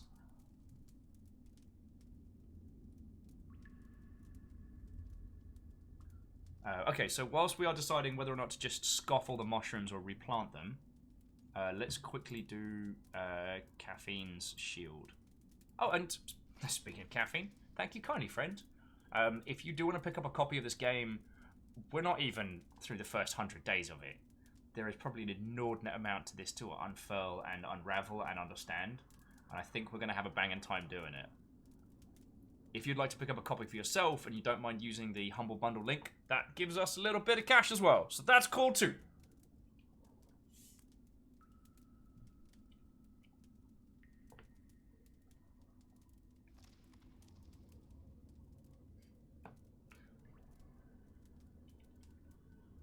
Yeah, straight. If they're going to patch Seattle, they need to increase the amount of rainy days. Like... can't help but feel like...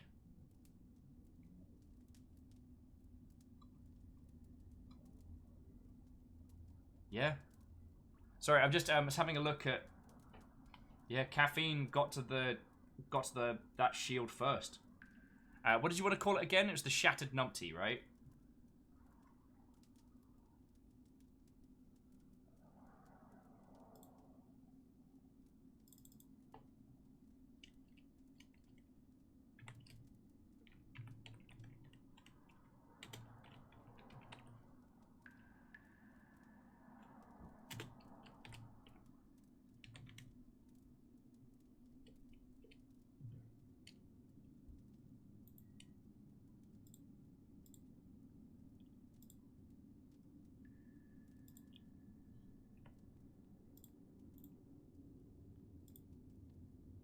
Shattered Numpty shield.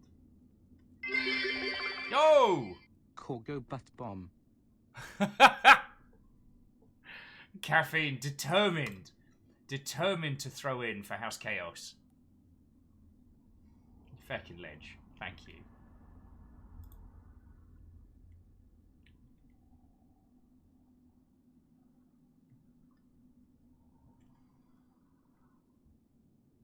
Pokemon's like, darn you, Caffeine! Yeah, this is... We're getting into an old school Chaos V. So,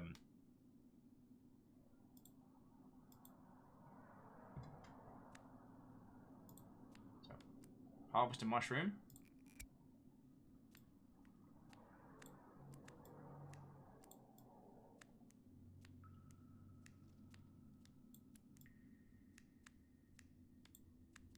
Grow a mushroom.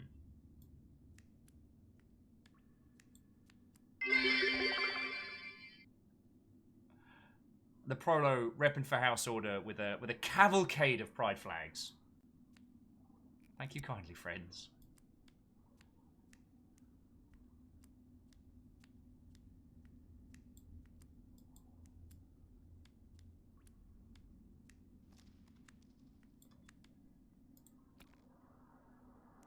Alrighty.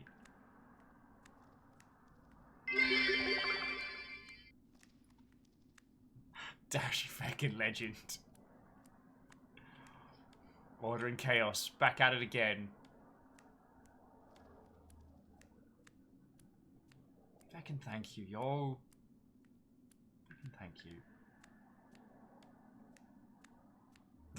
you. Navalis, bleep bloop. Tal says the Discord voice chat just got worse. Wait a second.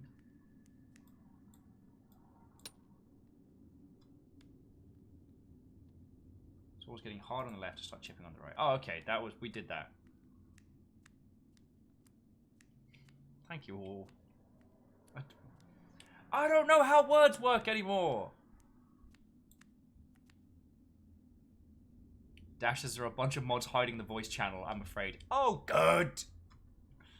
Oh, good. Yeah, what could go wrong? Oh. Let's make a fire. Hiding. The mods do not need to hide.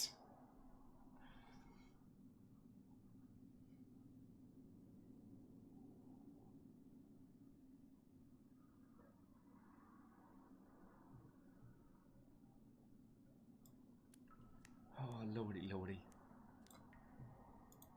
Let's... Tal's like, it's not like we're hiding. Like, you could join us. Not you, Will. Oh, come on! If you are probably plotting my demise. I have a feeling that if we go through a lot of these books, that the little guy is gonna just like... We haven't found the Infina book, but it must be there somewhere.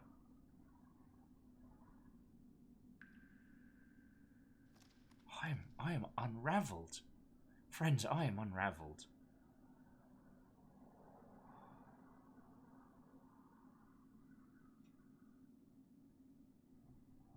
Hang on, let's get the fire back. Let's stoke the fire. I'm gonna stick my head under a tap and see if I can just recover. Because I am not. Okay, I know it's almost burnt out. But I want the fire back. And then see if I can just recover in enough of a capacity to be communicative again.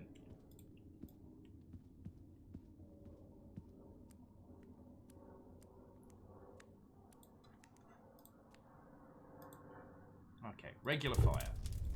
There we go, friends. Ami Masashi, I have had a proper meal.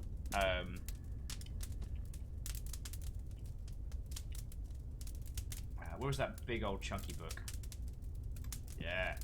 Get that on some idle reading.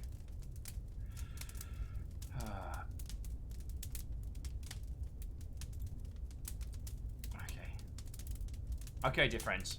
So here's what I'm going to do. I'm going to go stick my head under a tap and try and return to you. You lot are so glorious, and I am undone. So I'm going to make a cup of tea. That's what I'm going to do. I'm going to make a cup of tea, and then we'll come back to it. If I can stoke the fires again, then we could do some dirty snipes or something, or who knows. Nibelnort, you said you were playing Valorant as well. I'd love to know your feels in a moment. And we can keep talking and hanging out and chatting. I'm going to see if Fiona has managed to get some sleepy sleeps, in which case, I know Fiona's got like a ton of stuff she wants to stream this evening, which would be fucking cool. And, oh. Just hold that thought, dear friends. Hold that thought.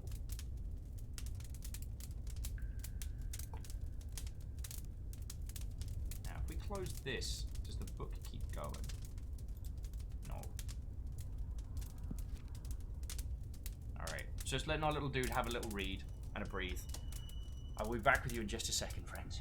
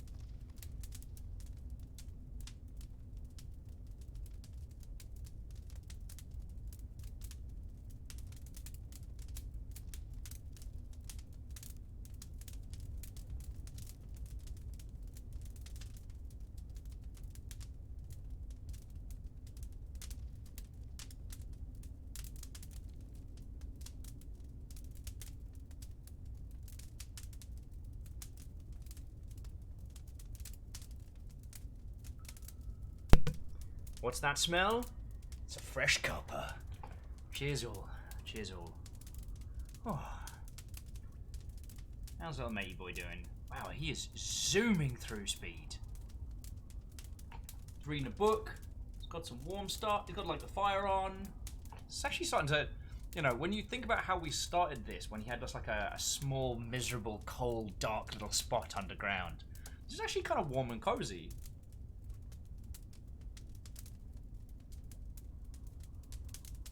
So, how are you all doing, friends? Tell me your tales. Oh, Nubblenaut got their drop for Valorant whilst they were at work, so they're remoting in right now. Ah!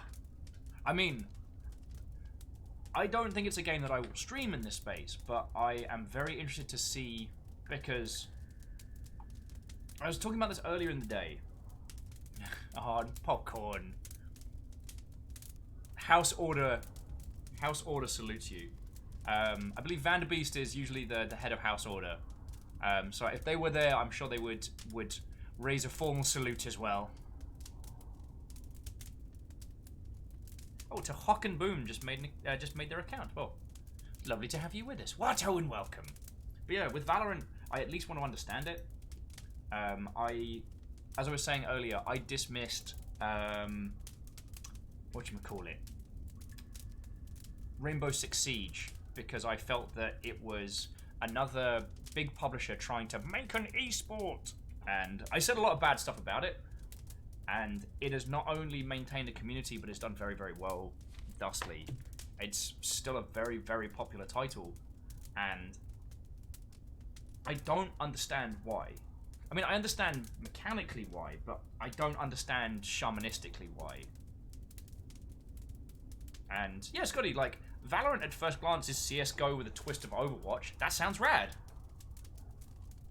Well, okay, right. Totally right. I didn't badmouth it, but I kind of looked at it like, psh, this game's only going to exist as long as like Ubisoft keep pumping money into it, and then it's going to be, you know, dead as a doornail. And I was very wrong. Happy to admit that.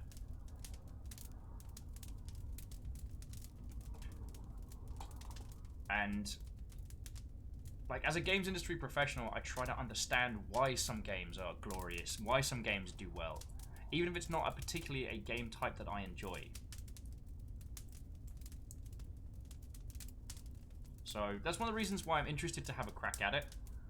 And as we were saying earlier in the show, like, their methodology for distributing keys is insidiously brilliant.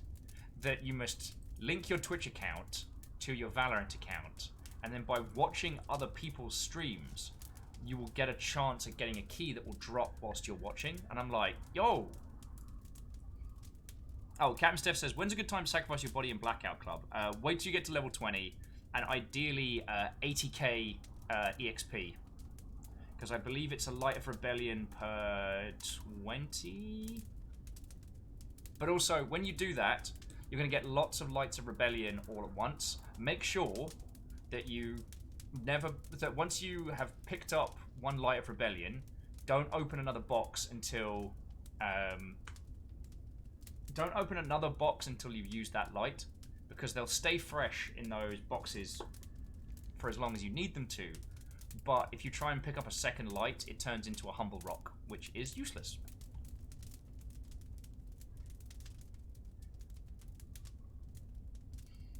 And to Popcorn, they really do help, so I'm very grateful. Even the teeny tiny House Order stylings. And you know what? You've made a little chip dent on Jarl Caffeine's rule. Prolo said she accidentally threw a God Rock in panic yesterday. I'm sad about that. You've seen me do that so many times.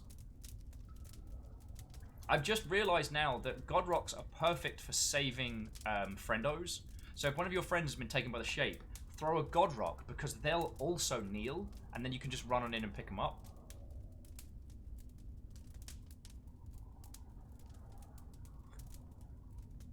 Oh, sweet mercy in a cup. Let's see. Oh, Navala says they're building a small Vermont town in City Skylines for a Call of Cthulhu adventure. They're going to GM. Nice. No, Zaprolo, the Godrock doesn't affect the shape. It simulates the noise the shape makes, which is why all the lucid, sleepers, and even people who have been shaped will kneel and bow before it.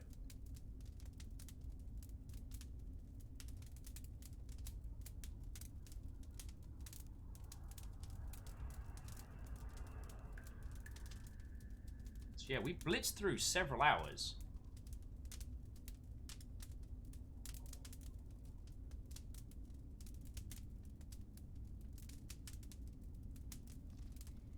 And Wraith, that's a very good point. Like, credit where credit is due. Ubisoft have given Rainbow Six Siege, For Honor, heck, even The Division, they've given them a lot of time to find their footing and a lot of support.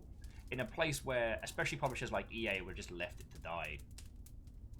EA is very big on the spend big at launch, and if it isn't the hugest thing ever, then just cart it out back and, you know. But that's another story.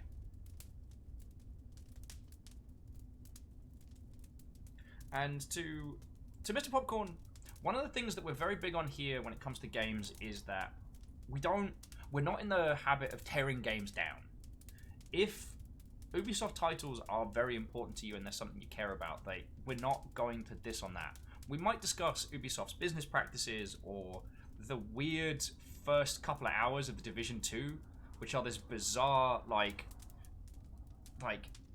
almost NRA propaganda levels, but then that rhetoric completely disappears from the rest of the games. It's very strange. I played The Division 2. I had a ton of fun with it.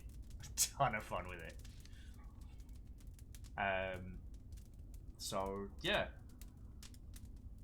I guess I just wanted to add, because we've got a lot of people who are new here. We're very much into finding the heart of games. We're not in the business of tearing them down, so you don't have to worry that we're going to dogpile and be like, oh, well, you liked Shooty Gunbang 7? Harumph! We'll not hear a good word about Shooty Gunbang 7 here. You know what I mean? Oh, Salen, yeah, Trackmania and Trials are both super dangerous series for them. Yup. I have a Trials key for, I think, the last one that came out. I've not booted it yet. I've not booted it because I'll just disappear. Where's Will? Trials? Do you mean he's playing Trials or he's in Trials? Yes.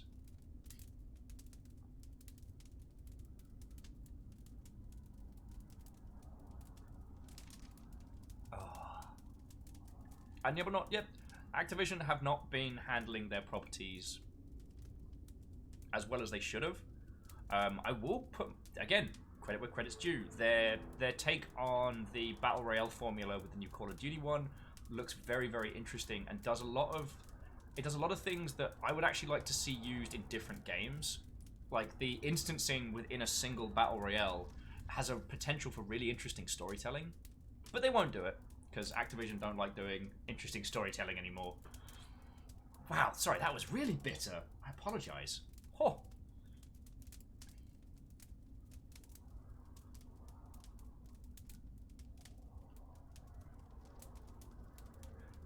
And for as much as Ubisoft still has a genuine heart about it. I think it's something that really does shine through whenever they do their E3 press conference, is the variation of different games they put forward in all of their weird glory, and that they embrace and support all of them. Like, I still remember the Ubisoft bloke who worked on Mario and Rabbids, the tactics game, that ended up being really good tactics game, especially if you dig like your XCOM style-y stuff. It's really good. And him getting praised by Miyamoto and getting all choked up, and I'm like, that's a great moment. And to Nubblenort, I am also waiting for Mountain Blade 2 Bannerlord to have a little bit more love before we jump into it here, but we're feckin' gonna. Alright, technically we've blitzed through like 5 hours or so. Do you think is that long enough to grow some mushrooms? Oh, how time flies. I should read more.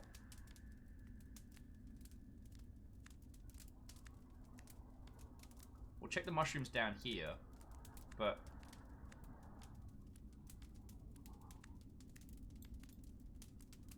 I wonder if we're done for the day. And, you know, sadly the Mario Rabbids Tactics game is only available on Switch, but it's interesting.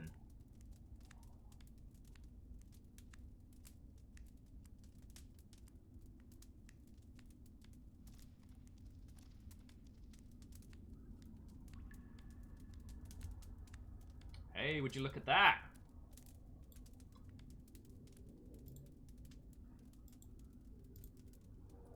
The mushrooms slowly regrow here. Inspect. Cool, and we didn't plant those very long ago. So we're going to go back up to the Mushroom Kingdom. Nope. Which was... Was it up here? There's Spooky Face. I guess it's up this way. Let's go for a walk. I'm going to slowly sip on my beverage. And if my full keen restores, then we will jump into some Sniper Elite 3. So friends, if you see Sniper Elite 3 going cheap at any point, do pick up a copy. It's a game that we come back to and play as a group quite a lot because it's very slow paced. So it allows us kind of the chance to chat and banter, but it also has that kind of that multiplayer element. It's very silly, which is not what you expect from a po-faced World War II sniping game. Plus, most of us are older, or if you're like me, have killed their reaction speeds thanks to a lifetime of gin and totally legal substances. So the slow kind of planning and methodical scheming of a sniping game is ideal.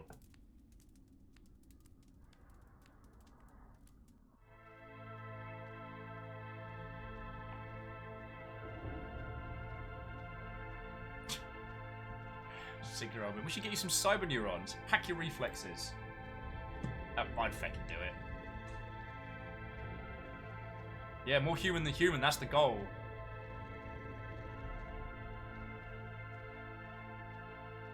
I don't know what you could possibly mean, Stooge. I don't know what you could possibly mean. Oh. Actually, and Stooge, I forgot to ask you, like, how have your morning streams been going? And how have you been doing, friend? Friends, if you're ever in need of a show before mine, I highly recommend ET3 Stooge. From a combination of woodworking to some very curious point and clicks. So do throw them a follow.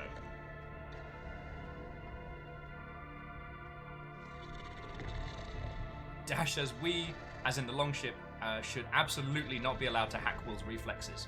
Cha!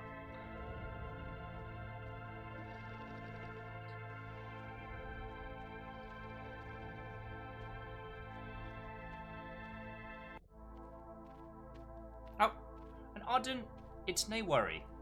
As you well know, like, the Sniper Elite games are usually impromptu, and while it's always fun to have you with, you're under no obligation. Like, I'm at level with you all. When it comes to, like, especially gaming, I'm digitally antisocial. I will play massive multiplayer games by myself. I've been faffing about with PlanetSide 2 again, which, I mean, it's as it's always been. It's a little bit more smooth than it's been in the past. It feels a little bit more sturdy, but it's the same game it's always been. There is not another game out there that does huge, like, combined, like, infantry, air force, tank battles simultaneously, and those moments of just hurtling across an open field, hanging out the side of a truck while shells are going off and vehicles are flying overhead, and you're just like, fucking yo! However, it still has that the problem at its core whereby you fight tooth and nail for these sections, but nothing ever really has any meaning or any permanence. There is no victory in PlanetSide 2. Ah, Secretly Robin, Angels Fall First. Yeah. Although, aside from when we Zerg waved it with us and JoeCat's community, I haven't seen that jump together. Oh yeah, and Dash, you're right. You can play PlanetSide 2 just with people you know. It's not like with Squad or very, very in-depth, or like the big Arma 3 matches, which are awesome. Friends, Fearless, who's one of our regulars, has been doing modded Arma 3 matches where they're like simulated scenarios from like the Halo universe. Looks feckin' cool. But that's not something you can play anti-socially. Like, you need to communicate, you need to be part of a squad. PlanetSide 2, I rock up, find a platoon that's already on the row, and just kind of like wave at them and jump in the back. And there's me just cuddling my sniper rifle. Because what I'll do is, while they're having this huge scraps, I'll set up across the hill, put down my little tracking beacon, place some mines so that anyone who tries to sneak up on me has a hilarious interruption, and just pop domes.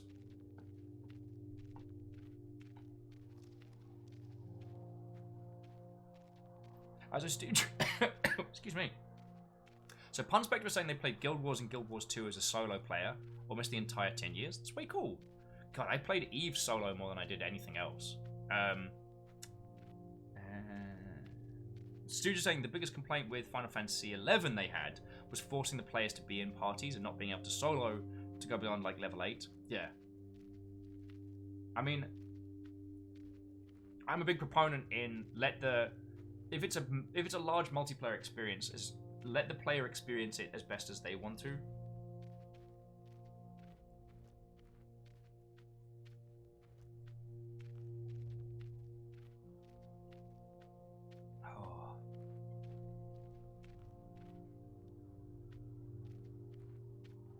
I also find myself thinking about the philosophy of PlanetSide 2 a lot. That it's, 3 factions locked in this constant eternal war. But due to the level of technology they have, no one ever really dies. And it struck me that in PlanetSide 2, if that were a real conflict, it would never end until one side just stopped. You know what I mean? Like, essentially, if you thought about the psychology of it, each person still goes through the effects of dying and being killed, but they're just immediately brought back. So it would essentially be the psychological trauma of just dying again and again and again, which would eventually wear down the psyche. Secret Robin says, is PlanetSide 2 the afterlife? It's got a Valhalla kind of feel about it when you think about it. It's just, basically, if you stopped at the end of each day of PlanetSide 2 to go to a cyber mead hall, drink and eat. Oh. I had a weird craving for a lamb shank recently. I don't know why. Oh, because I watched the trailer to Highlander 3, where the Mongolians pop up. And there's just one scene of the guy just eating lamb like that, and I'm like, I want to do that one day. Dash says they know the place doesn't kill a lamb shank. Done and done, friend.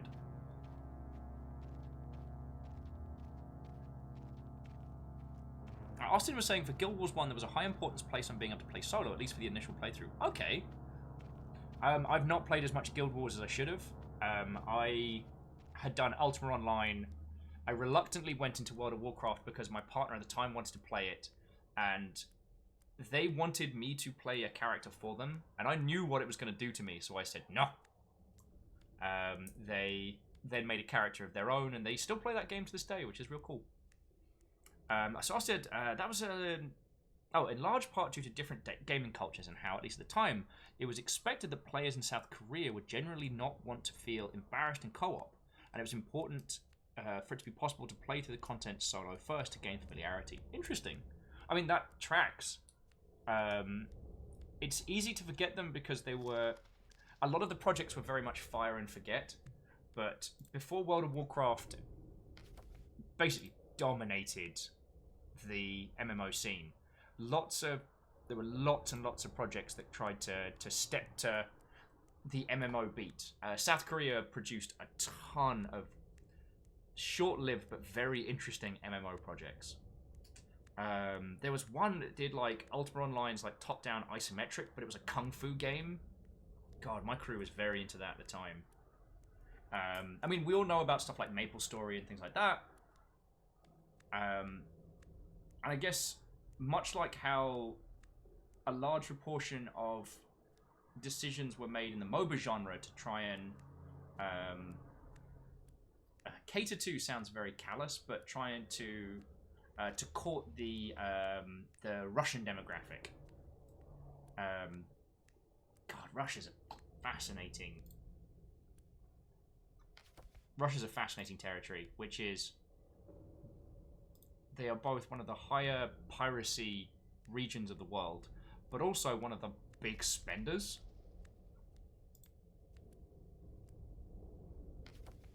That was weird. Golem level nonsense going on. Anyway, but that's another story. Jumping back in, Strake says lamb is surprisingly hard to cook. Is it? I've only ever tried to do roast lamb, and that was mostly successful.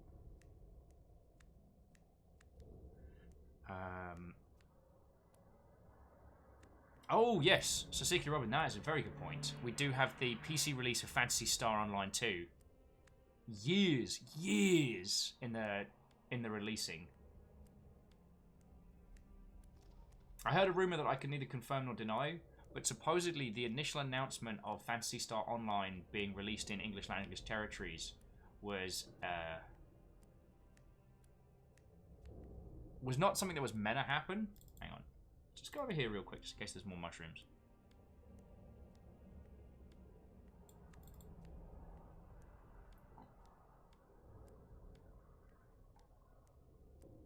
I want to just inspect a couple of areas in case there are things that have changed.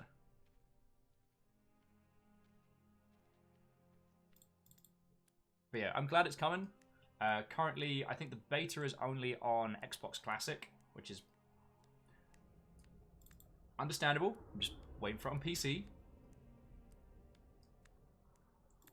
I wonder what it's going to do to me as a human, because, you know, sleep and all that.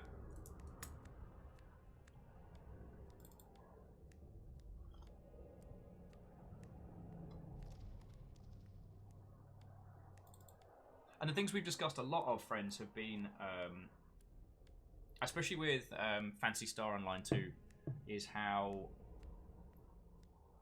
that game has a lot of like brand integration deals and stuff like that. The licensing alone to try and get that across must be a monstrous challenge. We dug that out and it was nothing. It was disappointment, wasn't it? That's how I remember that.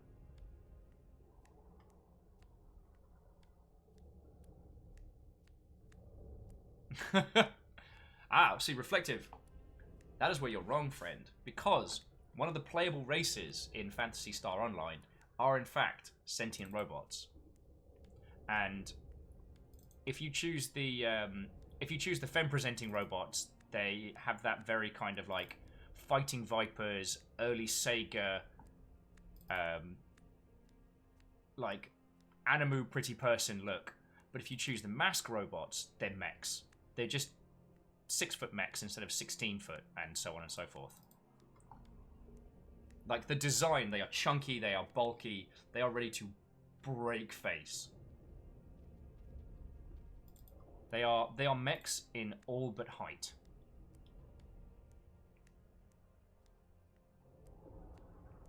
The only problem is, mechs don't get magic. So I think my longest character was a rifle user. I think they were called... No, because aren't all of the character classes called hunters? Racking my brain now. But I chose the kind of the jack of all traits class, so I could do a bit of magic, a bit of slashing, and a bit of shooty gun bang. Mostly shooty gun bang. And I managed to get one of the super rare weapons to drop, which was a grenade launcher that had like a proper reload and stuff. Oh, it's glorious.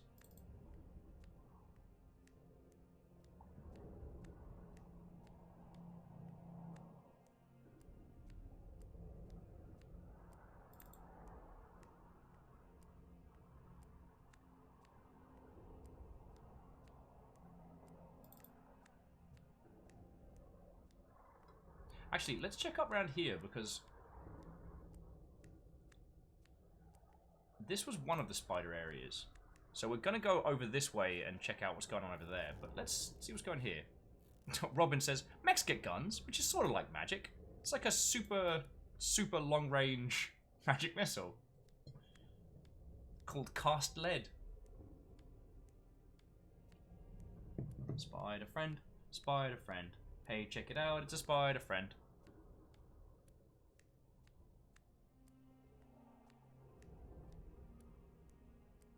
Oh wait, was that the second web? Okay.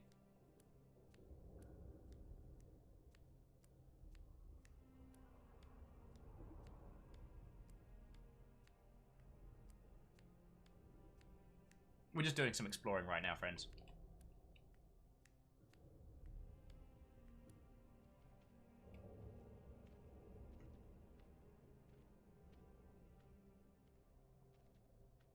Oh, way cool. Austin, I'm real glad to hear that. Austin's just saying that their mental health's done a real uplift considerably today after firing up Resembly. Did I tell you what I found a sea shanty about mental health?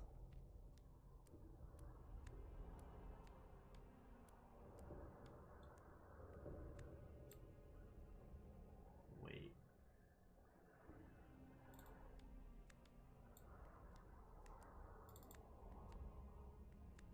I can't remember what this area was again. We're just having an explore now.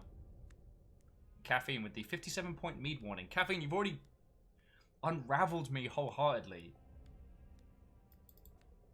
If your goal was my my incoherent babbling, you've already won.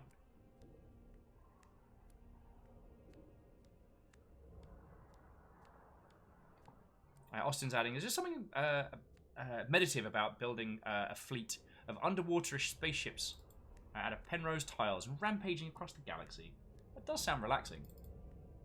Personally, Opus Magnum is one of my kind of meditative games. Oh no, that's just a... I remember what's in there. It's Disappointment.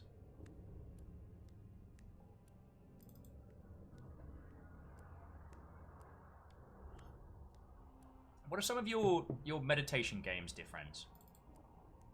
I'm trying to think of some of mine.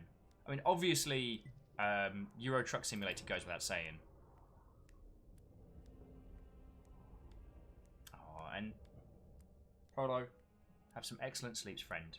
Thank you for the bits, but more so, thank you for your company. It's been a lovely little day. Oh, I will probably sleep like a log tonight. Zapon Spectre says Animal Crossing, 100%.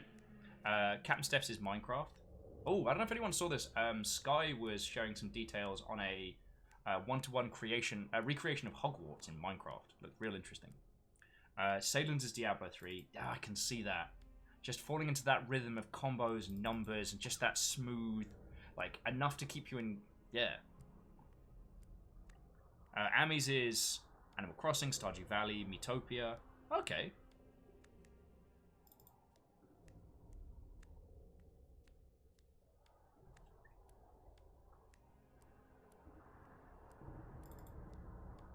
I think I already chipped this off, didn't I? Yeah, I think I already got this one. Personally, the one that I found, I love Stardew Valley as a game, like, wholeheartedly, but I find it very, very stressful. Like, once I get past the initial starting gates where you've got your crops on rotation and things are going well, it's fine. But I find the initial early game of Stardew Valley very stressful. Green Fires is Hidden Object Games. That's cool. And Graphites is also Diablo 3. Way cool. Yeah, Opus Magnum is definitely one of mine. Dungeons of the Endless. Euro Truck Simulator. That's kind of my cheeky lineup, if you will.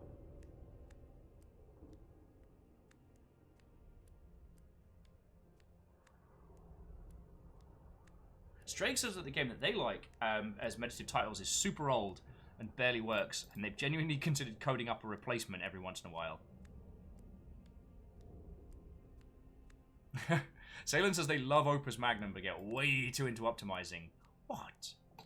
You? Optimizing the best path of a machine? What? No, I can totally see it, friend. I can totally see it. Actually, you know what? We're here for shrooms. Doesn't appear to be anything different here. Yeah, for me, with Opus Magnum, I just like making it work. I sometimes enjoy the machines being more esoteric than they need to. Count Frez says, any of the older 2D Boy Tomorrow Corporation games. Okay. God, I still need to finish Lobotomy Corp, don't I?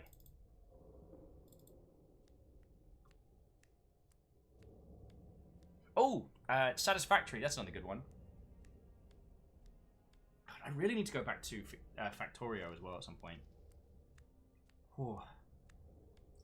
Wow, you lot have officially done me a damage today. Congratulations.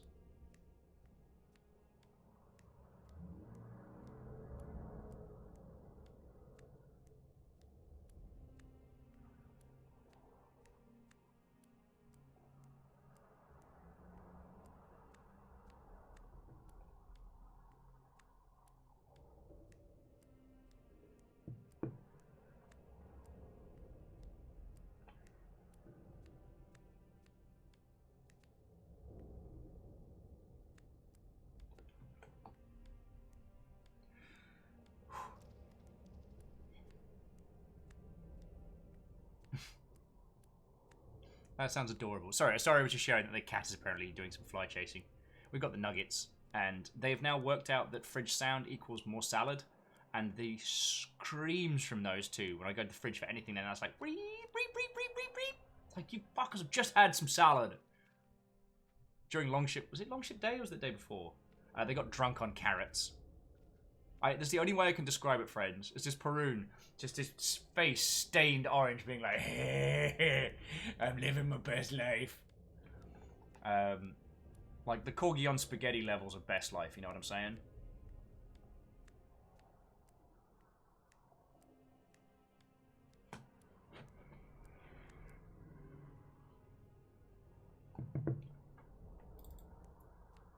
Yeah, my sleep schedule is trying to be a jerk. I will say that having most of my day spent hung out with you lot does stop me from going fully nocturnal.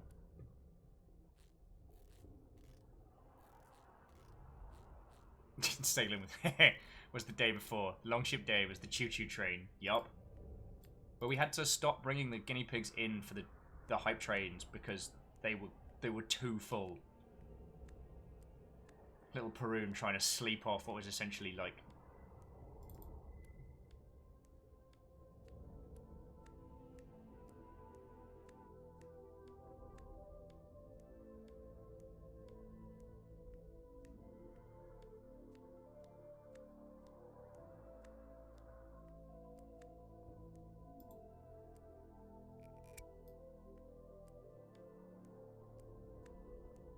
So if we eat mushrooms, we can get some stories back.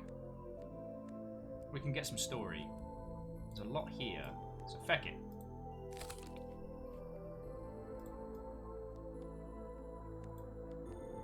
They'll grow back.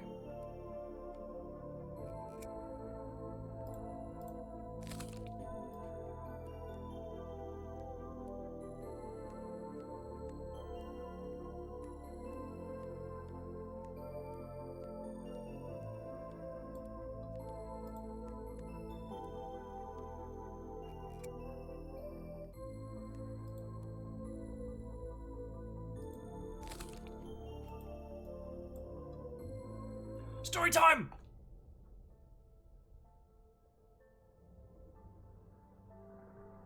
So the little troll brought a bucket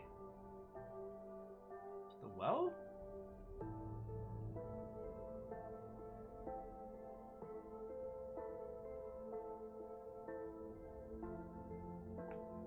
Yo!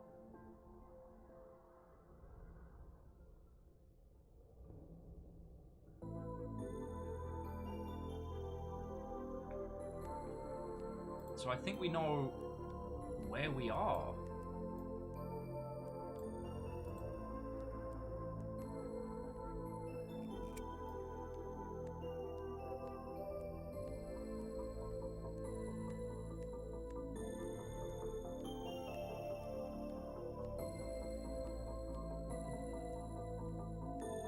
Also, so what I'm going to try and do is steal a bunch of these mushrooms and plant them, like, where we need to. And then if we have a whole bunch left, we can throw our poor character into another daze. I mean, I think you're right. I think that kid had a tail. Something was implying that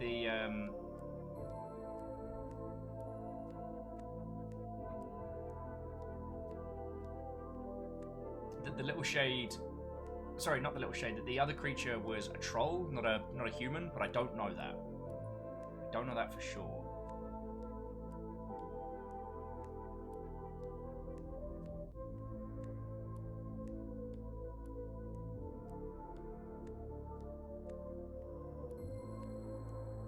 So in theory, this is the cave with the super shrooms. Where both are planted. Okay.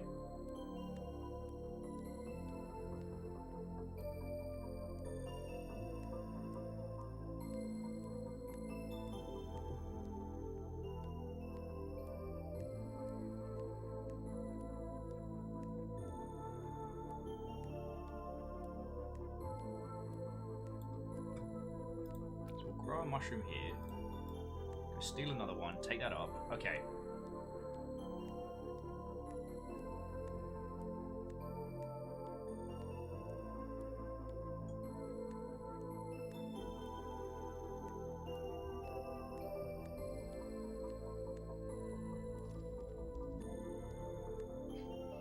Sigley Robin says, I bet we're some kid who has to wake up their parent after like a 4-hour nap. Because to children, time feels like it's going on forever. God, yeah.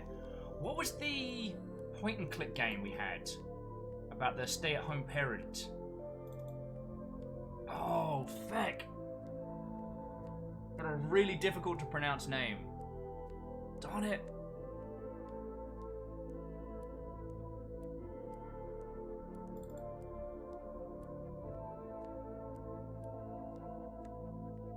It wasn't the pizza game.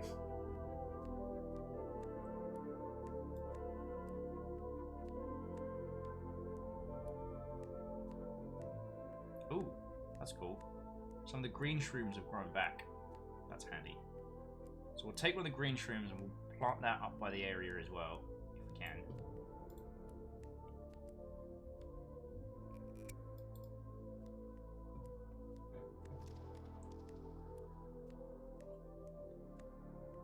Ah, Alpha, yes. That's the one. I can't pronounce that right now, but that was the game. And that was a glorious idea. Where basically, you were playing as the little girl and... the game was actually a game about a person trying to develop a video game whilst raising a child, but told from the little girl's perspective of the evil sorcerer that wouldn't let her have any fun and kept being mean.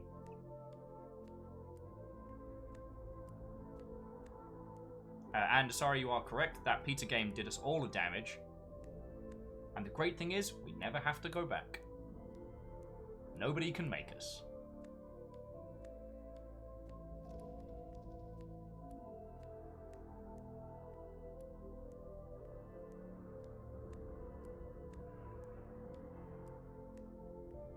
Absolutely. Austin's asking if they can post a picture on Discord of...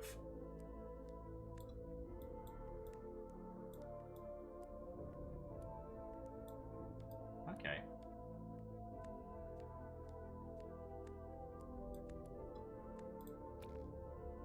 Alright, so we need to remember this place.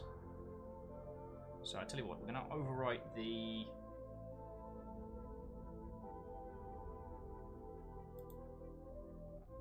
We're going to overwrite the jutting black crystal, because we've already got that. We shouldn't need to go back there.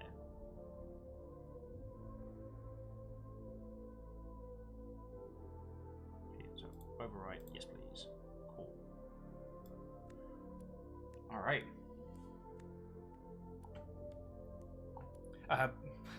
Mr. Popcorn's like, there's a pizza game? Oh dear lord. I'm sorry to be the one to inform you about it. The pizza game is... It is the self-described worst visual novel ever made, and it could best be summarized as shitposting turned sentient. It is hilarious and agonizing and weird and very odd and broken. It is actively misspelt and at times just hostile, but there's certainly nothing else like it. The instructions for the game manual reduced me to tears laughing.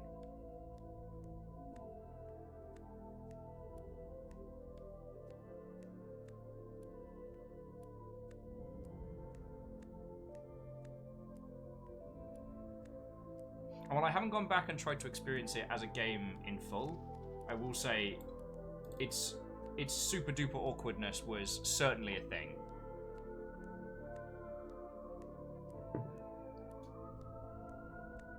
Alpha's like, it hurts my eyes!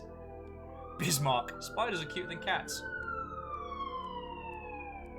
That's how hot that take was, Bismarck. They had to send the popo. Why is your printer full of bones?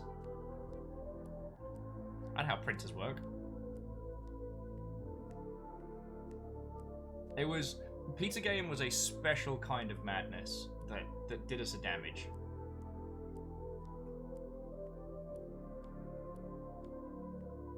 And the great thing about playing Pizza Game is that we never have to go back.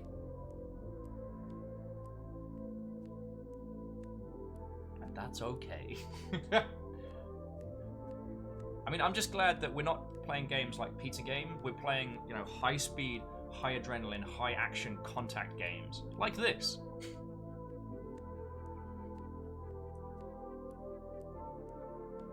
Yeah, Dash, we never have to go back. It'll haunt us forever. That's very true.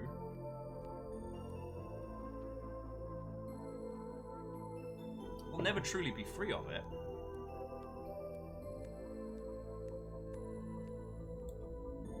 Harvest, and then we go back to here. And we're just gonna do feckin' laps. Hang on. Might as well bookmark this as well. Perios was literally interviewing at Microsoft the day we were playing Pizza Game. It was perfect. God.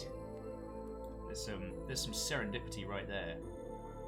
Alright, we don't need to remember the sulfur caverns.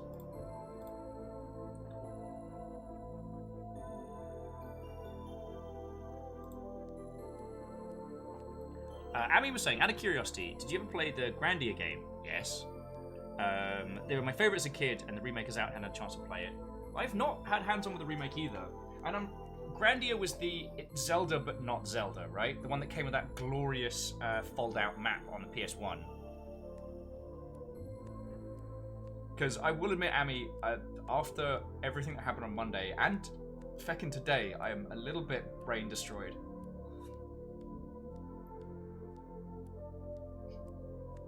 Meow Kitty says at least Floydo can show us the rest of Pizza Game. We're not going to make Floydo play that through, are we? Like, because I consider myself to be mentally very resilient when it comes to weird games, and that did me a damage.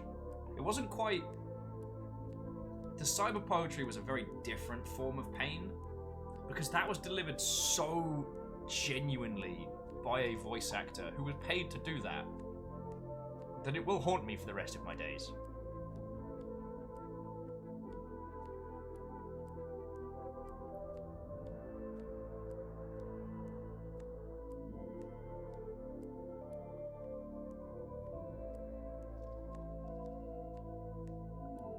Meowkey said, did he not finish a run? Haven't watched all of his videos yet. I'd ask you lot. I've not had enough... Friends, I have not had enough time to watch Floydo stuff. And that's wonderful. I'm definitely an individual that prefers being busy than not, you know what I mean?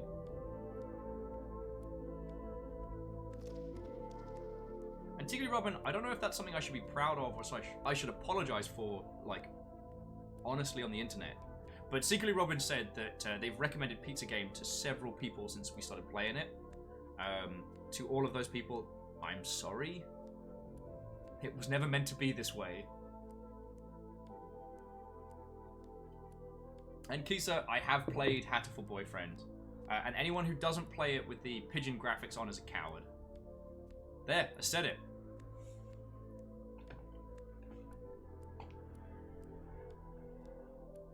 Oh, Greenfire, Alundria? It's ringing a bell. That was another PS1... that was another PS1 era one, right? Yeah, Sadlin, 2.5 hours to the end of Subterfuge. It does look like Navy's gonna win it. Unless there's like a... Because I just went on an all-out offensive against Navy, because I'm not gonna be able to take it. Also... the thing I found really interesting is I thought that by anonymizing everybody was going to increase how much backstabbery and shenanigans happened. But honestly, everyone had played this very straightforward, and I'm kind of finding that a little bit fascinating, you know what I mean? Alright, let's see where else we can plant these.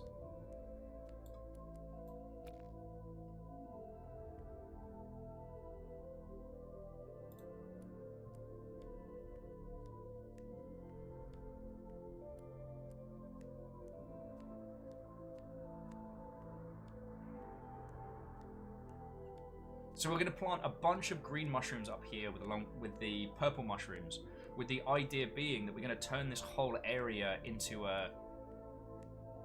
we're going to turn this into like a mushroom garden, which will then grow us a mushroom large enough to get out. Also, Popcorn, thank you kindly for that bit. It was just, he went, yeet! I get the cup now! And the snowman went, bong, and nope. You were denied by house order. Denied again. I mean, I'm very grateful because, like, each of those tiny snow person, that's a cent, and by the end of a month, those do add up. I know people have been doing some bombastic moves of late, and yeah, even the ghosts are getting denied right now.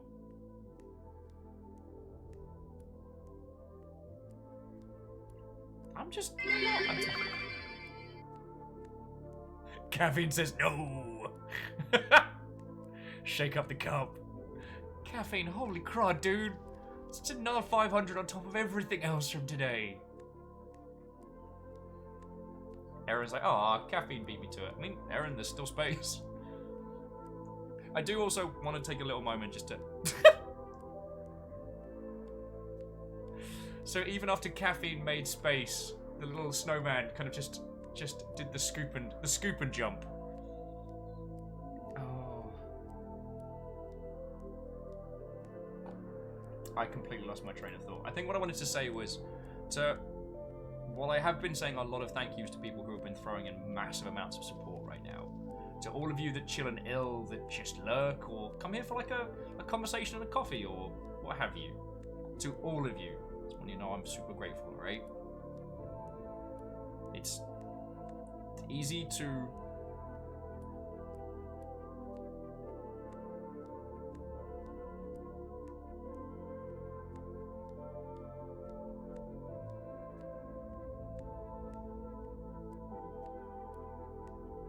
yeah. It's easy to get inside one's own head a lot when doing this, and I just want to make sure everybody knows that I give a heck, you know? Sickly Robin, 4 out of 5 corgis agree. Cup is a good bed. The 4th one just got distracted. Hey! Slave to what, oh friend? How are you doing, dude? How are you doing? Got to actually see you doing some streaming stuff yesterday, which is great because I'm still trash at Slay the Spire. So I get to pretend like I know what I'm doing. We're growing a mushroom garden right now. But I've got to remember not to eat the green mushrooms. Yeah, once in a blue moon. But it was real good to see you yesterday, dude. The longing has been treating me real well. We're just doing a little bit of faffery right now. We're growing a mushroom garden with the idea to try and grow like a large mushroom so we can continue climbing up a bit.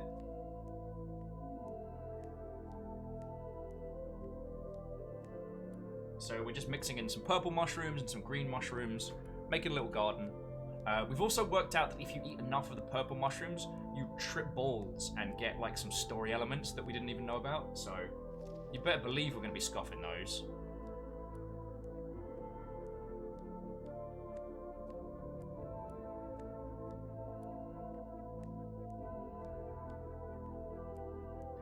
And yeah, the cabin fever is strong with us all. We have got to hang out, dudes, like, when this is all over. Because I realized that I was basically just going to go hard up until GDC.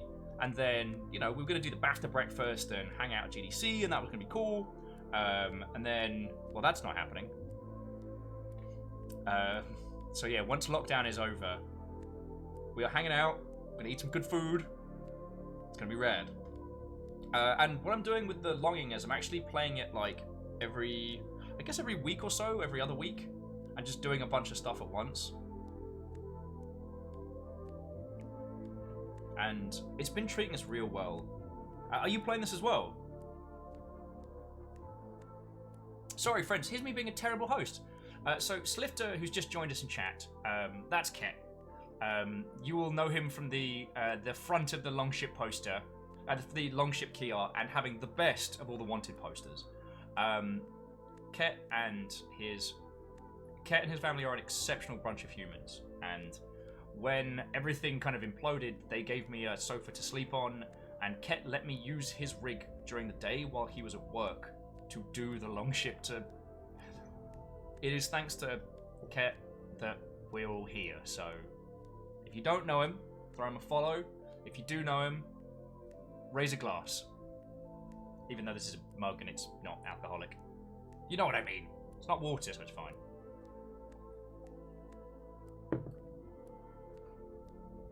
I've implemented I've implemented a no drinking during lockdown policy after I killed a box of wine by myself. So, aside from Longship Day, which was a small reprieve, I'm on a strict no drinking. Because it is way too easy to just obliterate.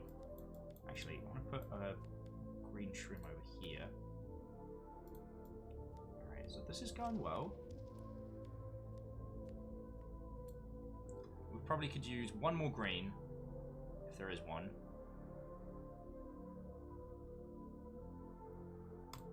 One more green shroom, and then maybe some purple shrooms up this way.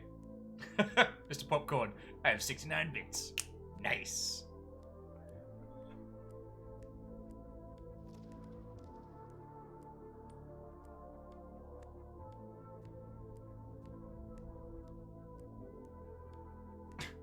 Robin was saying, I said something about not drinking at 9 in the morning yesterday. One of my roommates was like, you don't go outside anymore. What is time?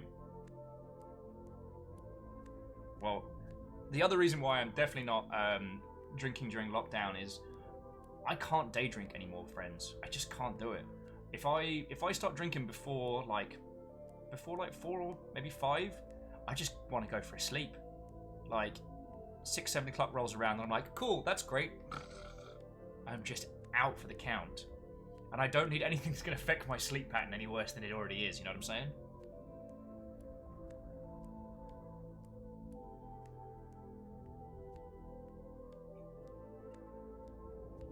So that's my overall philosophy at the moment. But yeah, so we're slowly starting to unfurl some of the story behind this, okay, and it's feckin' fascinating. Like, we started to make progress in like unlocking the map and finding cool stuff, but now it's just. Now we're starting to get into what it is, and it's glorious. Ket's like, I have similar issues with bacon. I have to limit what I do because I eat everything I make. God, yeah.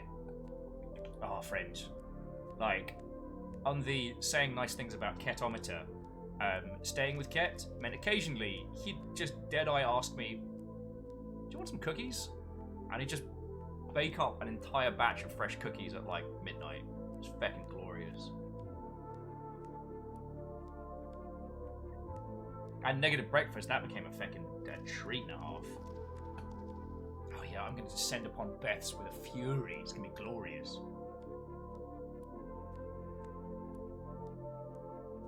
Okay, yeah, good point. As Ket was saying, not mix up a batch of cookies, but bake them. As Ket, being a strong planning individual, would make a batch of cookie batter, freeze them as little balls, and so then when he wanted like fresh cookies, take the balls out of the freezer, bacon tray, in the oven, cookies ahoy. And just like fresh cookie, top of a chunk of ice cream. Oh, glorious. Glorious.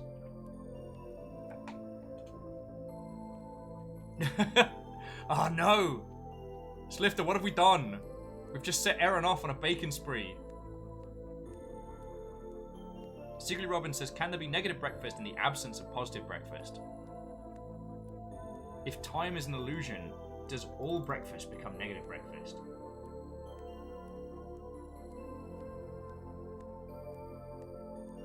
sure I must have explored down this way. I think we dug through here and got... Yeah, this was one of our moments of disappointment. Neo Shadow, good evening and afternoon. What ho, friend?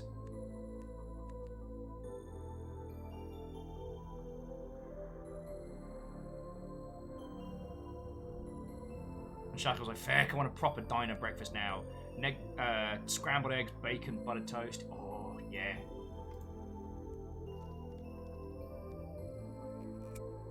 Give me that. Steak and eggs, my friend. Hash browns, toast. Fried eggs, meat, glorious. Kestrel, what ho, friend?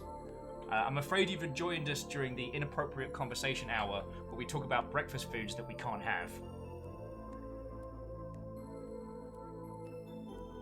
Kestrel's saying we need to call the CEO of Twitch. I'll get on that.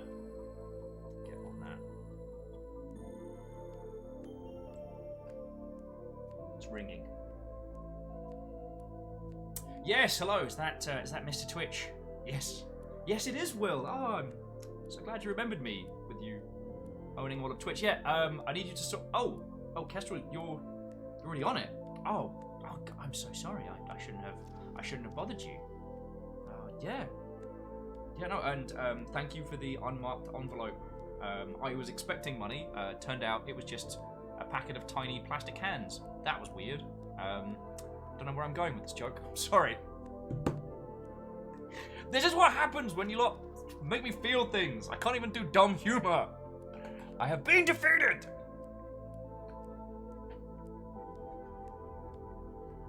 Mr. Twitch K, thanks, bye. How are you doing, Kestrel?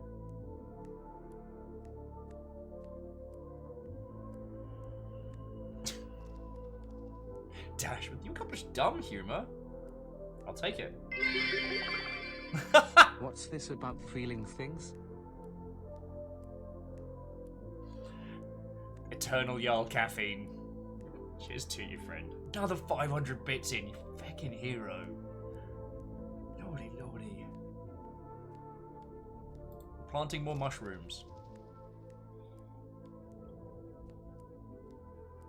Kestrel says they're doing good, thanks. Had chocolate fudge pudding with ice cream, so don't talk to me about breakfast food. I can't promise you that. Also, that sounds heckin' glorious. Oh. Oh.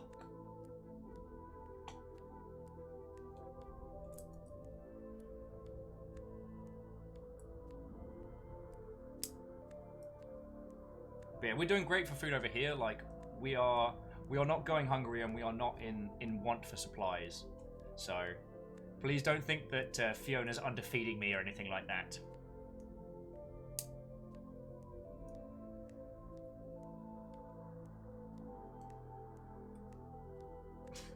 Delivering the mushroom. Delivering the mushroom.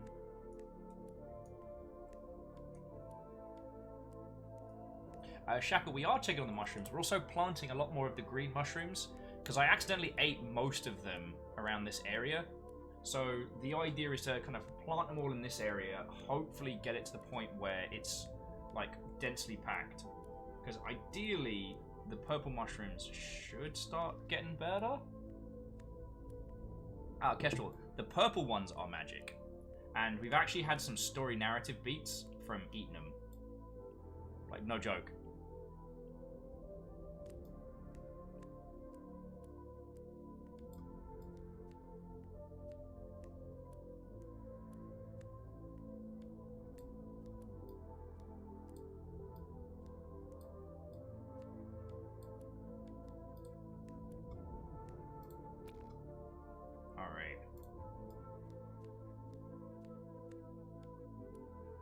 Purple mushrooms equal magic, and there's probably enough. There's probably enough purple already planted and enough green, so we should be good. But that does mean we can eat a bunch more of the purple ones and see what happens. The green ones are not magic and just make our poor little gremlin feel a lot less healthy.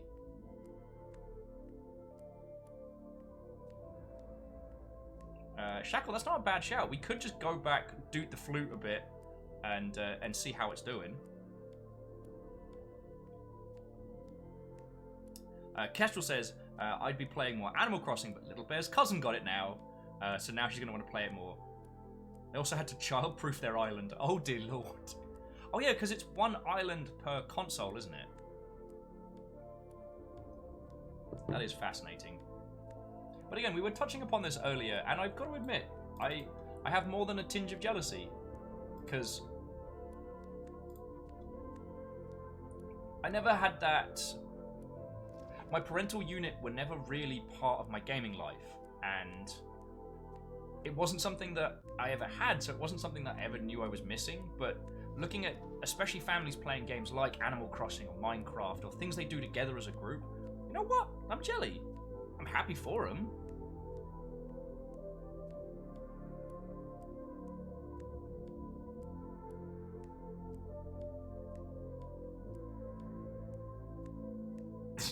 Shackle's like, it's so sad. Gotta put all your spleens away so no child hands can mess with them. Yeah, we're gonna put all the dismembered spleens up on the high shelf.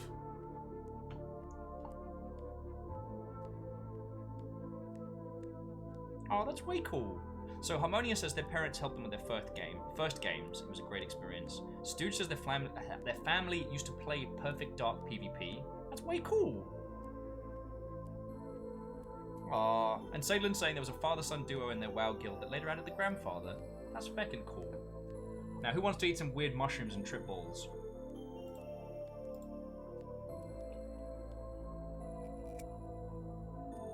These ones glow. Oh.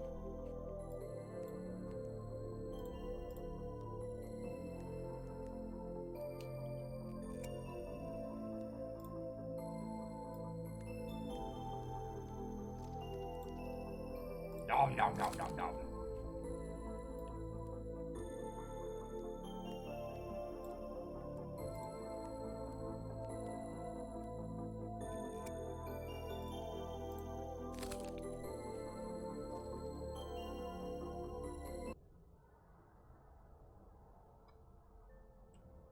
So we know the old man is blind. And the other kid was... The kid creature's a troll.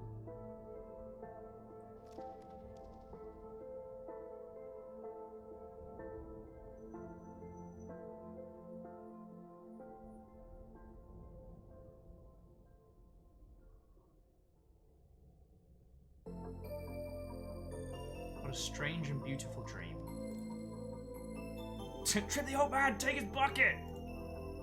Alright. We're gonna go doot the flute for a bit, see if we can skip time forward to grow some shrooms. Dash says, what does the old face tell you?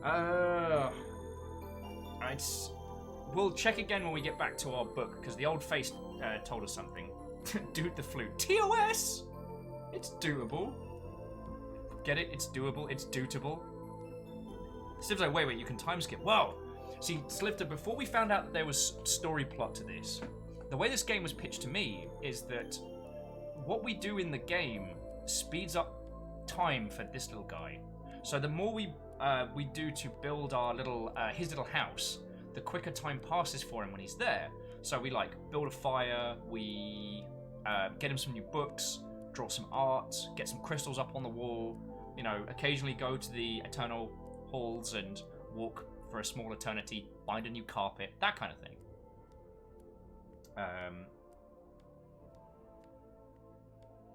Once you've found all the pieces of his instrument and put together, the little guy has like a little doop fest, and he's like doop doop doop doop doop doop doop. Actually, we have to play his music, which is why I've not been doing it, because I'm not musically gifted.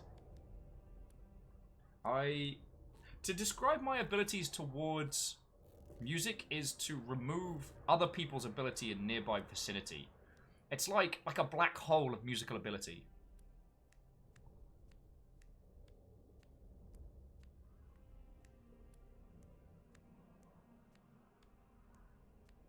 Oh wow, Salem, that's way cool. Salem's saying, so their very, very favourite story of like families playing video games was Nez Bomberman with their friend's family. His grandma lost her left thumb and forefinger in a World War II factory accident, so she played with the controller upside down and used the D-pad with her right thumb, and she always won. It's feckin' cool. Spider friend, Conveniently placed, spied a friend, spins a web that supports our weight. I couldn't think of the rest of it, I'm sorry. Fell off a cliff again. Kestrel says, yeah, I find the dreams about old men walking with buckets to be my favourite too. I mean, usually, not that I am confirming or condoning the consumption of hallucinogenic mushrooms, but if one were to, I'd be very disappointed if all I saw was old man with bucket. Just walking. Oh, good! Sorry, Perio's just letting us know that Raging Punch Explosion Monster and Furious Fight Ape are now being added to the PC version of Monster Hunter World Iceborne. Oh, good! Sorry, Arrow's saying, not only you're a time vortex, but also a musical black hole. Neat. I mean, we've all got a special power, right? More intense one punch!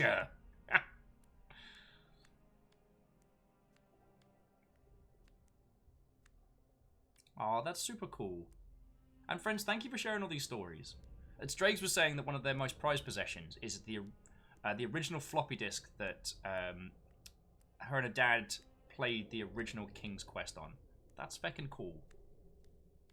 I guess there was a little bit like, my old man was really into flight sims, so he was obsessed with this F818 flight simulator.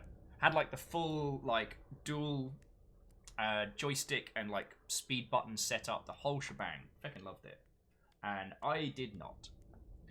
However, I used that setup for MechWarrior 3 and 2 Mercenaries a lot. So he understood enough about like fighter pilots to have a vague understanding of what a battle mech did. So I guess there was a little bit of an understanding between us there, but he didn't play it as well or play along or anything like that. He watched a couple times.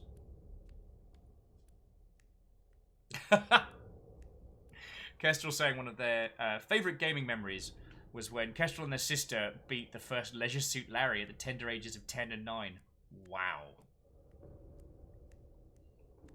Yeah, it was a different time. I got to play a bunch of games I should not have gotten hands on with as a child. Weirdly, it was not Altered Beast. Shadow of the Beast. That game gave me nightmares. Real bad. Like Doom? Duke Nukem? All of those? Fine, no worry. Feckin' Shadow of the Beast? That shit kept me up at night.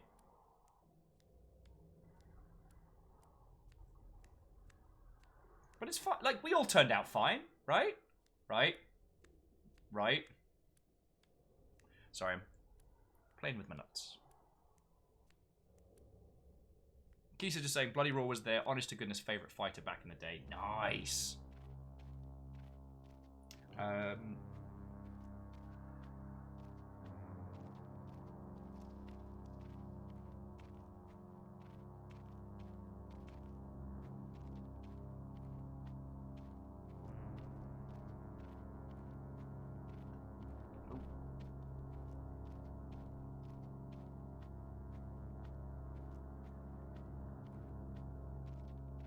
Excuse me. Itchy eye. Classy, I know. So I guess this is the question, friends. To doot another day, because we definitely want to get back to our home. I think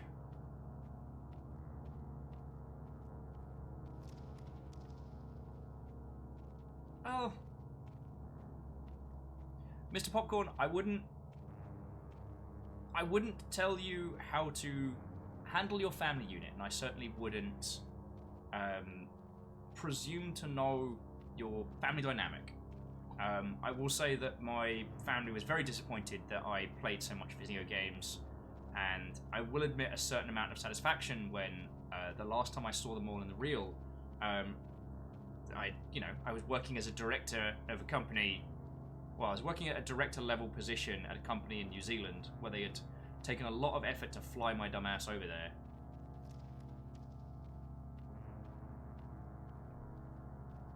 They might not understand,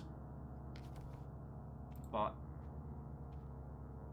it's important to be true to yourself, you know?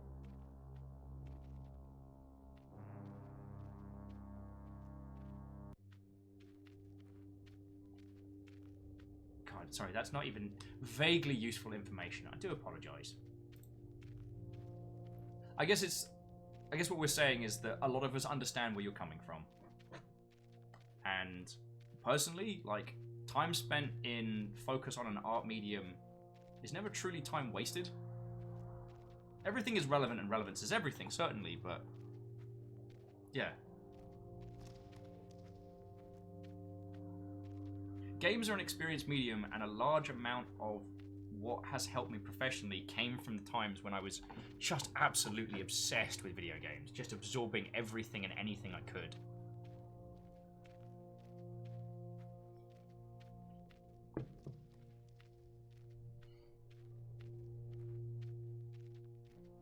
Oh, coal. Wunderbar. Gonna need that to start a fire.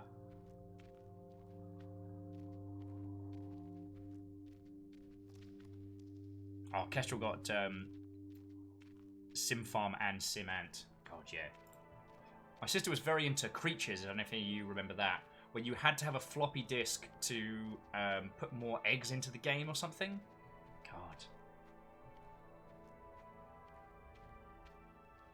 But yeah, my parental unit was pretty much clueless as to the content of games. They did not want me having a game console of my own for a long while.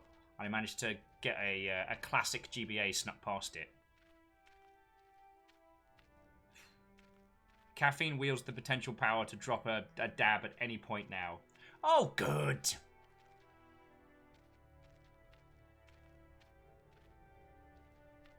Harmonia says they remember Creatures 3. It's frustrating, but an interesting experience. For you and your mother. Oh, that's way cool. Oh, and Salem, that sounds rad. Salem was just saying that their family's first TV was a CRT attached to a Commodore 64. Keys is building up for 2 dabs. Oh, dear lord.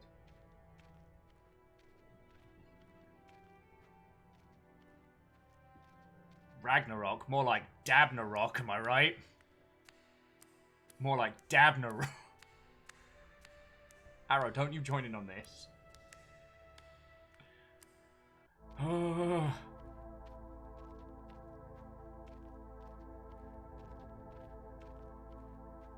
Our little guy trudges his way back.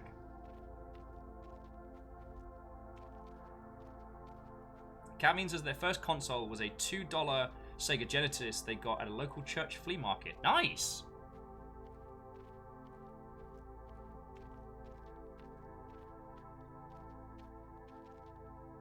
Oh, wow. That takes me back. Sorry, Strakes was saying that when they were young and the ability still existed, their family had a New Year's tradition of renting the latest consoles. Fucking yo. A history of games where you try and rent it and get it finished in a weekend. God, I still remember us racing the clock on Metal Gear Solid 1 to try and get that done before we had to take it back. Oh.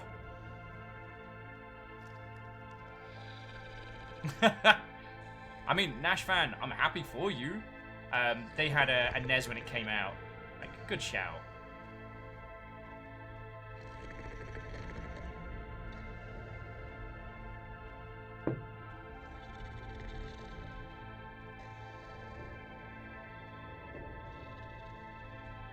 Oh, Austin, I hope we were able to also help with your mood today. It's been lovely hanging out and chatting with you, yo.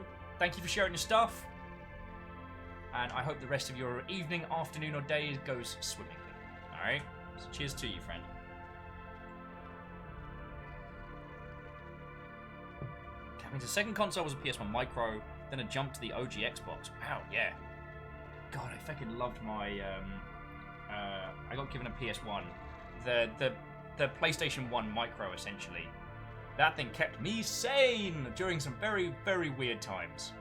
If I ever talked very fondly about PS1 era games, that's because I was in a house with no internet, working a day job, and generally faffing a boot. Alrighty. Let's start the fire. Let's put on a little book.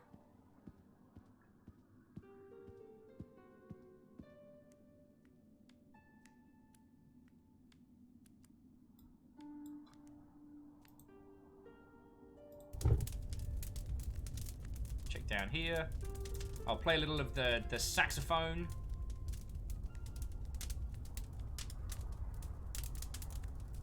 J-Post, we don't talk about it. In our defense, that horse had it coming. Just saying, just saying. Alright, let's make some music.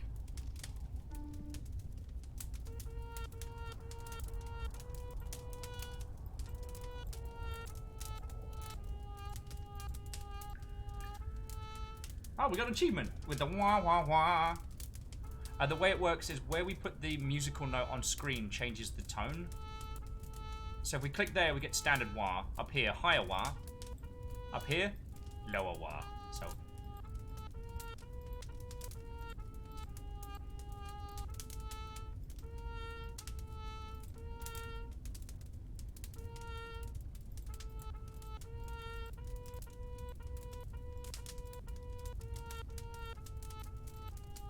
Yep, Graphite Sparrow now to do them up.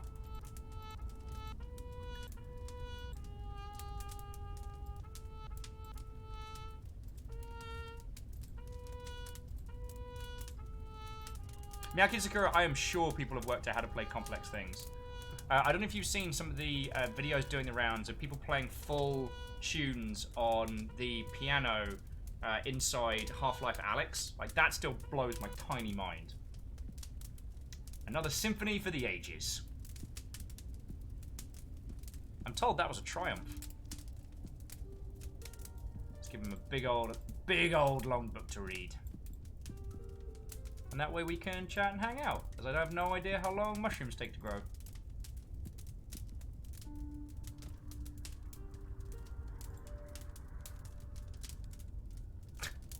Caffeine, you're right. That wasn't the greatest song in the world. It was just a tribute. The Iliad is 300 pages. Heckin' hell. Oh yeah, Arrow, we made it into the back of the secret library. So we managed to pick up a whole bunch of books for him.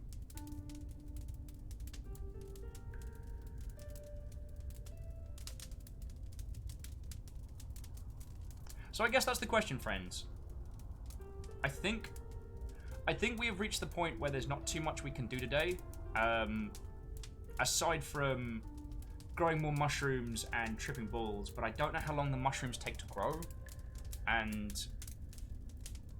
we have had a wonderful little day. I don't think it would be a terrible idea to go crash into one of our wonderful, wonderful other Mother Hubbards. Especially while the little guy sits here, has a little read, hangs out, has a good time. You know? So yeah, that's what I'm going to do, friends. I'm going to roll credits. I mean, we'll leave this little guy to read through the Iliad. Yeah, Wraith, it's the actual Iliad. Because I am not reading that out loud. Thanks to the game. The game will still continue in idle. Yes. So that basically means we're going to leave our little shade to read through the Iliad while we're hanging out. Graphite, coward. That's mean. I mean, you're not wrong. You're not wrong, but... Caffeine says, what's your price? Oh, Caffeine, you have already been a feckin' hero. I would not challenge and I would not threaten, you know what I mean? Full Iliad read, how much? 300 pages out loud? No, no. It's... Wait. Oh, sorry about that. We can come back to that, that zany discussion another time, dear friends. How much per page? No! J-Post, you're learning. Eventually, pain is a strong teacher.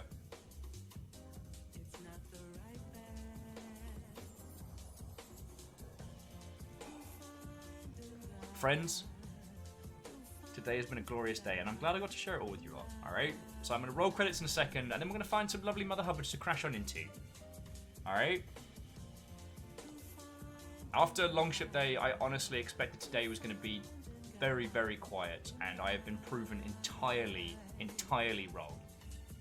So, all of you, thank you, friends. Alright? As I've said multiple times, bits power this whole operation, and you lot have been inordinately generous today, so thank you. Specifically, I'd like to say thank you to Darkle Thelmsby, to Shackle Draconis, to Aspects, to Dashcore, to J-Post, to Navalis, to Tarlicus, to Divitaria the Prolo, Reflective Gamer and Rhymes for Moose, to XG Johnny XP, and to your currently ruling Jarl Caffeine, to the League of Spooky Ghost Anonymous Cheerers, to AR, to Stepagen, to I'm a Mr. Popcorn, to Austin Spafford, and to Secretly Robin. Thank you all. I didn't expect anything today, and you proved me very, very, very, very wrong. And Ket, I can almost hear you saying, what did you expect? Your moderation team today was Caffeine, Rise and Moose, Tarlicus, and I know we saw Lizzie today. So thank you all for being the best gang of moderators I could ask for. Now, to Ryu Jack, to Hull's Angle, to I'm a Mr. Popcorn, and a Man of Retro, thank you all for throwing a follow. I hope we get to see you some more.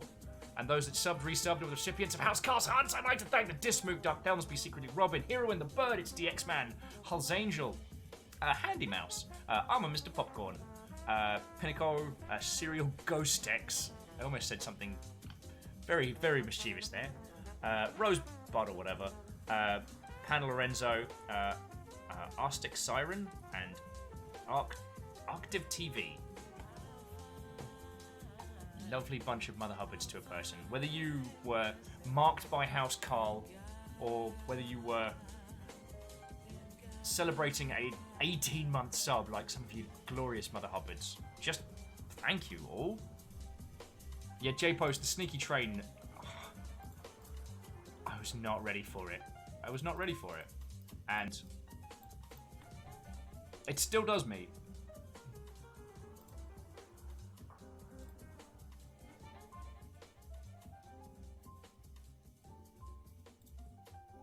So let's have a look at our glorious Mother Hubbards.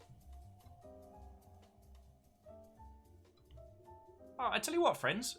Let's head on over to Hero to the People, Dan Jones. He's playing some Halo Reach with some friendos. He came and hung out earlier today. I'd really like to go hang out with him if that's cool.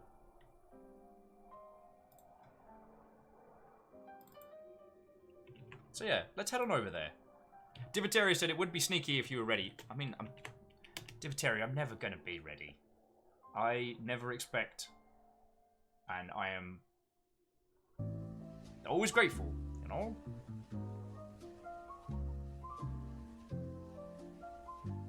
Oh, he's doing good old Firefight.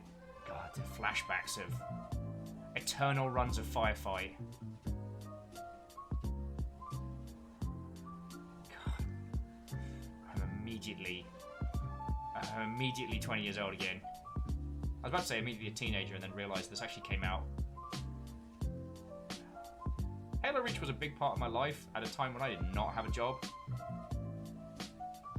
That's another story, friends. That's another story. Friendos, I hope the rest of your evening is splendid. I will chat to you lovely Mother Hubbards on the Discords. Now, let's go so throw some love over it. Hero to the People, Dan Jones, alright? I'd really like that. Have a great rest of your evening, and I'll see you tomorrow.